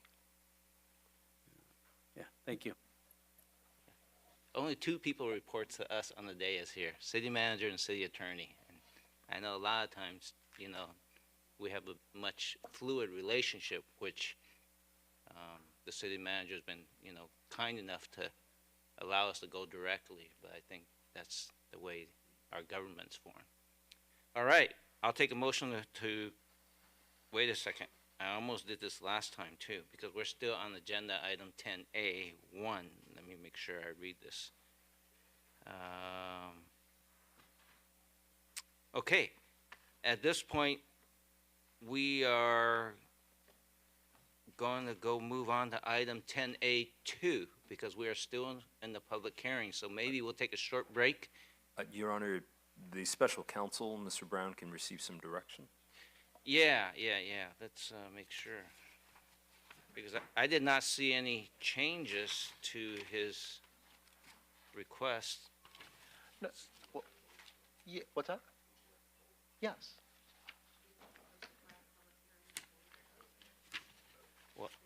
Well, at this moment, I almost going to say close the public hearing, but I don't. We're not closing the public hearing. We're still in the public hearing. We're going to go 10A2, but I think we could take a vote that we agree with your recommended changes.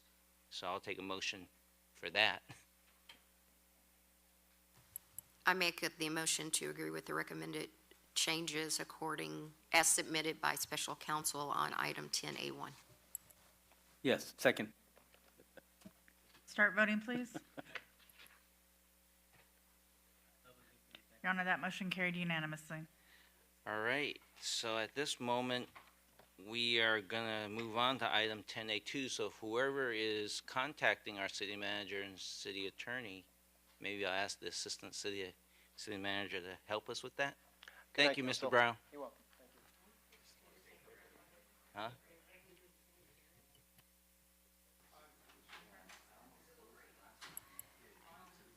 Mayor, are we doing a break while they come back? Yeah. If you promise me a 5-minute break, I make no promises. we'll take a 5-minute break while we're bringing them in.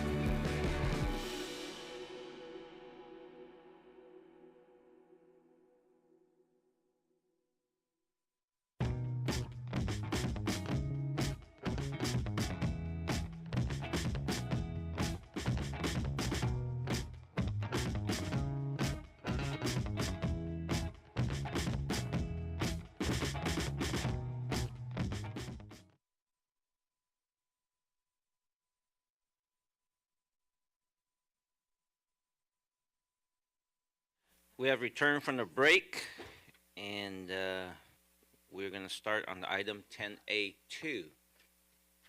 Is there a staff presentation?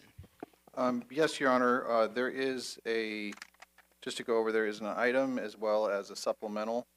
The supplemental has information, both public correspondence and then information from the city clerk on estimates of a standalone election, estimate of election costs from LA County, and then a list of appointed versus elected city clerks.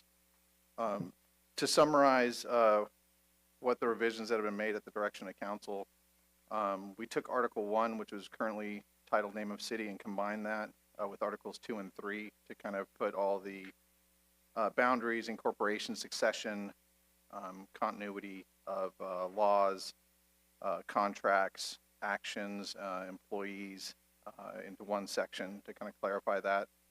The city election date, currently we're with the state primary, which bounces back and forth between March and June, depending on whether it's an election year or not. The revision as drafted would move the city's election to November as a cost-saving measure. For council compensation, Section 604 currently puts it at $100 a month. That was set in 1956. The government code 36516 would, if we were a general law city, provide the council with a $1,900 a month pay, but council direction was to revise that section to take it out of the charter and allow the council to set their pay by ordinance.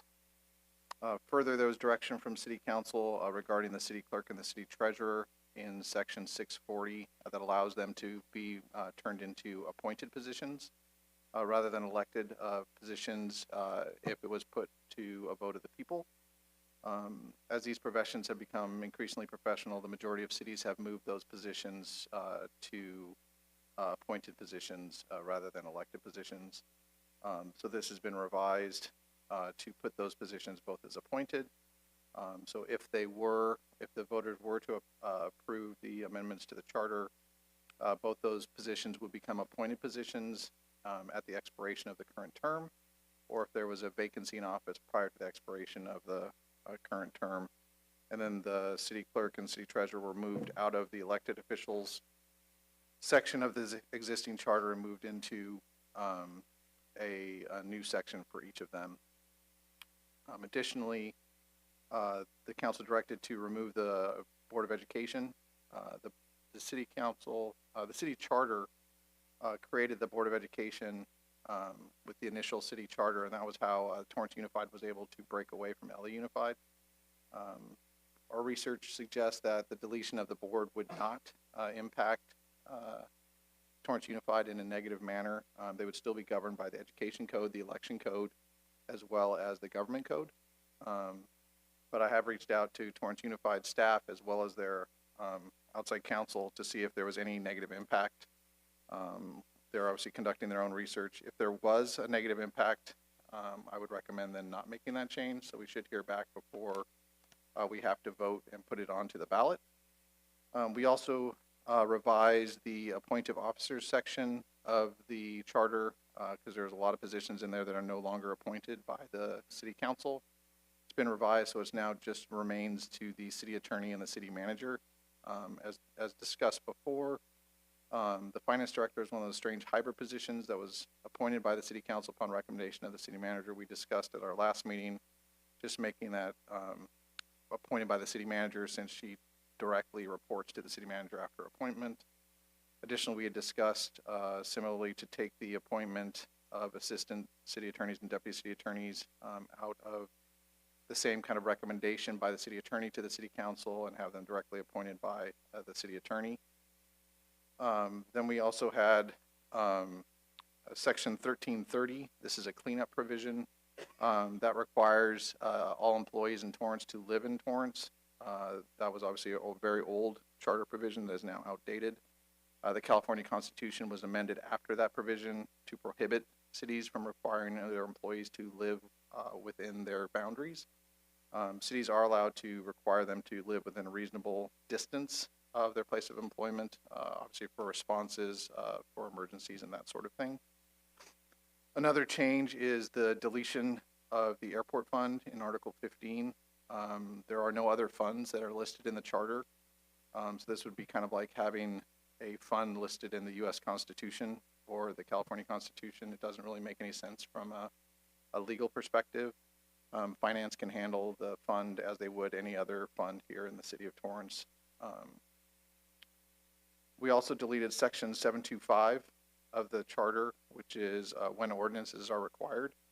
The section is not needed. I did a search of numerous other city charters, and I could not find another charter that had that provision. This language is also vague and can be misinterpreted, as actually recently happened to the city in a litigation matter. So obviously ordinances will be used when ordinances are required, and resolutions will be used when resolutions are required, so there's no need for that provision. Staff also added a provision regarding appointed boards, committees, and commissions. Essentially, this just codifies the city's existing practices that allows the city council to create, combine, or eliminate commissions, boards, and committees. And it also has the same provisions for vacancies that I'll discuss in a moment. We also deleted Article 16, which is entitled Miscellaneous. Section 1600 with definitions, 1610 for invalidity, and 1620 for amendments have all been moved elsewhere in the code, up mostly to the beginning of the code in Article 1. Section 1630, which is about draw poker establishments, has also been deleted. There's no need for this since gambling is prohibited in the municipal code and also is in the California Penal Code. And then 1640, which is the exposure of female breasts, which is prohibited in our code. That is addressed other areas by the municipal code and penal code, again, so deleted. Staff added some good government provisions, as council has discussed. One of them is section 717, which is public participation. It kind of codifies the Brown Act and allows people to participate and suggest improvements to municipal governance, as well as redress their grievances with the government, as long as it's within the subject matter jurisdiction of the city council or of the item that is being discussed. That section still allows the city to set reasonable time limits and other restrictions pursuant to the Brown Act, and to set rules dealing with disruptions in their meeting. As I mentioned briefly earlier, section 603, vacancies, this section has been expanded to allow for more grounds for the vacancy, as well as a removal for a conviction of a felony, conviction for a crime of moral turpitude, or crime in violation of the official's duties.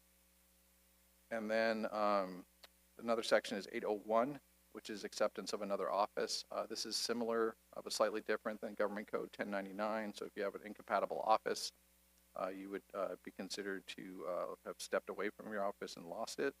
Additionally, if an officer or employee of the city became an elected official, that would be required that they resign and deemed to have resigned their existing employment with the city.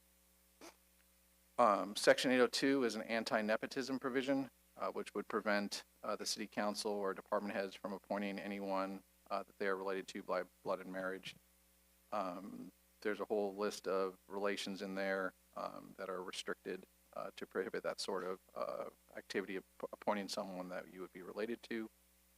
And then section 1220, legal contracts and financial interests, it's to clarify terms in the existing code, as well as strengthen the provisions there to make it clear the violations and the punishments under our code, as well as other laws.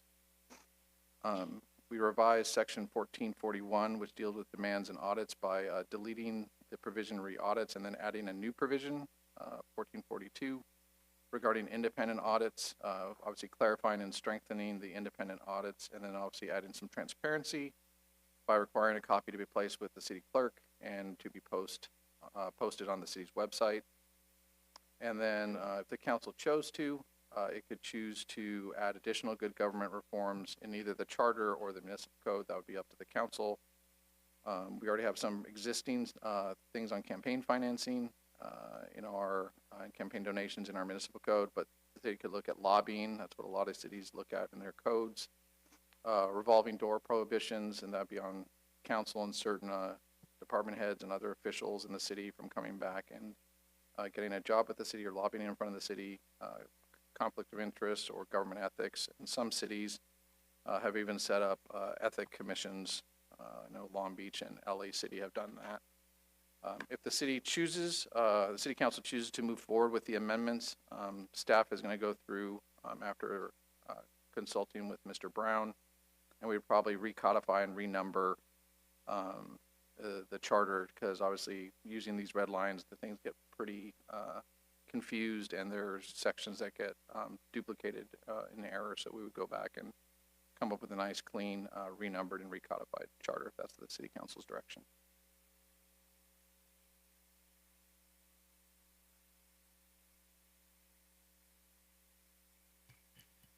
Okay, thank you very much. At this time, we are going to go to the public first. There's a lot of items that city attorney has shared, but I know that I'm sure the public has passion on a lot of items.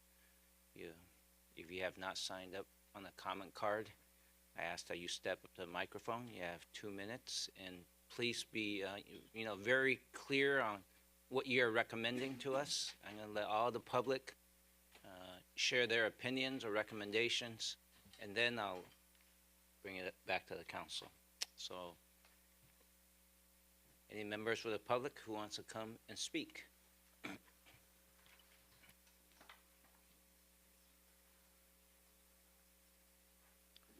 Rick Marshall, Honorable Mayor, members of the council. I'd like to talk about the city election date. I would ask the council to consider having a standalone election in odd-numbered years like the city of Redondo Beach. I do that because I think that gives us control of our elections. Otherwise, we're stuck with whatever consolidation is. We're stuck with the costs of those. We could actually control our costs.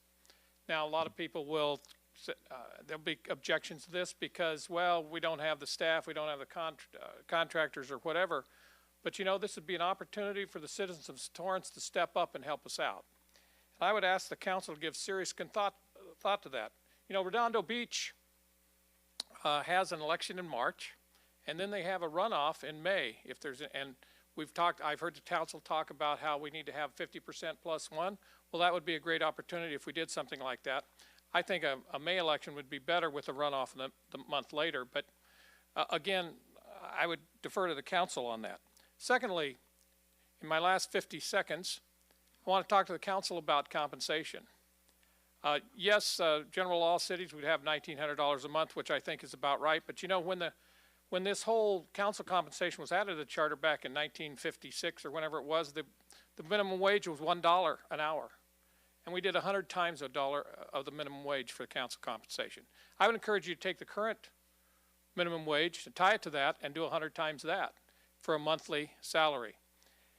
Because I think that is the fairest way to do things, and it sticks with the way of doing things that's in the current charter. And I would encourage the council to put these things in charter to let the people decide, rather than having it set by ordinance. And if you wanted to, you could say it won't apply until the next council is elected. Thank you. Good evening, everybody. I would like to urge you to please vote for standalone elections for Torrance on the odd year and amend the city charter to this effect. It is my belief that if you do standalone elections, residents will have the necessary time, bandwidth, and focus to really research the Torrance issues that are actually going to affect them in their daily lives. While we're at it, I would like to eliminate ballots being mailed to residents unless a resident specifically requests it due to being out of town or homebound, something along those lines. This will eliminate not only waste, but also chances for election integrity issues. So please make a standalone election for Torrance. Thank you.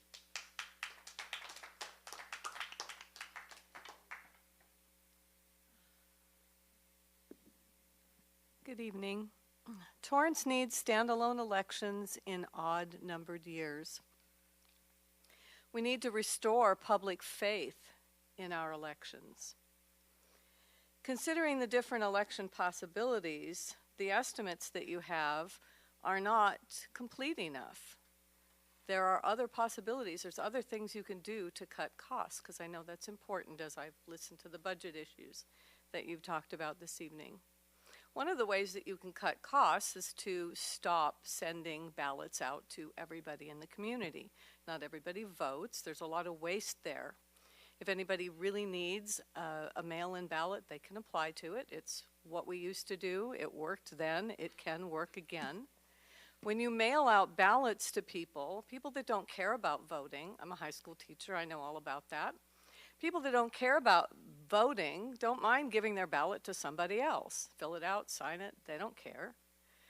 People have received multiple ballots at their own home. I've worked on the Gascon recall for the lawsuit in Norwalk, and I have seen incredible problems with the voter rolls. All of these kinds of things erode people's faith in our elections. Having a standalone election for Torrance would be a great step forward to eliminating that problem.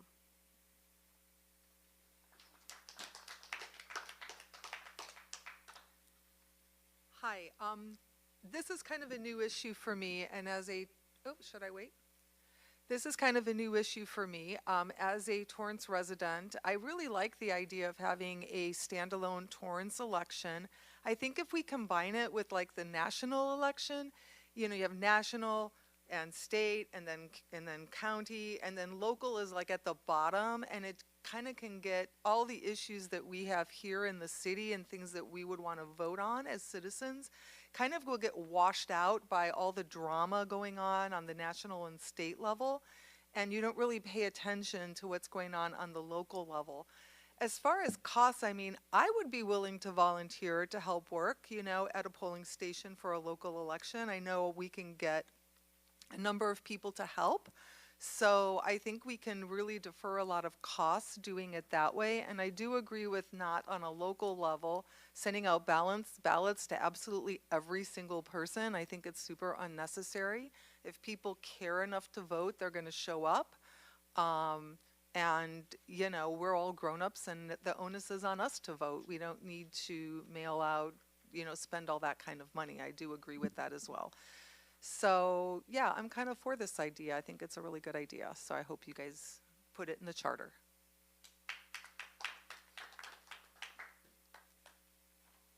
Hi, I definitely agree with what these people are saying. I think that the city of Torrance should go to a standalone ballot and also go back to paper ballots, because what we have now is not working.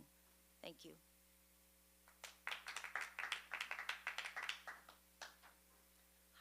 I agree also. We should definitely have a standalone ballot, just to avoid all conflicts of interest, election fraud. Everything will be handled more locally, all your issues and everything. And as Plato warned, if you do not take an interest in the affairs of your government, then you are doomed to live under the rule of fools. So Torrance has to do the standalone election and keep it under your control. Thank you.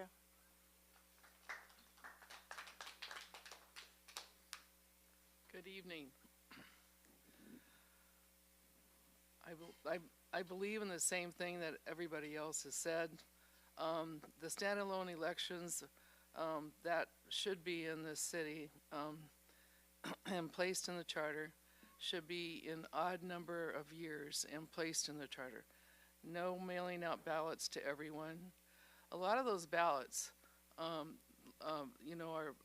voting rolls need revision. And I've been out there and I've seen it. There's a lot of people that have moved and the ballots still come to those old addresses that they used to have. And it's really sad. The city of Huntington Beach is now requiring voter ID, and they placed this in their charter. Huntington Beach won their lawsuit against the state because their city is chartered like Torrance. Voter ID needs to be required to vote and placed in the Torrance charter. Voter ID increases public confidence in election results. ID is required to board an airplane, drive a vehicle, conduct financial transactions, get a job, visit a doctor, etc. Voter ID needs to be required to vote in Torrance and placed in the charter. Thank you.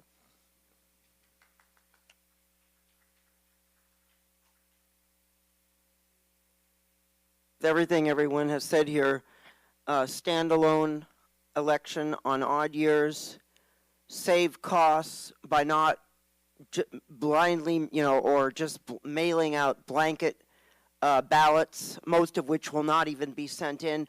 It is interesting to note the correlation between voter apathy and what's been happening with our ballots in recent years. In order to get the voters back into voting, we need to get people back active into local politics. And we can't do that if we lose touch with our voters. We need to get on a more personal basis, get them back into the city council chambers, and stop this voter apathy. Why do you think that voters don't show up to vote anymore? It's because they're not happy. They don't believe that their vote matters. So let's show them that our vote matters. Let's get involved in our communities locally, with our board of supervisors, with our city council, with our registrar of voters, and let's save costs. Let's have fun, and we can all volunteer. I'll volunteer anytime to help save costs. Okay, and I love Huntington Beach. I love what they did. Just like you guys are saying, you're out front with the homeless situation. Well, why don't you also be out front with the voter situation? Thank you very much.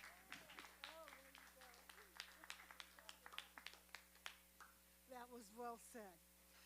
Torrance must keep our local elections standalone and placed in the charter. The most targeted and confused will be the elderly if Torrance does not have a standalone election. If the elections are combined, the elderly will overlook the topics of Torrance and will feel overwhelmed and not vote. Did you know Redondo Beach is a chartered city and has power and control of their own elections since 2017?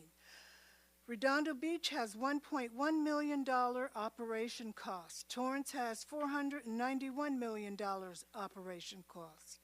Torrance has the funds to run their own elections. There's a movement in California going back to hand-marked ballots, which includes Bakersfield, Shasta County, Indio, Redondo Beach, and more will be coming. Thank you.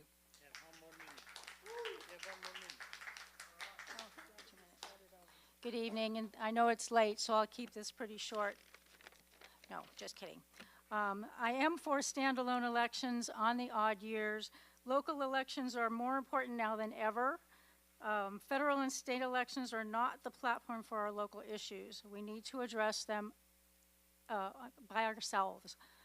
Local elections affect each resident in their everyday lives. It should be treated with the utmost importance, consideration, and respect, and not get lost in the bureaucracy of getting them voting on everything in every level at the same time.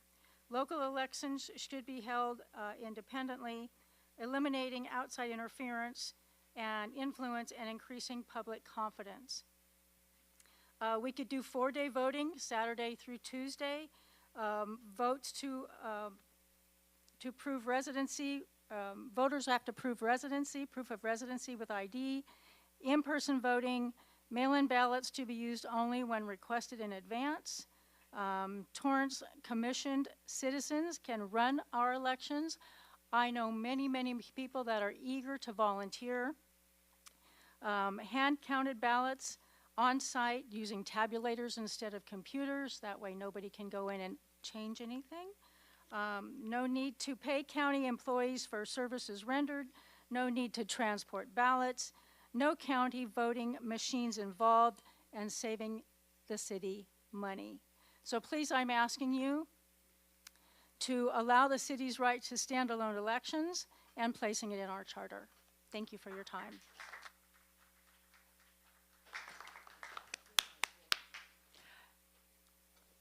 Torrance worked hard to be a chartered city, and this is a right that Torrance should have.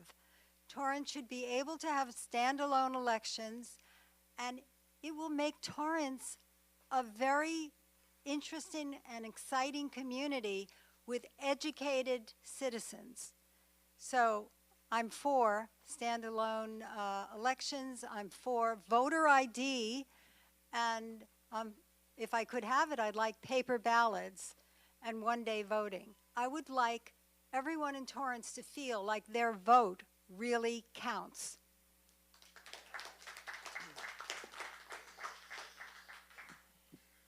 Greetings, Honorable Council and Mayor. I am for the standalone elections on odd years, and I've actually done canvassing for election integrity efforts across several cities in LA County, and of the doors that I've knocked who have actually given a response, I would say about 90% of the people that I've talked to have said that the people who are registered to vote at the address are actually moved out of state. And this is a problem that's not just in LA County, it's a statewide issue, it's a national issue. But I think really to have control over your local elections is really an important step. And I'll just say that I am for the voter ID, the in-person voting, and the removal of the voting machines. But again, this also requires that you have control over your local elections, and so I hope that you would consider passing the standalone elections with odd years. Thank you.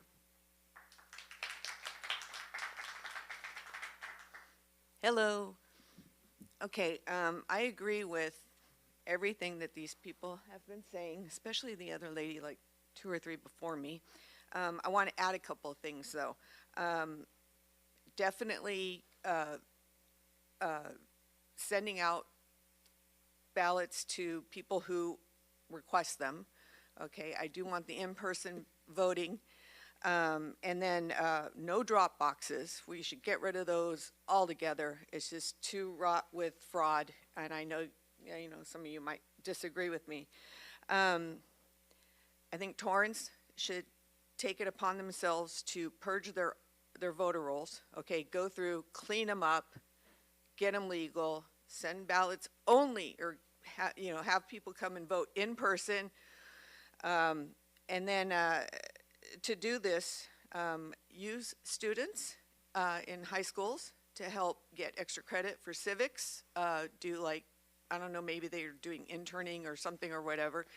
Use them. You stated earlier that Torrance is an aging city. We also have a lot of senior citizens that have a lot of time on their hands that would, I think, love to volunteer. I would volunteer to do that. And again, there are people out there who have been coming to these meetings that don't live here, that want to interfere with our city business. And I think they're just waiting to grab ballots that are out there just for people who don't care to vote. That's why I just think that I think they're right to interfere with our elections, and I think we should stop it before it happens.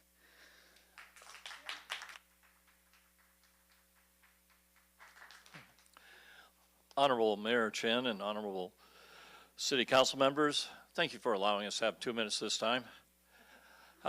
It seems as my name is Scott Carter, and it seems we're mentioning Redondo Beach a lot, and even before this issue came up, which I find interesting because we are, of course, requesting that Torrance have a standalone election amendment like the city of Redondo Beach placed into the city charter.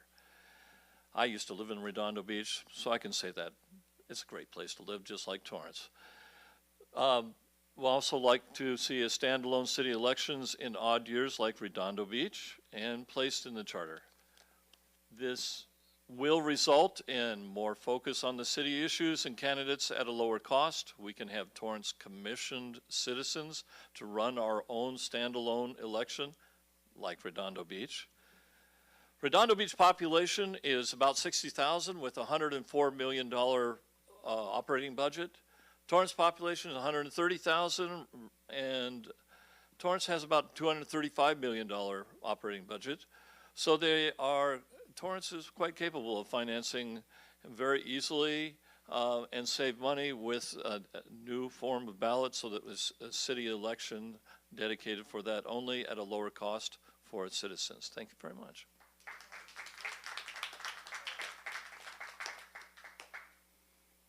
Honorable Mayor and council members, I'm Greg Lachine, retired Air Force. I've been a Torrance resident for 22 years. And I've served several times as a poll worker. And I'm familiar with how to secure satellites from enemy attack. And in my poll worker service, I've learned that there's no voting system as secure as paper ballots with the ink dot system. To give Torrance more confidence in our elections, I too request that we add to our city charter the standalone election in odd years and require voter ID. We have time to figure it out. Let's preserve government by the people. Thank you.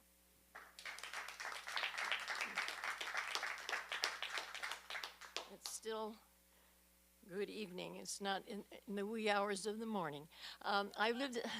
My name is Ann Tartagila, and I'm a 52-year resident of Torrance, and I've lived in the South Bay for 90 years. And so it's way past my bedtime. But I wouldn't have missed this meeting for the world, because I agree with everything these people have said and then some. Real quick, because it is late for each and every one of us.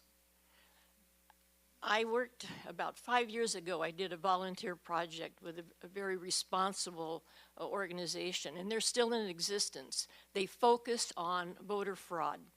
So I have experienced firsthand doing research with that group, and I still work with them, but I really have toned it down to donating money because it's easier. But anyway, I want to tell you that when I started on that project, I was kind of leery. I couldn't imagine there could be fraud. How naive, right, in our public elections. I wasn't into that project at my computer for 5 minutes when I discovered here in the South Bay there was an empty warehouse, vacant, because I went to it and photographed it. 13 people used that address on our voter roster, and they voted. 13 people in a vacant warehouse. So I want you to think about that, because I've thought about it ever since it happened. That's why after 5 minutes of working on that, I worked like a dog for months, and I finished up this spreadsheet that would choke a horse, because I was so devoted to making sure people knew, the people that I was working with knew what was going on. So please think about that, and I agree with everything again, like I said.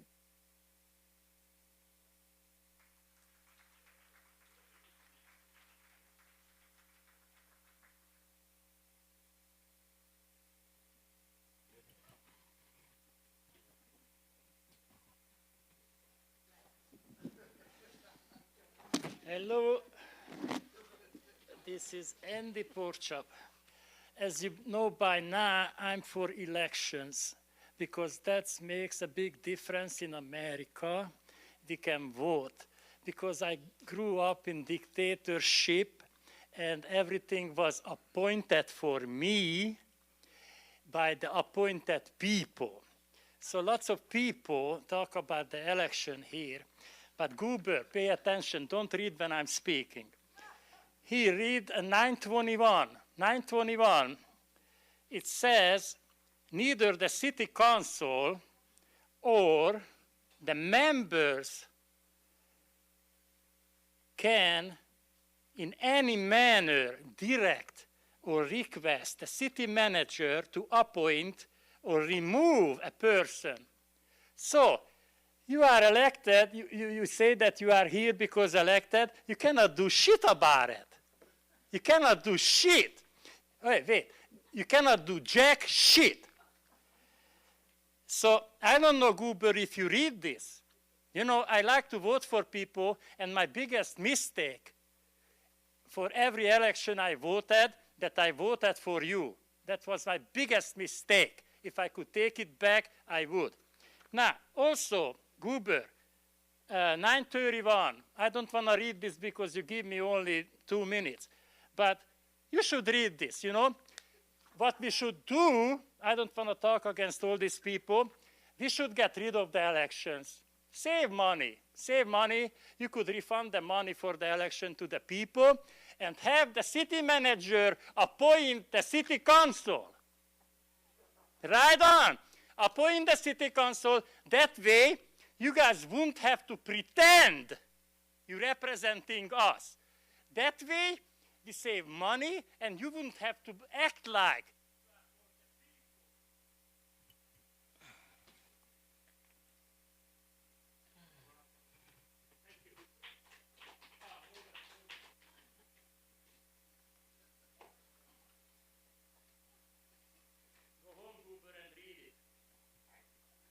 I'm speechless. Anyone else want to speak?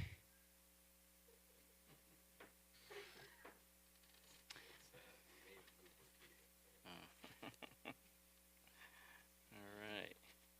I thought I was watching a comedy here. All right. I think every member of the public has had the opportunity to speak, and looks like all 17 of you has pretty much given us the same message. But there was no comment on any other parts of the charter amendment by any of you, other than the smart one there.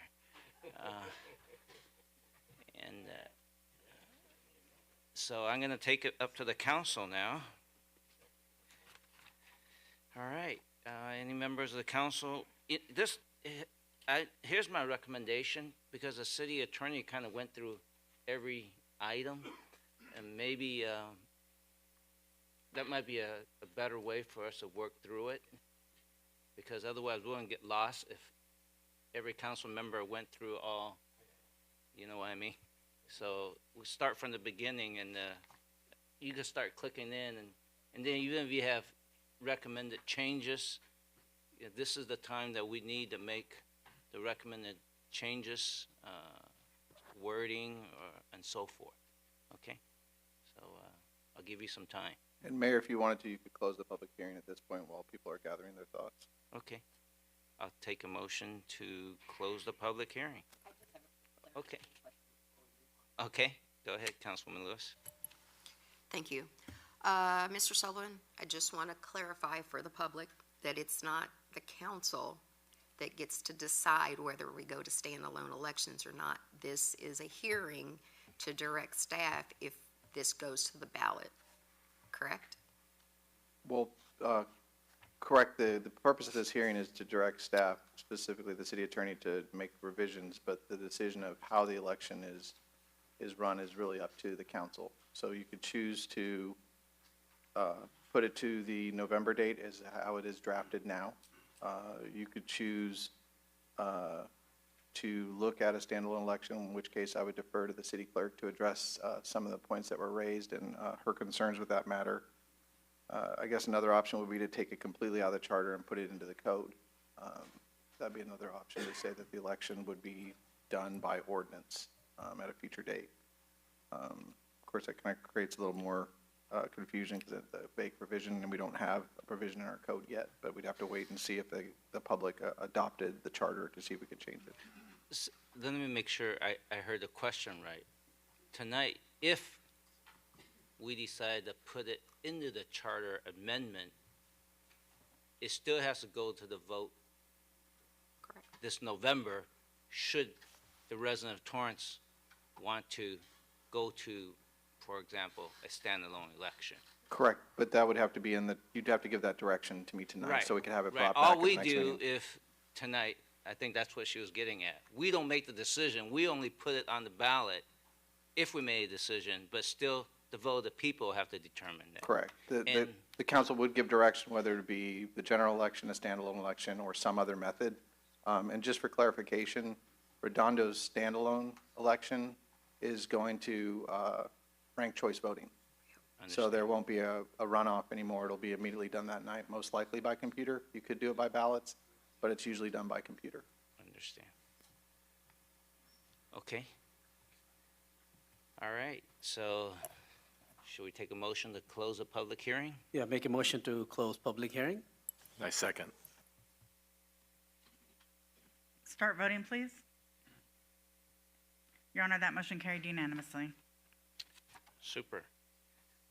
Let's go back. I think the first potential, I'm looking at the staff report here.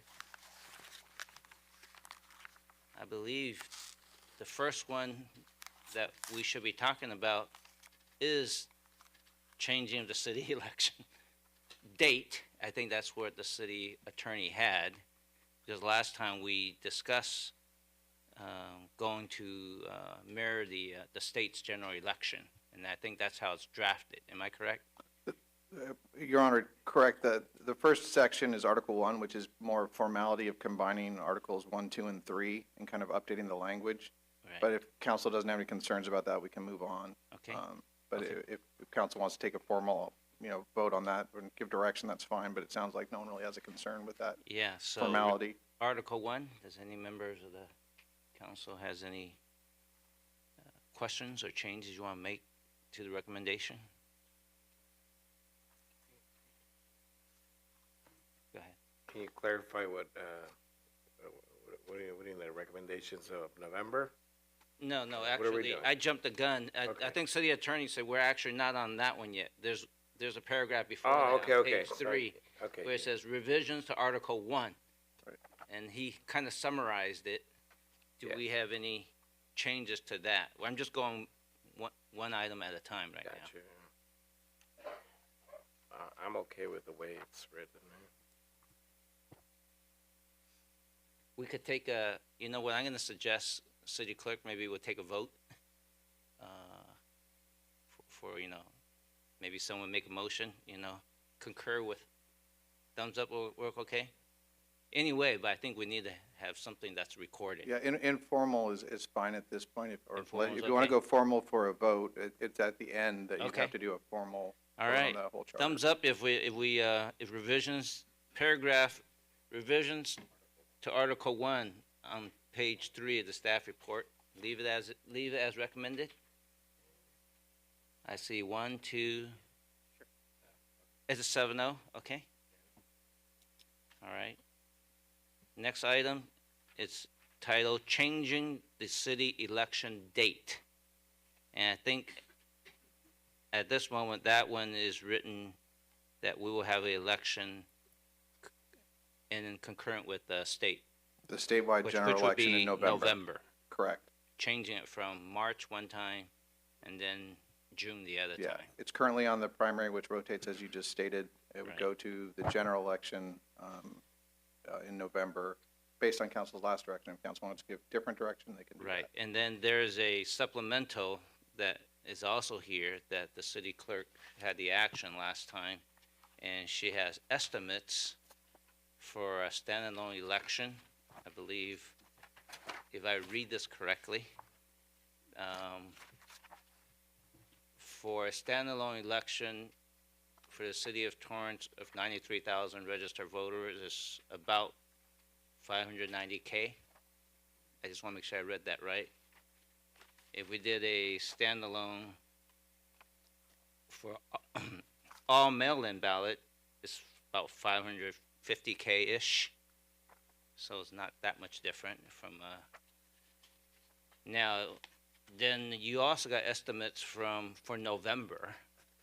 If we had a November election, which right now we have, so one election would be districts 2, 4, and 6. That estimate came to about 180K. But And that's for 3 districts. just only. 3 districts, okay, and then that's because we're 'Cause that's how we're our piggying elections back went. off of much more cities in the LA County, so the county just divides up by how many participant cities. And then when we go to the mayoral and districts 1, 3, and 5, the estimated City clerk and city treasurer. in city treasurer and city clerk, that estimate comes out to be about 576, 77K. That's getting close to the, so most of them is about 500, high 500K, with the exception of the November general election if we combine it. And then also that also assumes that city treasurer and city clerk are still elected.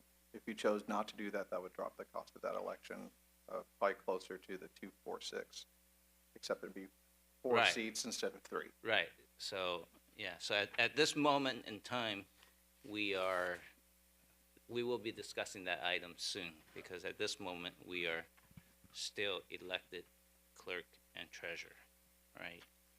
And Your Honor, if I could make a couple clarifying statements to comments from the public. It is state law that you have to mail a ballot to every registered voter.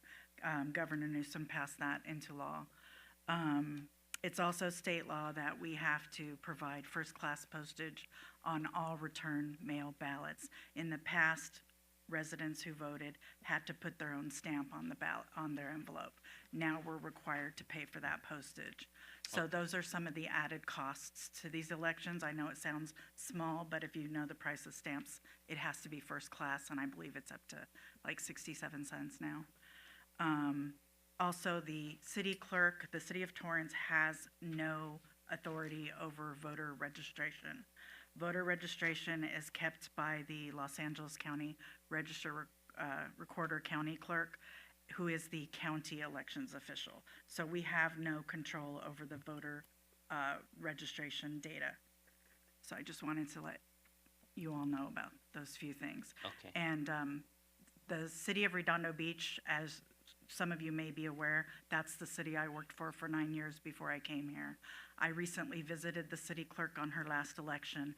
They are using paper ballots, but they scan them in, and they review the scans, and then the scans are counted with the computer. You can't do a hand count for an election, especially not with 93,000 registered voters. Understand. Got it. But at least what you're clarifying is, even as a charter city, because the state law, we still have to go by that. Right. Okay. And the city of Redondo Beach did an all-mail ballot at the last election. And I think during our last hearing, you actually shared that you, as a city clerk, your personal preference, you really didn't have a particular preference if it was elect the city clerk or appoint a Correct. city clerk. And then most of the city are appointed city clerks now. Most of the cities are changing to appointed city clerks because the city clerk's role has changed over the years. It's a professional role, and our charter does not dictate any particular requirements to be a city clerk other than a registered voter. Okay. So anyone could run for city clerk and get elected on name recognition or popularity and not know anything about how to be a city clerk. Sure. And all the elections code, government codes, all the duties that we do. I understand. Okay, so now we're moving on to the header that says changing the city election date. I think this is probably the topic we want to, Council Matucci, it looks like you're the leadoff batter. Yeah, of course. Thank you, Mayor. I've been, after looking at these numbers, obviously, at one point in time, we ran our own elections, and that I thought that was actually pretty neat. I believe I think the last one was 2014, our last election. If you, Rebecca, Fourier?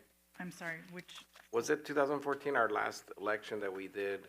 We haven't run our own election since the prior city clerk.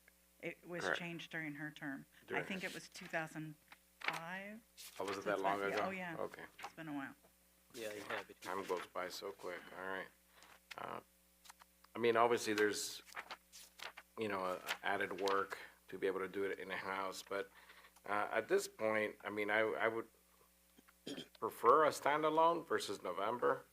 And I think we threw out a September date out there. I think that was discussed last meeting. Or I would be in favor of removing the election from the charter and just do it by resolution? Ordinance. Ordinance, I'm sorry, by ordinance. And because that would kind of give us a little bit more flexibility as far as, I don't like it the way it is now, to where every 2 years it's at a different time. But I do like the idea of a standalone for management, again, purposes of being able to manage our own elections and not necessarily have to wait 30 days to get a tally. But so yeah, I'm not crazy about the November date. I think some very important points were brought up, such as being at the bottom of the ballot, and we just, I don't know. We haven't been at the bottom of the ballot for, I think, 3 elections now. City clerks met with the register recorder. We talked to them about voter fatigue and about our communities and the ballots. I know for the mail ballots, because I do mail ballots, they are paper ballots, and the city races and city measures are on the front page. Okay, well. It's that way on the electronic too. Electronic. All right. Well,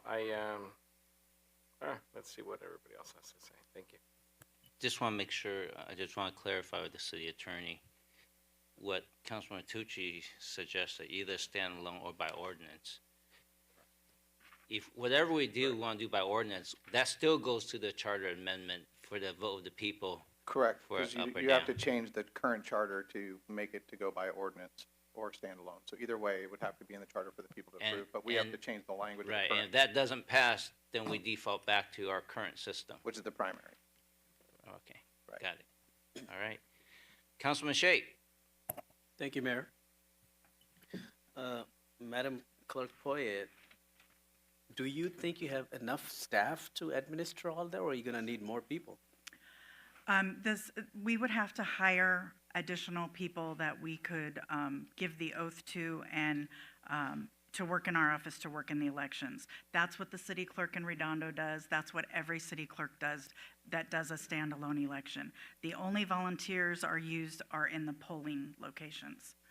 So, and you can't eliminate the costs of the polling locations. It is what it is. You have to train them. You usually offer them a small stipend. The last time I worked with poll workers, the poll worker supervisors got $150 for the entire day. They're required to be there an hour before the polls open. So 6 o'clock, polls open at 7. They have to stay until their ballots balance at the end of the evening. They have to package all their equipment and bring it to the central location where the ballots are brought to. So in Redondo, when we did standalone elections there, we had the front of the council chambers roped off. We had police officers out there. When the inspectors brought their ballots up, the police officers would walk them into the chamber. They would come into the side of the chamber. City staff would go through the boxes, pull out the ballot. On the dais, we'd have employees that were the precinct board that would look at the ballots and get them ready to go through the machines. And then we had Martin and Chapman, who is no longer in business. They were a one-stop shop for elections. They did everything, printing, everything. They would have their machine over there and they would put the ballots through and you would get the results.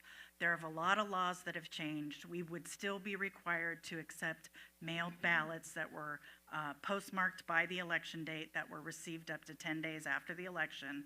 So we would still have results trickling in, just like the county does. We would probably know the results sooner for our races, but we would still be required by all the laws that are in place to accept those ballots that come in later.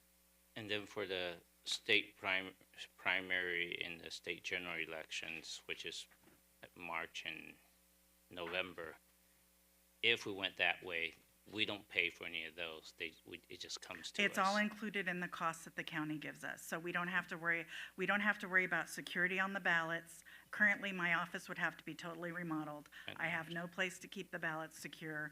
I have no cameras in place to monitor, access to the ballots.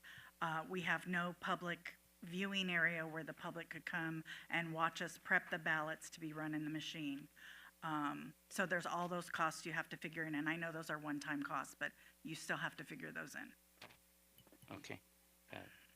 But do you have an estimate of that cost, additional officers, additional your staff, additional capital? believe- I know I have it. I mean, I just want to see, for the public information. I how much believe is the- she has it in here. So Yeah. one, Right. one of the people that Redondo hires is Diane Gladwell, and it's here in the quote. So she's one of the consultants that helps supervise the ballots and the whole integrity of the process with the city clerk and the deputy city clerk. Usually, I believe in Redondo, they hired 2 additional people to help. They may be part-time. I can't remember the last time I talked to her, if they were full-time or part-time. They don't have as many registered voters as we do. They have Correct. about 38,000. And we have about, We have about 90,000. 93,000.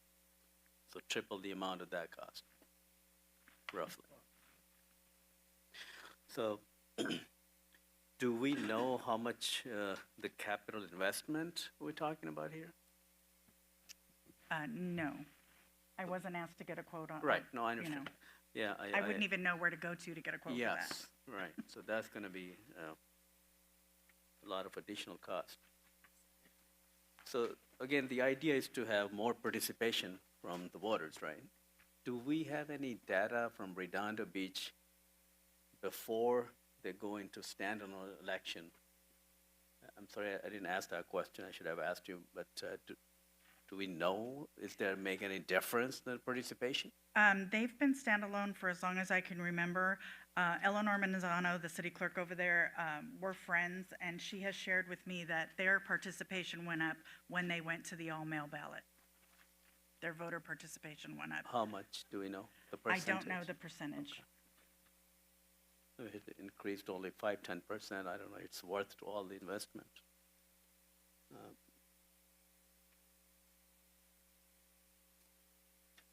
I had brought this item to council a Right. few years back, and I had the data for City of Torrance. They put this before the voters, I think back in 2005, to move to the county, to consolidated with the county to increase voter turnout. And I don't know that it did. Right, I think that's my concern. I think our city attorney made a statement about Redondo Beach. I'm sorry, I didn't quite get to that statement. Redondo Beach has voted to switch to what's called ranked choice voting or instant runoff voting. And so that's a system where, let's say there's 3 people running in a race. You don't just vote for the person you want, you vote for the person you want the most as choice number 1, person that you want second, and then the person you want third. If they then pull all the first place votes, if someone wins, that person wins. If no one wins, they usually drop the lowest ranking person and give their votes on that ballot, the next highest, who was second on that ballot, to the other ones. And if someone wins there, then that's the end of the voting. Same thing if it has multiple voters. So that's why they call it instant runoff. It just happens that night. But theoretically, you could do that by paper. That'd be a nightmare. So most agencies that I'm aware of that do that do it by voting machines because they can do it instantly by computer.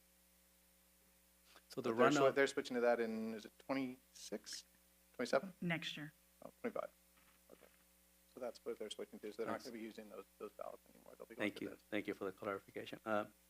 Does this mean the election will be held twice then, right? One for the primary, then? For us? No. For us, if we move to the general, the city would only have it on the general. There would still be a primary for statewide and for federal, but we wouldn't be on that. Our election would be just on the general.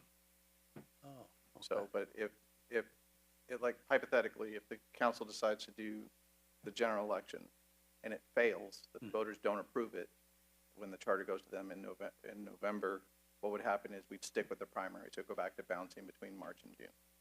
Same thing if the council chose to put on the ballot to go to standalone. If that fails, we'd stay with primary. Stay with it. All right, thank you, sir. Thank you, Mayor. Okay. Councilwoman Lewis. Thank you, Mayor. I'm a fan of trying to keep it as standard as possible going in between June and November, or March and June, or wherever we are. And I was on the ballot and I was confused. So as much as we can make it easier and reduce the voter fatigue and avoid some of just the low voter turnout, I know that can't be helped, but I think, people assume that things were going to go one way, so they go, my vote's not going to count. And it does. And then there's no way that we would be able, correct me if I'm wrong, City Clerk, that we could not do mail-in ballots. And then absentee voting, how would we handle that? I'm sorry, so you're asking there's no way? No, I said it's no way we could not do a absentee ballots or a mail-in ballot. You mean a vote by mail ballot, all mail ballot for all the voters? No, I think someone suggested earlier that it just be in person at the voting No, locations. we cannot do that. We have to offer a vote by mail. Right, that was by state law. And again, it's state law. We have to mail the ballot to every single registered voter. Okay, so I think maybe, I want to say when I researched this item, it was already on your website about frequently asked voting questions, but perhaps maybe we could figure out a way to highlight that, some of the frequently asked questions, because I think it would help with the community questions on the things that we can and cannot do. And then my next statement is for our city attorney. And I will say that I am a fan of producing ID at the voting booth. However, I understand that it's being challenged in Huntington Beach by the state. That's correct. The Attorney General sued the city of Huntington Beach in April. Okay. So it is not resolved. It probably won't be resolved for a year or two. Okay. But the Huntington Beach is saying it's a way to avoid voter fraud. The state is saying it suppresses voting. So obviously a court will have to resolve it, and that's just the trial court, and then that'll take a year or two, and then they'll go probably to the Court of Appeal and possibly to the California Supreme Court. So we're looking several years out on that.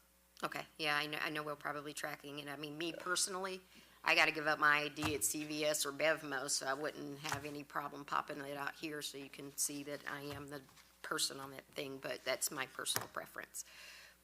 So that's probably something that we should also put in the frequently asked questions part of it, that, yes, we are monitoring the recent, case regarding voter ID, and just put it, it's being monitored. I can give updates to the city clerk that she can put on her website. I think that would be fantastic, and it would also help to alleviate some misconceptions about what we can and cannot do as far as voting is concerned. Thank you. That's all I have. All right.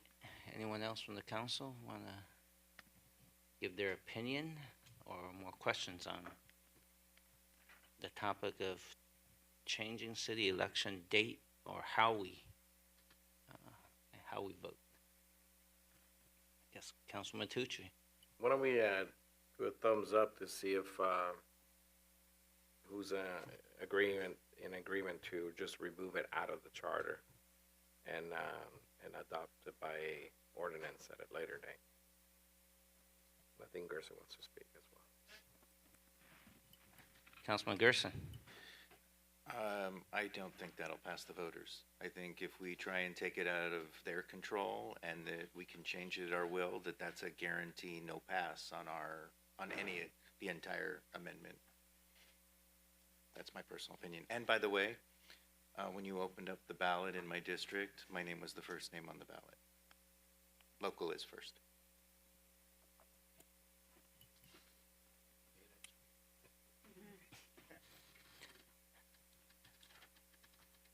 Okay, One more question. understand your opinion, I think, oh, Councilwoman Lewis. I'm so sorry, Mayor. Thank you. Just so I'm clear, if this were to go to the voters, there is a significant cost to changing the date of the election? Do I have that correct, or is it about the same cost? Well, it depends on if you're doing, if you go to November and stay consolidated, it's about the same as it has been, except what we call our baby election, which is just the 3 council members' seats. Okay. That one drops. Right, okay, because the other one has the other 3 council members, the Right. mayor, the city clerk, and the treasurer. Correct. So at the end of the day, it's not a significant cost savings between the 2. Correct. Okay, thank you. All right, so let's, I hear what Councilman Gerson's saying. There's a, how does council wish to proceed on this one? I think, understand, most of the time, it's just like we did, with the city clerk and city treasurer back in March 2020. We put to the voters to make the city clerk and city treasurer an appointed position, and the voters didn't want that. And so I know this, someone else spoke earlier. I've been very open when people ask me. I thought they should be appointed, but the voters decided the other way. So my opinion did not change, but I got outvoted.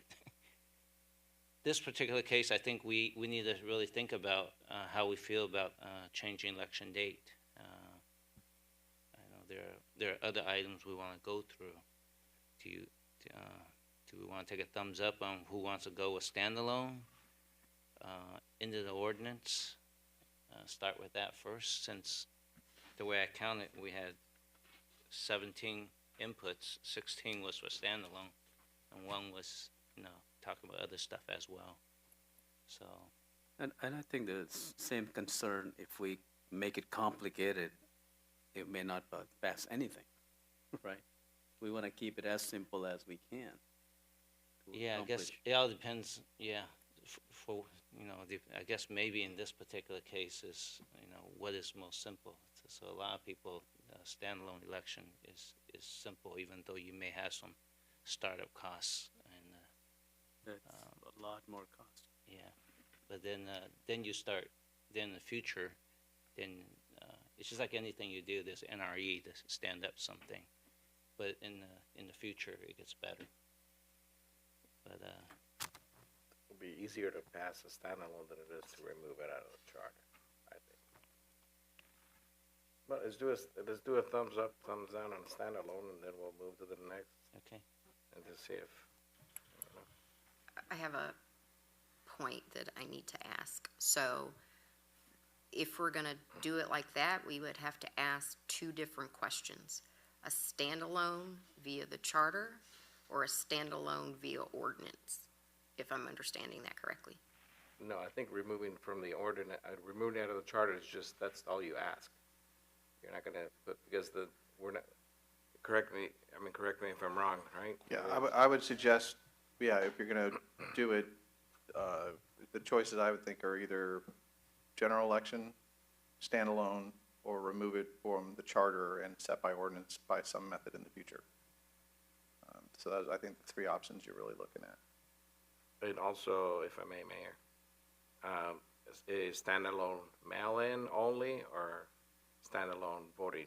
I probably wouldn't get to that level in the charter, because what if, we change. In the future they allow email, or who knows, it goes right to your brain with Cyberlink or something with Tesla. Yeah, well, based on what city clerk said, no matter what, the state is going to make us mail it in, but those who receives mail-in ballot could take it and do the in-person just like we do today, right? It's really the decision for the council is how do you want it in the charter, or if you want it in the charter at all. So you could put it in the charter. I mean, first you could leave it on the primary. You could move it to the general. You could put it as standalone and then put stuff in the ordinance of how you actually want to do that in the future. or you could remove it from the charter and say it's going to be set by ordinance, and whatever method you're going to set by ordinance in the future. So I go back to the original question, what, if we're gonna do thumbs up, thumbs down, we need to take these individually? You just need to find one that gets the majority votes, I guess, is what we're looking for. Okay, so we're gonna Yeah, take them individually? yeah, because I know where most of us are thinking right now, because the way we've been going down so far is we were thinking about one charter amendment that has a list of X. Yeah, this is being proposed as one group. one charter amendment that covers Right. everything on this list and everything that Special Counsel Brown did. So that what you have to weigh in is stuff that may cost you that, right? Right. That voters may like the good government stuff, but they may not like the council compensation, or they may not like the way that we're doing the election, or they may not like, you know, some of the other revisions that we've made. So that those are all things that the council needs to weigh, because it's one package, up or down. We're not doing separate items on each one, because that's way too expensive. Okay.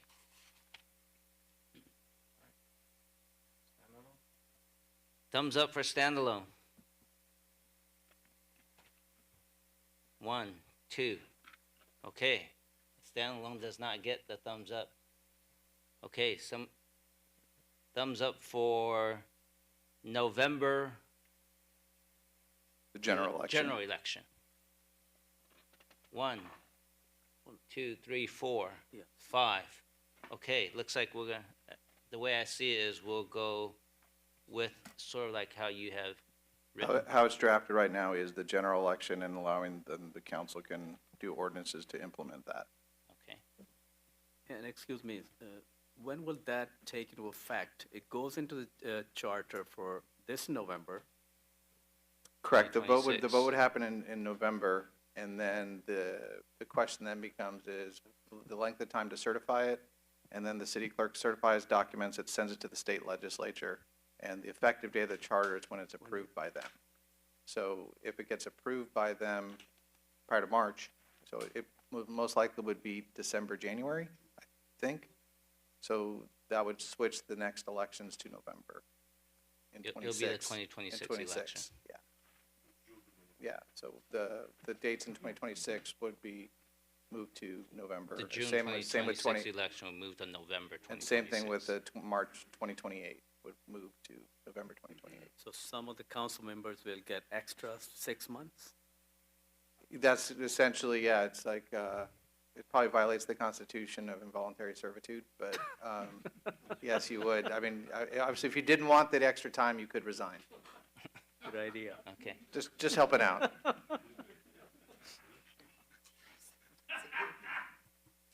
Okay, all right. So we'll go on to the next item. Any other, are these questions on the same topic right now? Oh, I could clear yours. Councilman Gerson? I'm a little confused. The city attorney said something about by ordinance, and what would be by ordinance? Any other procedures that you wanted to put in there? The election date would move to November, but if the council wanted to add any other provisions, like looking at ranked choice voting or other things like that, that's what you could look at as well. That becomes an issue, though, because the city clerk's informed me that the county is not ready for ranked choice voting, so Redondo's going to have to figure that out. But I think Alameda and a couple other agencies do that. So that would be that kind of procedure, but the date would stay in November based on the charter. Okay. Mayor? Councilman Matucci? Yeah, if I may make a suggestion, is that we remove the election date out of the charter amendment proposal, because I personally, I think it's going to kill it. If those people showed up, they know hundreds of people, and it becomes thousands of people. Now you're fighting one item. They're going to fight one item and kill everything along with it. So that's my thoughts. You do have a good point on that one. That's all I'm saying. If they're here at 12:30 at night, it's because they're going to advocate against it. Okay, so let's do this. I think Councilman Matucci is saying, let's just throw out any changes to election date. Can I have a thumbs up No, on that? it would be remove the election date from the charter. So Just it would yeah, be set leave, by, leave set it by as, ordinance. yeah, leave it. No, he's saying we're not even gonna bring that up. Oh, leave it with the Yeah, primary? don't even put it on the Remove- charter amendment. In my opinion, it's gonna kill the whole thing. So leave it with the primary, not take it out of Just, the yeah, charter. leave it alone. Just don't even touch the election date. That's my, Okay, those are my thoughts. So we're, so Basically, that just- leave it as is. Leave it today. as is, bouncing back and forth between Yeah. March and June on the I primary. think that's what he's Yeah. saying. Until further, So I don't have to submit resignation for 6 months. no. Okay. can You were gonna stay. get fired. Okay, is that clear what he's just suggested? Okay, We're just not dealing with it at all. let's go with thumbs up on that one. I got, wow, we got 7-0. It's the first 7-0 we had, other than the first one. Okay. Okay, you're brilliant. Council compensation. Who's gonna lead off on that one? You're on the road, man. Can we read it? Okay, thank you, Mayor. All right, so that was in council compensation. I had suggested following the minimum wage. I don't know if that's something that, because minimum wage it, you know, keeps on creeping up based on inflation and such. CPI may not always match. What's minimum wage? Well, the minimum wage at that time. So in other words, if the minimum wage changes, then the compensation changes. You know how we adjust for our employees. CPI and everything, yeah. So just to make sure I'm following, you'd say minimum wage, assuming a 40-hour work week? Correct. The reason I was asking is the way the city attorney had a number in there, and I'm just wondering, does it help for our No. residents to vote when I they would know just what put- the number is? I would just put the city council shall get compensated a minimum wage based on a 40-hour work week. Right. So that 10 years from now, if the minimum wage is 25, then 25 it is. So I 30 think- years from now, it's 43 it is. I think city attorney is trying to figure out, based on today's minimum wage, how does that compare to what number that comes out to be? Is that what you're doing? Yeah. Is that what it is, 16? $16 an hour. So I guess the city manager beat me to it. 16 times 40 2560 times 52 is divided that by a 12. straight 40 hours times 160 times 16. Wait, do that again? 2560. Yeah, that's what I have. But if you look at the calendar, it's 173 hours in a month, but that's, I'll just leave it straight at that. We all got a different Not way. too having done an hour We all for got a this different way. conversation. I just do $2,500 is 16 roughly. times 40 times 52 divided by It's 12. called minimum wage for a reason, right? I mean, I don't know. I think that has more leverage. Just a thought. It's about $2,700 if you look at the It 52 has weeks. more leverage. Yes. Okay, so he has a proposal on there, Councilwoman Kalani. You should go home if you're tired, sir.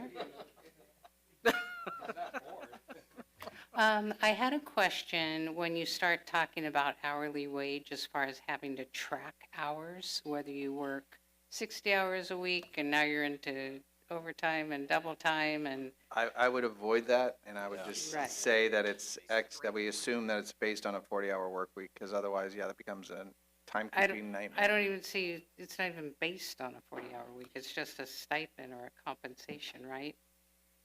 Okay. I think they're just looking for a way to calculate a number. I I mean, you could also just throw out a number, like I said.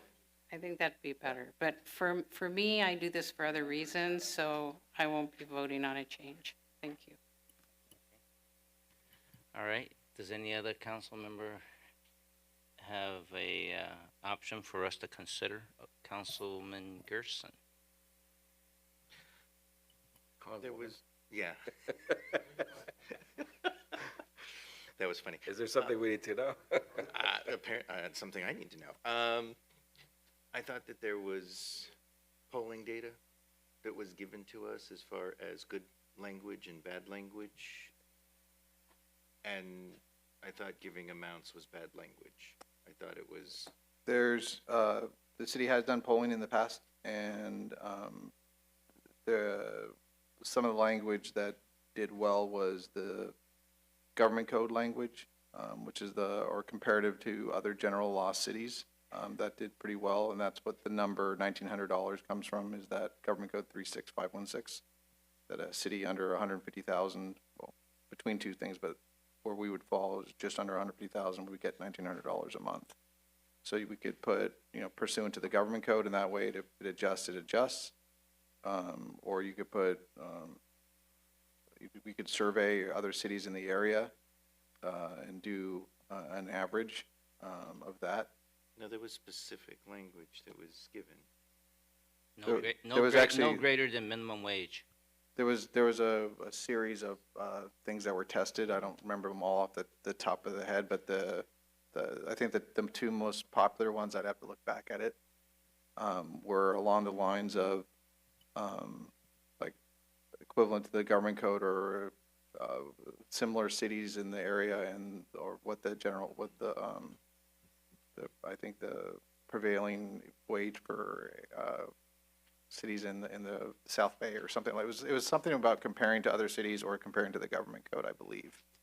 But I don't have it. Do you think tonight we need to get that language down too, or that? If you give me direction, I can go back and dig it up. But I'm like saying I said, it really becomes a question of how the council wants to proceed. Right. The minimum wage did not test well.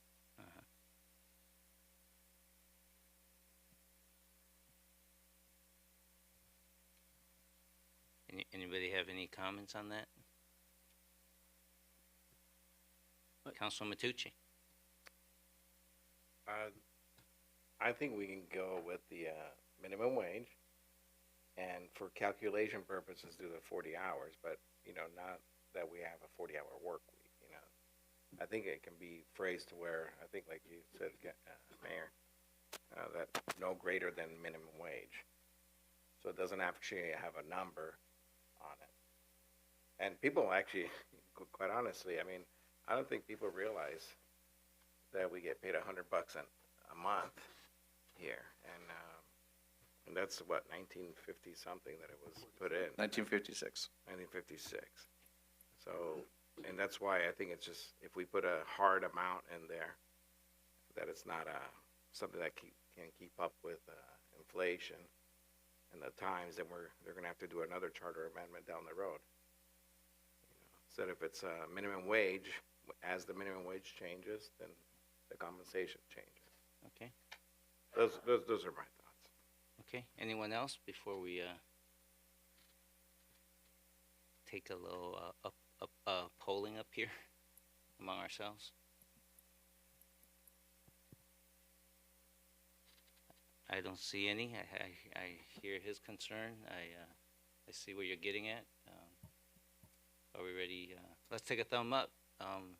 Those of us who's in favor of no higher than minimum wage. I don't know if we have to put the words, assuming it's a 40-hour work. I think we can Yeah, figure out we some need to say wordsmithing. that. Yeah, just like that. It doesn't include overtime. It doesn't include any other benefits or anything else. It's just a calculation that we're using. Yeah. We'll come up with something fancier than that. And to further collaborate, Mayor, also part of the public education would be stating what that amount is. I imagine the Sure. current amount, some adjustments eventually. Right. Because we have to run a very neutral Sure. public education, I imagine. Well, To the extent allowed, we will share what that is. And the city attorney has to prepare a neutral analysis of it, which would have to call out the number.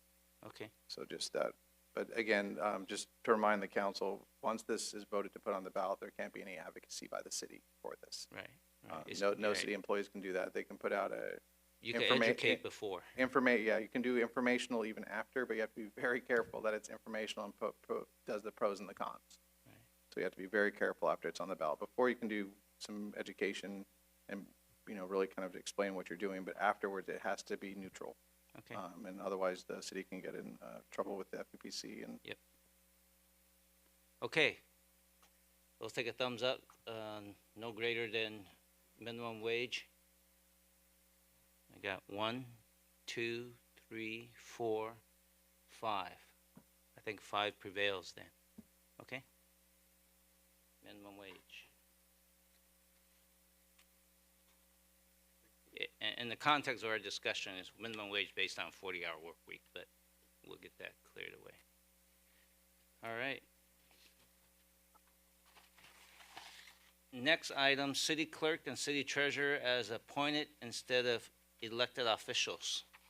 Anyone have a opinion on this one? We don't need to put that in. I would say. Just tank that? Just, yep. Because it got tanked in March 2020? Yep. Okay. Thumbs up that, let's just take that off. 7-0, okay, that's removed. I think the other ones may be a little bit more straightforward, I think. Deletion of Board of Education, thumbs up. And just with the caveat that if it turns out to be a negative impact, I'll bring that back and Okay. let the council know. All right, revision to appointed officers. Anybody have questions on that before I ask for a thumbs up? Yeah. Thumbs up, if you're okay with. That's a 7-0, okay. Deletion of Article 15 about the airport fund. Any questions before I ask for a thumbs up? Okay, that's 7-0. Addition of appointed boards, committees, and commissions is basically documenting how we do it today, I believe. Are we okay with that? Oh, that's all right, we just hang on.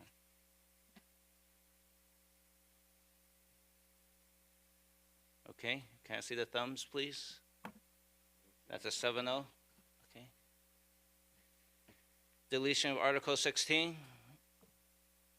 Any concerns with it? Any changes? Okay, thumbs up. I think I saw a 7-0. Addition of good government reforms. Yeah, that's what I back. That's what we're all, that's a key part. Oh, City Treasurer, you have a comment? Yes, thank you, Mayor. Tim Gooder, City Treasurer. I would just like to see that the City Treasurer also have the same provision for removal as council members to prevent situations like what have happened in the past from reoccurring. Okay. Did anyone get that? Because I think that was something, that's a good reminder. I think that's something we want to have. Yep. So, City Attorney, did you catch that? I caught that. I guess the question is are we going to change then the treasurer's duties to require him to come to city council meetings? Because the council one is based on missing council meetings.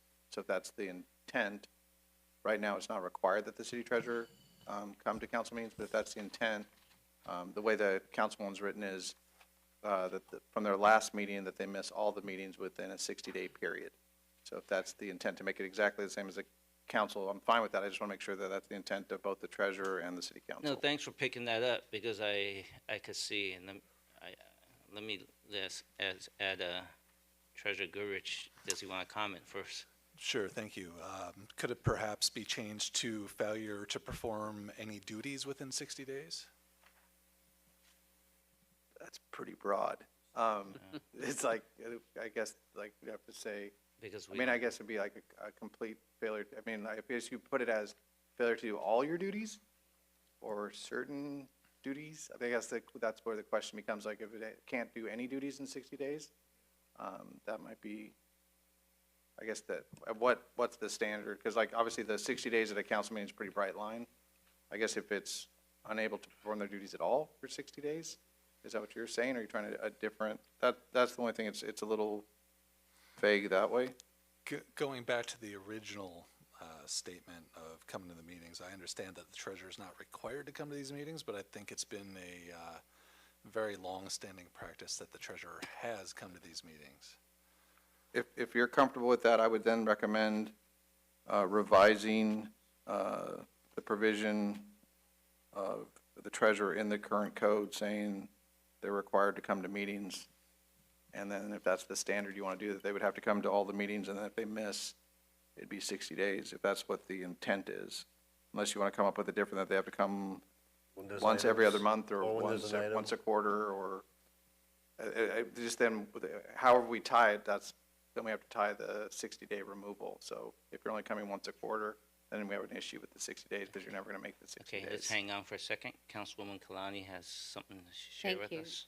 Could we put something in there with the unanimous approval of the council, they can be removed? But Then the what's elected the ground, position, what's though. the grounds then? Yeah. So you can just decide you don't like the treasurer and remove them? That becomes So an many issue. days of absentee. Absentee from the office, absentee from the council meeting, that's, Any correspondence with the city? so I think, and I'm not trying to be difficult, I know it I probably know, seems no, like. we're talking. I'm just, trying to make sure that we're all on the same page and we're all talking about the same stuff. So I think removal for any reason by the council is too broad. I think there has to be something of either missing work, missing council meetings, or not performing duties. That would have to be the grounds for removal, because, again, there has to be some tie. It can't just be unrestricted power to remove someone. I was thinking about, not performing duties, but that creates another situation because, we do have a deputy city treasurer that I'm going to just go on a limb and say probably could do a lot of the work in the absence of the treasurer. So you could say the work is getting done. Right. I just want to make sure we're thinking this clearly, because we don't have to rush it. I think we should at least pause and think this through. It's got to be something that's. And then we have there's remote work, so like how do we build that in? Like if he's logged in, is that? Or I send an email and say, I'm here. Also medical leaves, as in the past, and there's further complication. I would actually, that's part of the reason for including this is extended medical leaves. If you recall my anecdote from the last meeting, a former council member friend in Oceanside had a situation where one of his colleagues was incapacitated in a hospital for 6 months, and the seat was just vacant, no representation for a very long time.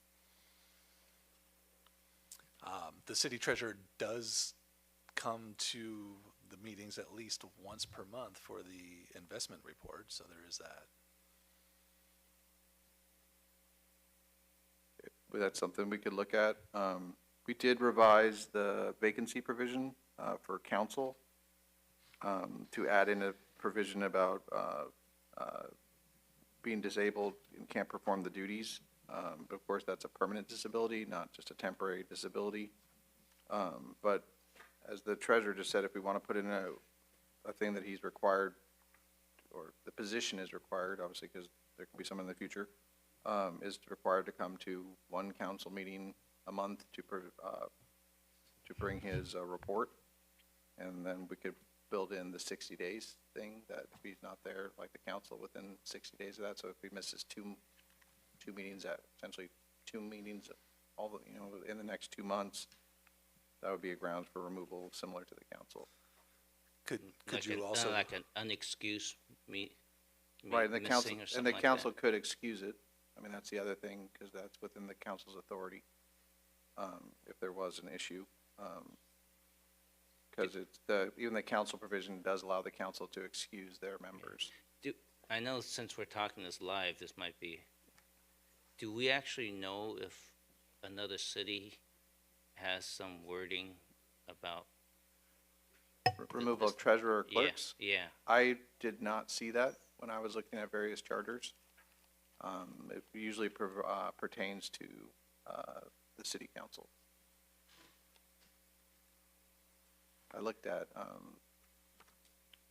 Chula Vista, Arcadia, Pasadena, where else? Carson. These are the ones that the cities have done them recently. Newport Beach, they're like kind of the more recent ones that have done charters, and most. From what I remember, I didn't see anyone that addressed. I think that's why I like an appointed position, but it does give more control. I think with the inclusion of the removal for the excused absence, that covers your bases in the event that the duties change 10, 15 years down the road and the position changes significantly where I don't know where the treasurer is just not required to go to the meetings anymore. The council could just make a point to excuse.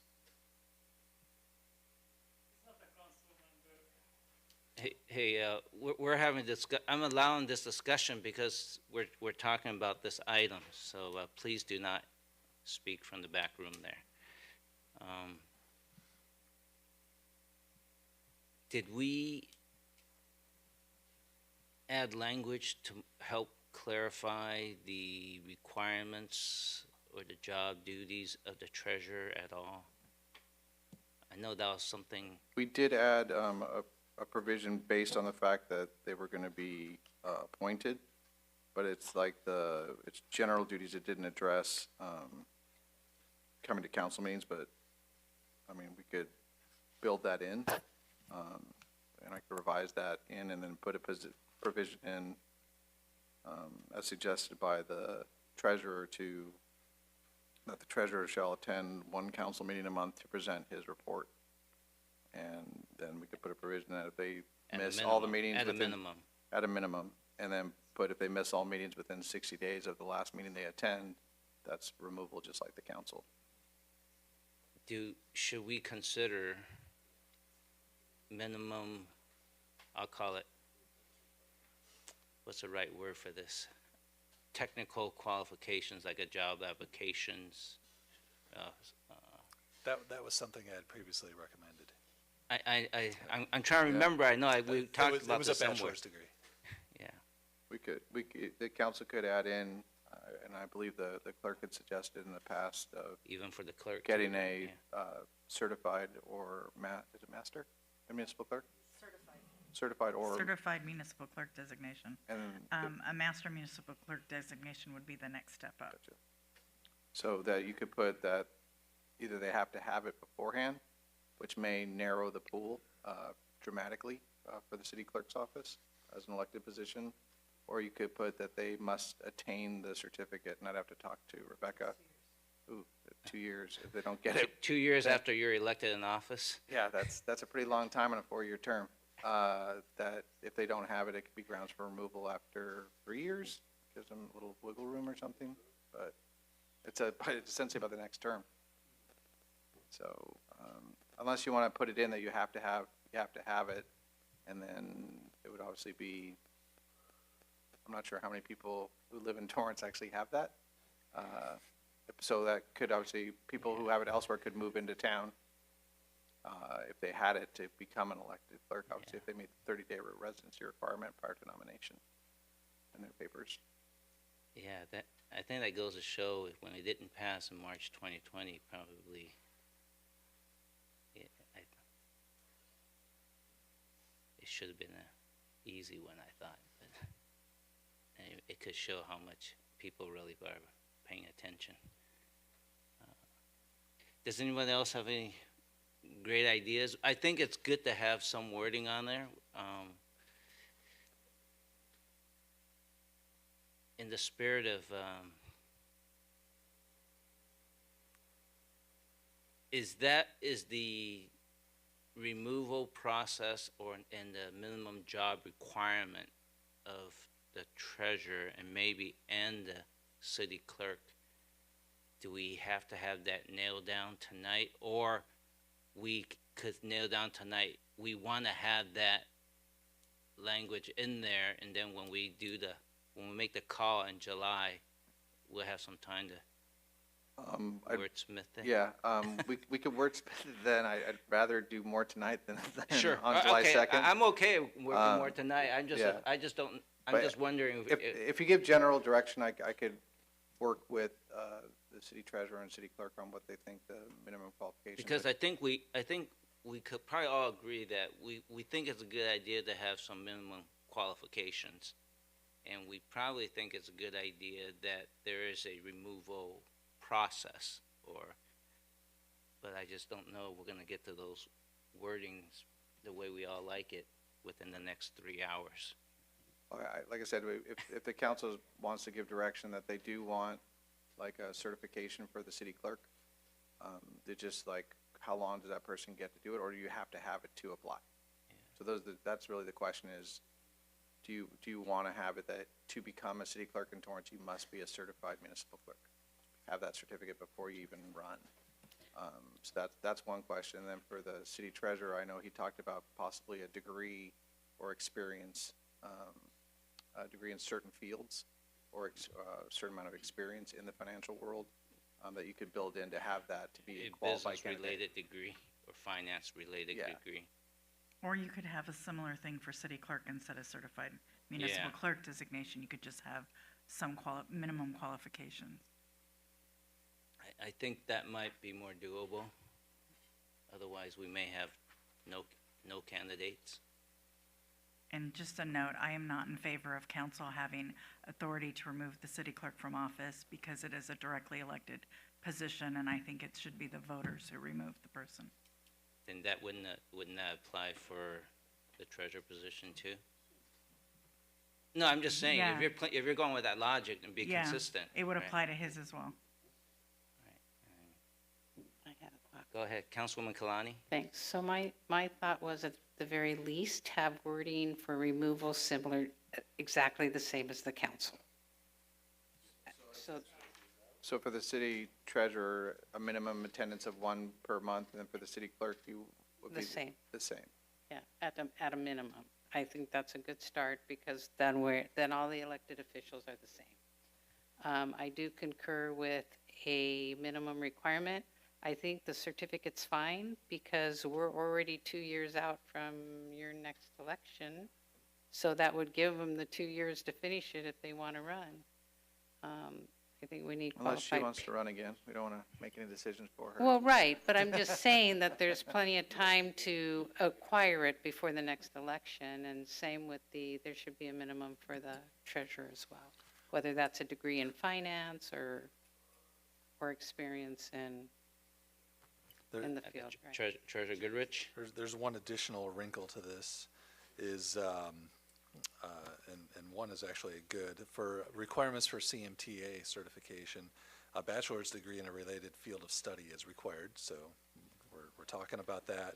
But the other one is a minimum of 2 years of treasury, finance, or investment-specific experience. So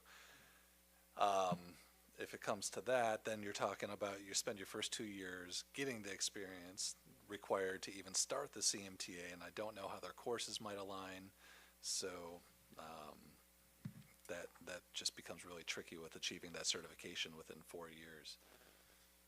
And I think it's too exclusive to require it up front. You wouldn't get, I think, anybody. Yeah. But we could put the degree or the experience, right, as options, either finance-related degree or the experiences. Sir, you can't yell out from the.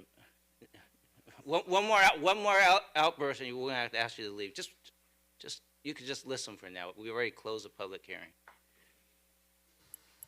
Go ahead, City Attorney.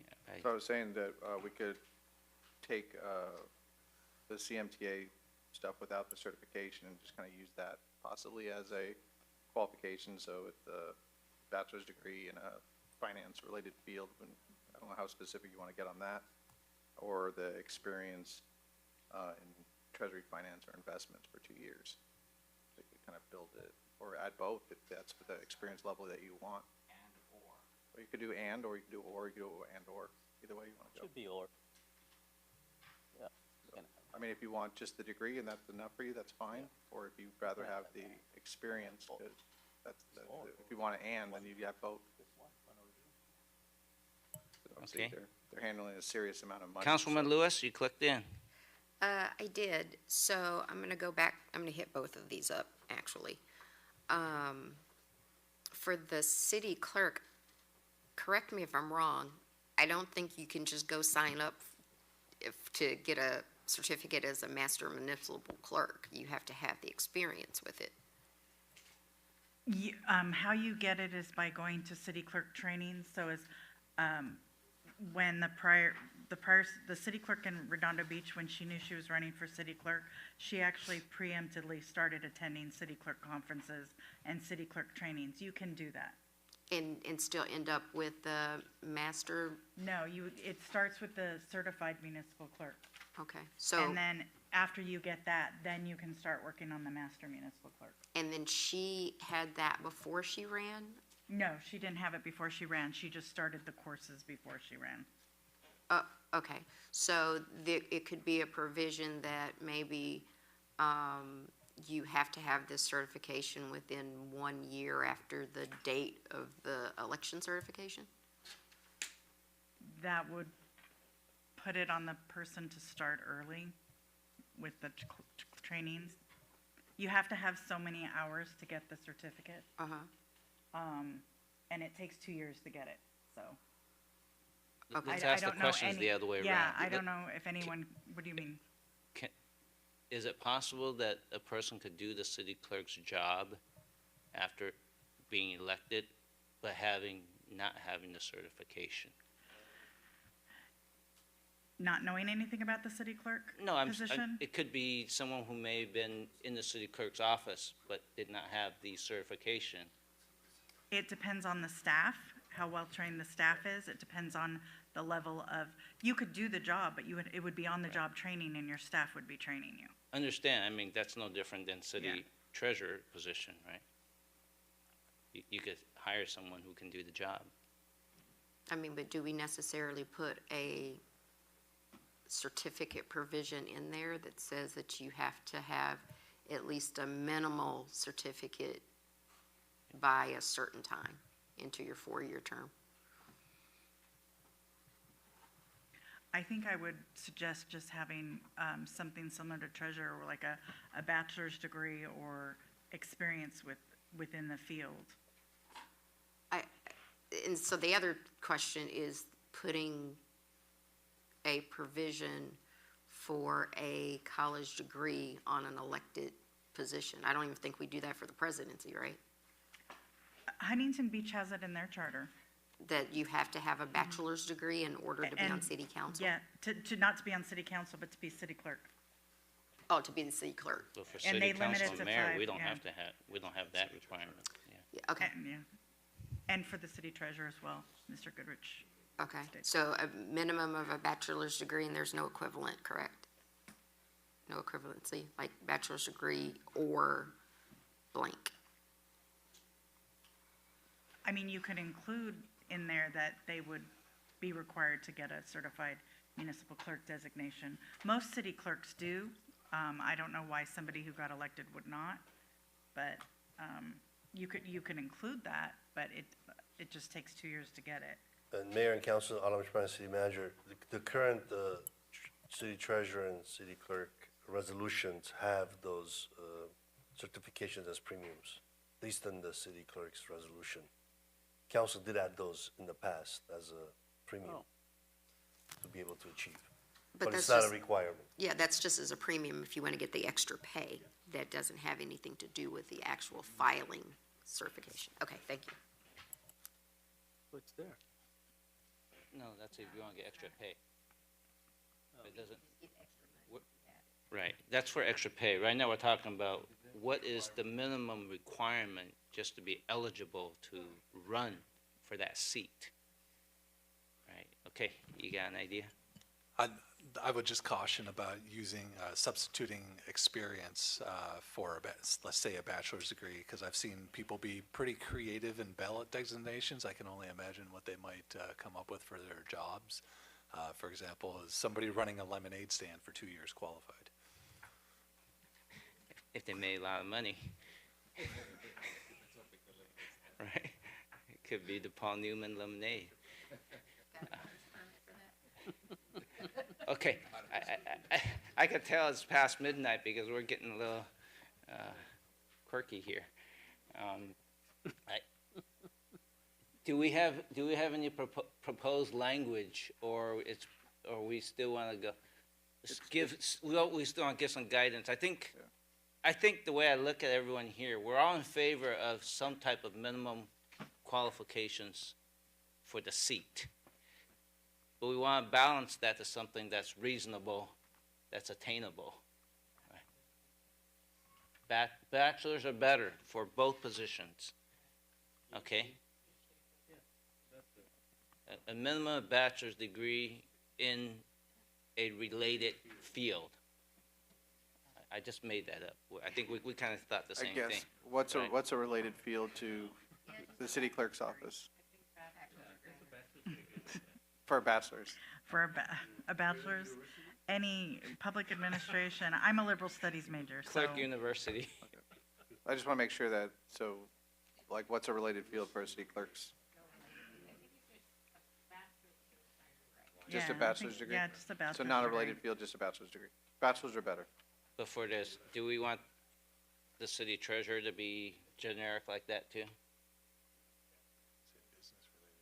I would be okay to say it would be a business-related degree, bachelor's degree in the business field. For the city clerk? No, the treasurer, Do you want business or you want finance? Or both? business/finance.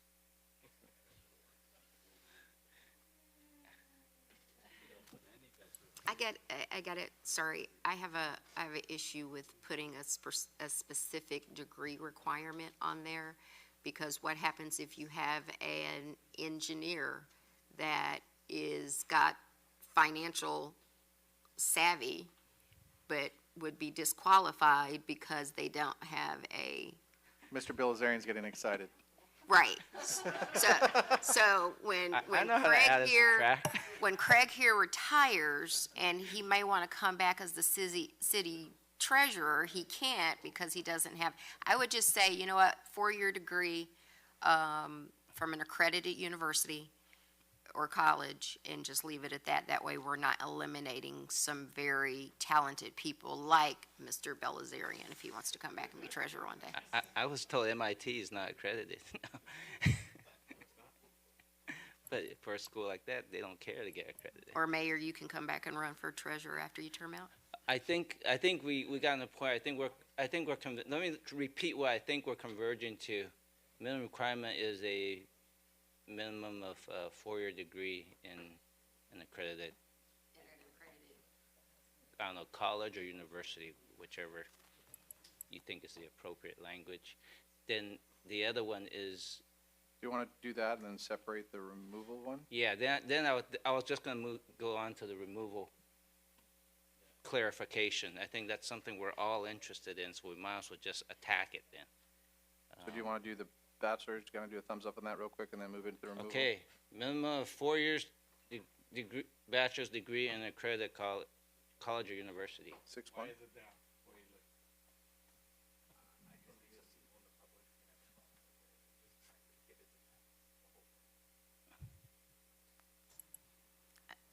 I kind of agree with that. I really do.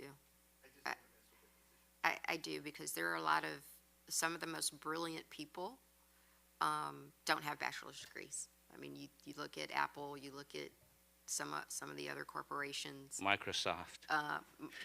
The Yeah. guy with the doctorate has his thumb down, I'm just So- saying. And I respect that now that you say that, and I do think it could tank it, because some of the smartest people that I know didn't finish college. And Bill I don't Gates. want to keep them from pursuing something like that. I think that's why we have a professional deputy treasurer that does have those requirements. And so between our finance department and our professional deputy treasurer, I think that would be enough to keep their treasurer on the elected track without putting in the education requirements. The gentlewoman from the 2nd District makes a compelling argument. But I think, I actually think we need, I just want to make sure. I think there is I think the community at large probably is interested in the removal process based on our experience in our city. It may be different than requirement. I just want to bring that up. No one knows about what happened? Can we take it? Can we do a thumbs up on the education requirement first, then a thumbs up, thumbs down on the, Okay, so I think a thumbs up for no educational requirements for city clerk or city treasurer.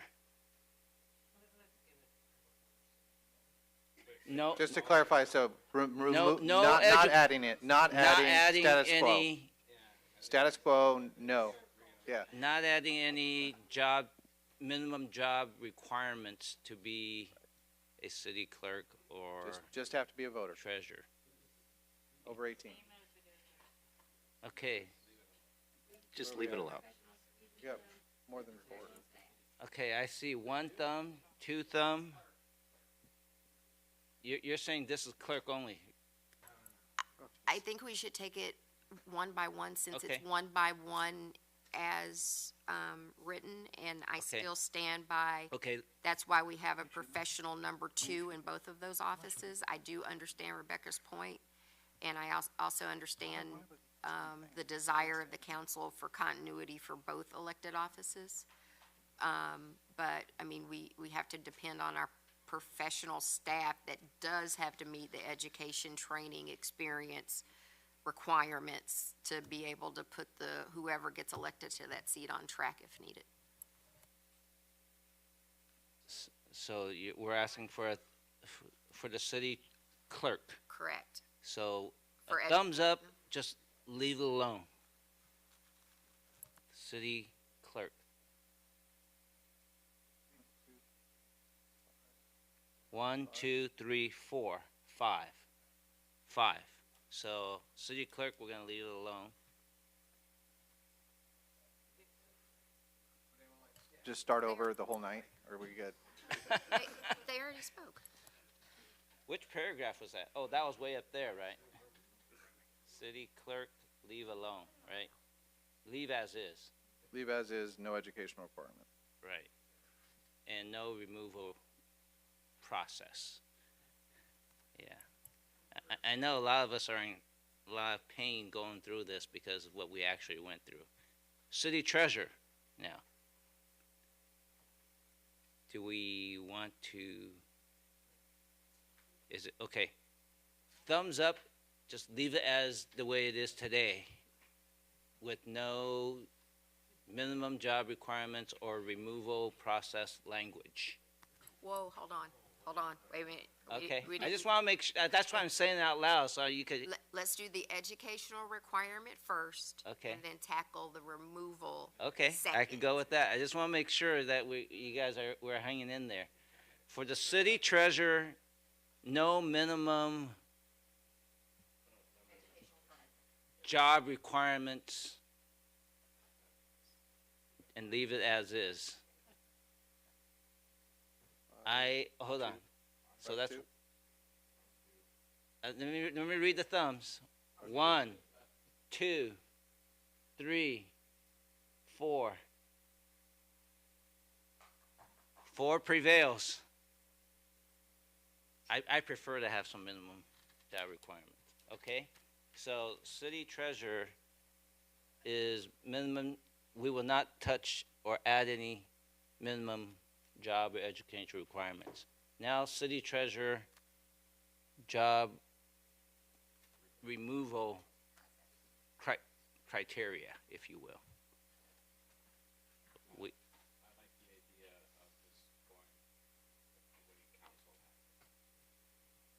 But only requiring a minimum of 1 time per month. He can come more, but a minimum 1 time per month. I'm sorry, I should turn on my microphone. Okay, why don't you speak out loud so we all can hear? Okay, I like Kalani's suggestion of just following what the council removal process is, which is minimum of 1 meeting per month, right? Yeah. So it would be the same removal process as the council, but then changing his requirements in the charter that he would attend at least 1 meeting per month. And anytime he has an agenda item. 1 item a month, and if the treasurer misses it for, does that work? But allowing for excuse. Yeah, that's in the removal would be the same as the council, that the council could excuse it. okay, so maybe I'll ask the city attorney, so how do you think, how is that language you think it's gonna sound? Right now, 1:10 in the morning, I think it's going to read that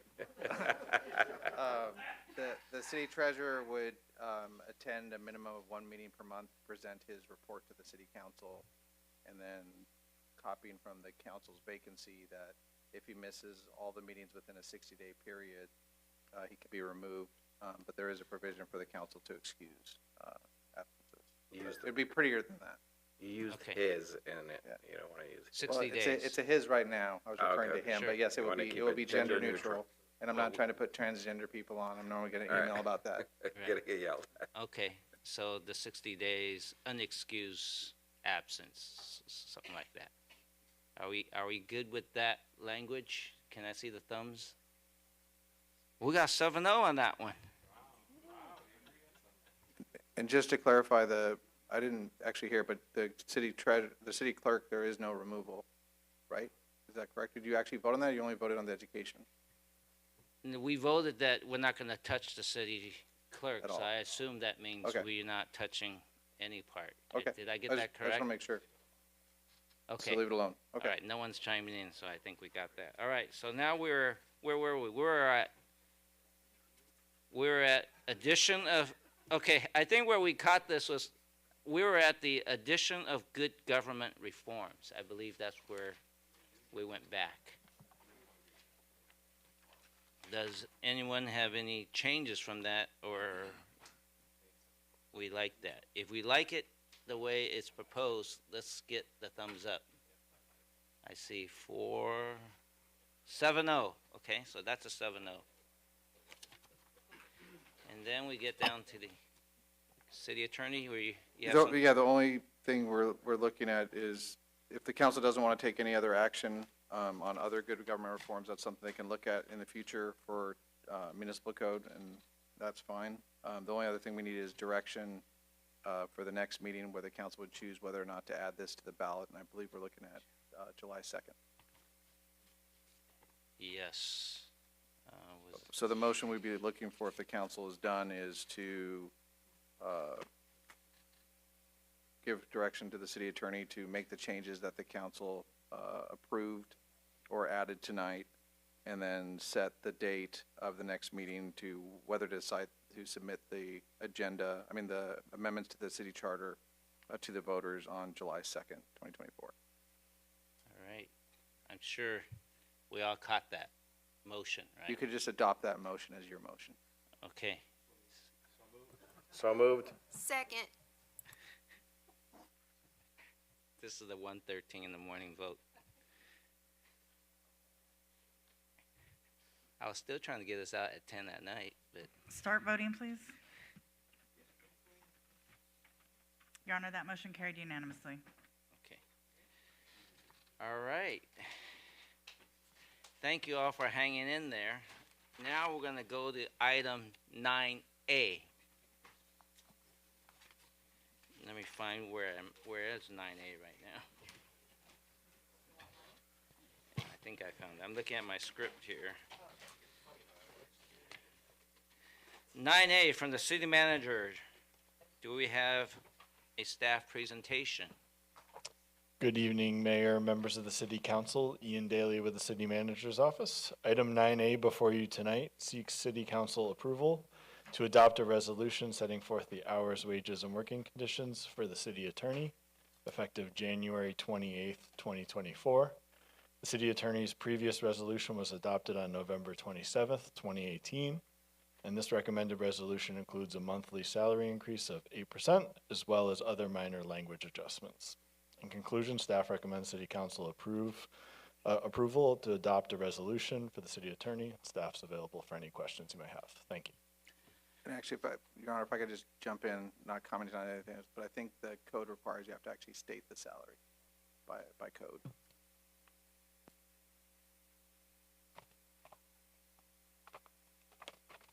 Your Honor, a question for the city attorney, if we could receive comment for the public while we tabulate that. Okay. I think you just do the monthly. Yeah, think, I have it here. So the monthly rate for the city attorney would be $21,254.84. Yep, I see that on page 3 of the staff report. Does anyone in the public who wish to make a comment on this item? You got 1 minute. Come to the microphone. Hi, this is Andy Porchop. You guys know how much I'm against, giving raises and this and that, but I make an exemption with Mr. Sullivan because he is the most decent employee of the city. I knew him before I started to come to the city meetings, and he went out of his way to call me one night because I had a little thing with the city. And he gave me good advice. The only thing I feel sorry I did not take his advice because, I'm just, an idiot. But I think he deserved it. If anybody deserves it, it's him. He's always personable. He's not blowing me off like other of you. Like Leroy doesn't even say hi to me. I don't know why. But Mr. Sullivan deserves it. Thank you. Your time is up, and I'll say hello. Anyone else from the public who wishes to speak on this item?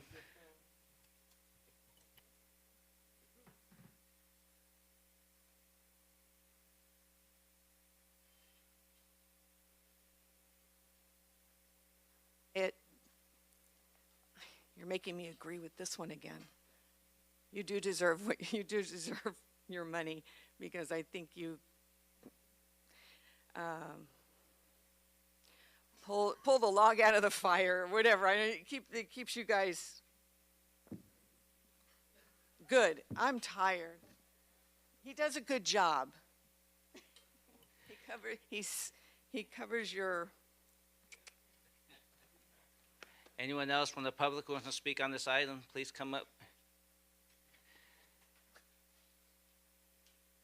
Okay, I'll ask the city clerk for number and title, please.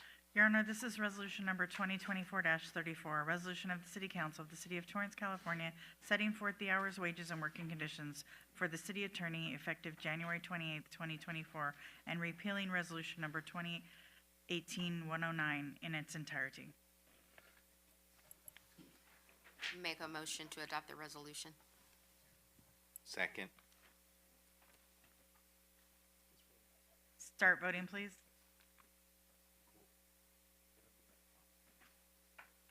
Your Honor, that motion carried unanimously. Moving on to item 9B from the city treasurer. Is there a staff presentation?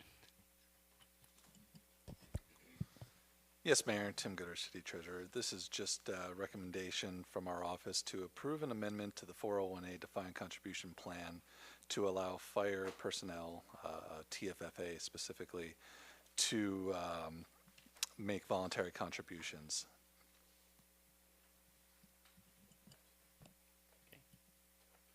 Are there any members of the public who wish to comment on this item?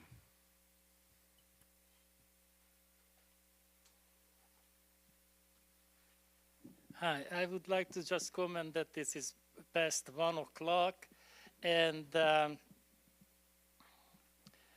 you should have kept this item in order because it's past his bedtime, He had to stay here all day, and, it doesn't really matter, but you guys come twice, and, you have the job done at 1:20, So you could just come once a month, like Timmy wants to.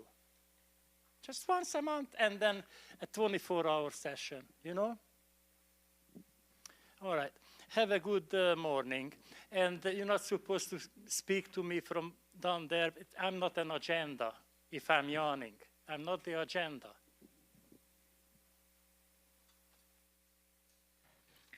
Anyone else from the public? James Henry was signed up, Your Honor. Okay, I see him coming.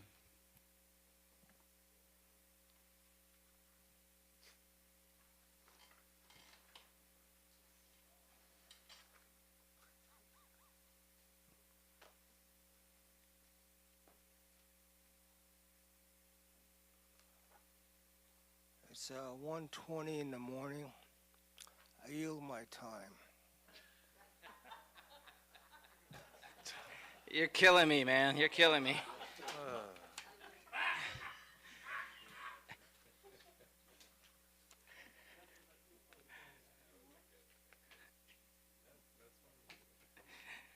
Okay, do any members of the council have comment or question on this item? Councilman Sheikh. Thank you, Mayor. Just wanted to, I had a conversation with the city treasurer and deputy city treasurer, just to make sure that this will not have any additional impact on our general fund. That's correct, council member. There's no additional expenditures from the city's behalf. Thank you, sir. Thank you, Mayor. All right, so 9B, looks like city clerk. May I have a number and title, please? Yes, Your Honor, this is resolution number 2024-35, a resolution of the City Council of the City of Torrance, California, approving an amendment to 401A defined contribution plan for Fire Plan 98215-03. Motion to approve resolution, I'm sorry, motion to adopt resolution 2024-35. Second. Start voting, please. Your Honor, that motion carried unanimously. Moving on to item 9C from the city manager. Do we have a staff presentation? For the Office of Emergency Services. Item 9C is recommendation of the city manager that the city council accept and file the city's local hazard mitigation plan, or otherwise known as LHMP, and adopt a resolution authorizing the adoption of the plan. The LHMP is a comprehensive document that analyzes hazards specific to our city and identifies strategies to prevent or mitigate those hazards. Some hazards including, but not limited to, droughts, earthquakes, floods, landslides, dam failures were all considered and were ranked based on a risk profile.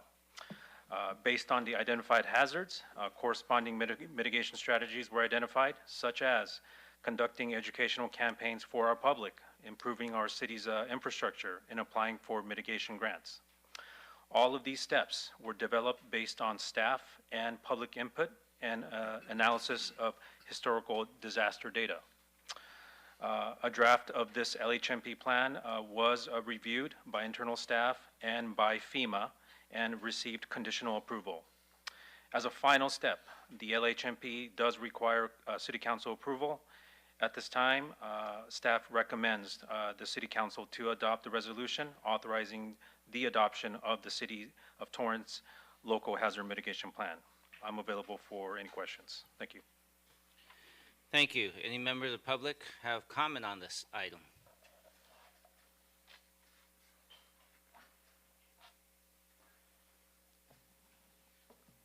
This is Andy Porchop. I'm just taking some more time so you guys can enjoy your city council meeting. Just one advice. We don't need mitigation. Anything happen, just go save your asses. You know what I mean? Because if you have to wait for the fire department to save your ass, that's like gonna happen like 3 hours gushing water on the hillside and no roads.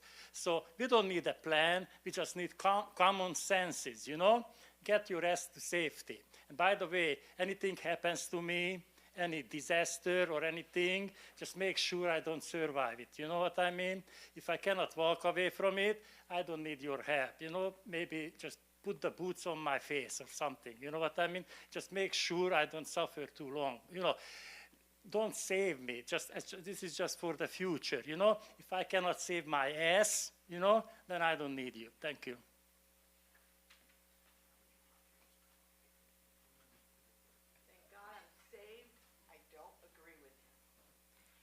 I say no, in all seriousness, we have the greatest fire department, and it's because of their training, it's because of the resources, it's because they strive to do better. So I say we give them what they need. I gotta tell you, my neighbor a couple weeks ago had an emergency, and the fire department came out, and it was like 1 a.m. Unfortunately, you know, a few days later, he passed. But, you know, they were so professional, and I went out, talked to them and everything, and it was great. We have a top-notch fire department. I've had to call paramedics for myself my parents, they're there. They're just great. Give them what they need. I think this is on the local hazard mitigation plan. Okay. All right. Any members of the council have questions or comment on this item?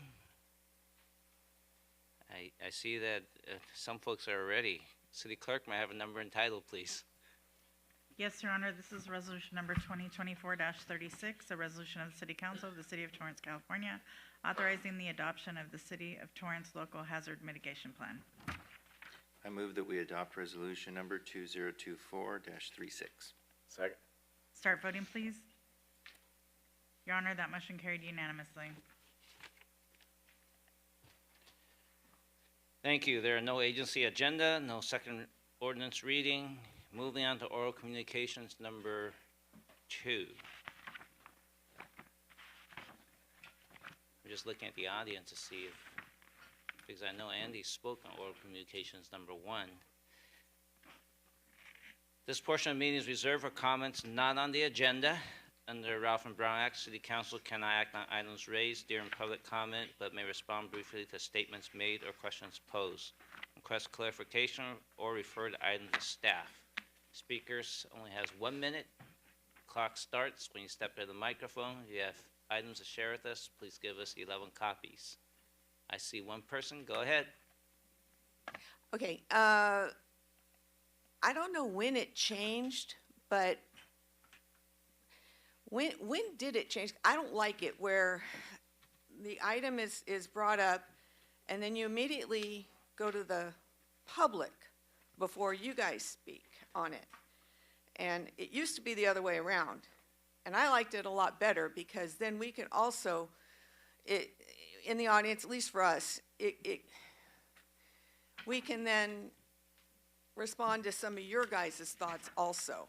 I don't know if I'm making myself 100% clear, but somehow y'all switched it around. We switched it 3 council meetings ago. Yeah, so I don't like it that way. I think you should switch it back. And I think that our orals, at least in the beginning, should be longer and at least, give us,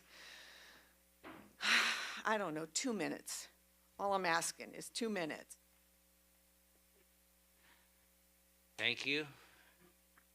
Now we'll go to the oral communications from the council. Councilwoman Lewis. Just real quick, I want to thank the Torrance Historical Society for their Memorial Day program. It's really important that we continue to recognize those from Torrance. We also attended the Memorial Day ceremony at Green Hills Memorial Park, which is a phenomenal honor to be at. So great job to everyone involved in those.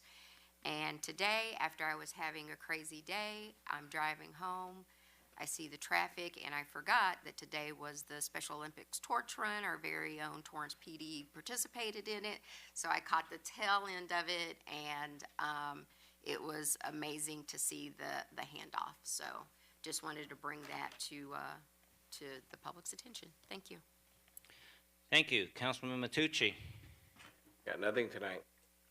Thank you. Councilman Shea. Thank you, Mayor. I just want to thank the community members for their engagement on supporting the Metro hybrid option. Some of the folks that went with us to the Metro board meeting, I want to thank all of them. And the city arranged buses as well, so I want to thank the city and congratulations on the option, selecting option hybrid option. Thank you. Councilman Gerson. No comment. Councilman Kaji. Good morning. Councilwoman Kalani. Thank you. I wish you a good day.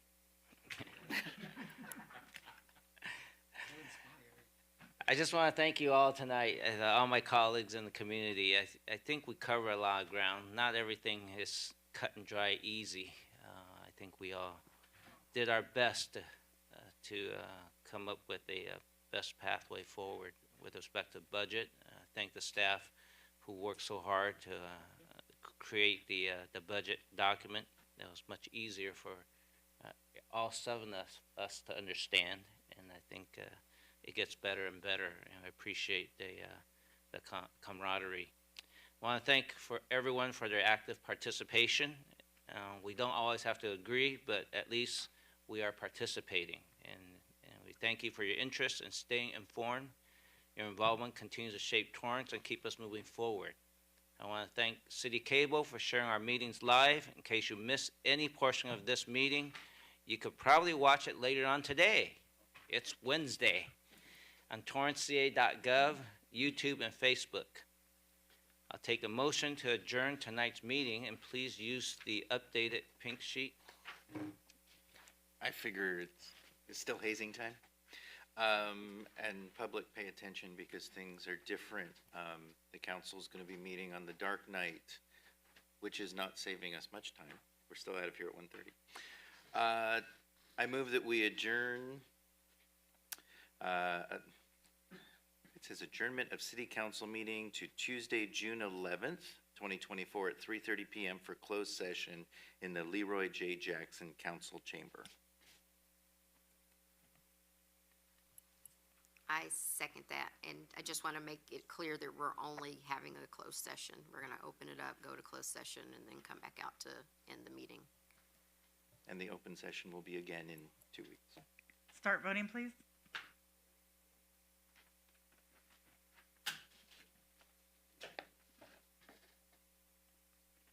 Your Honor, that motion carries with Councilmember Shake voting no. Of course. Thank you, everyone, and good morning. It's 1:32 a.m.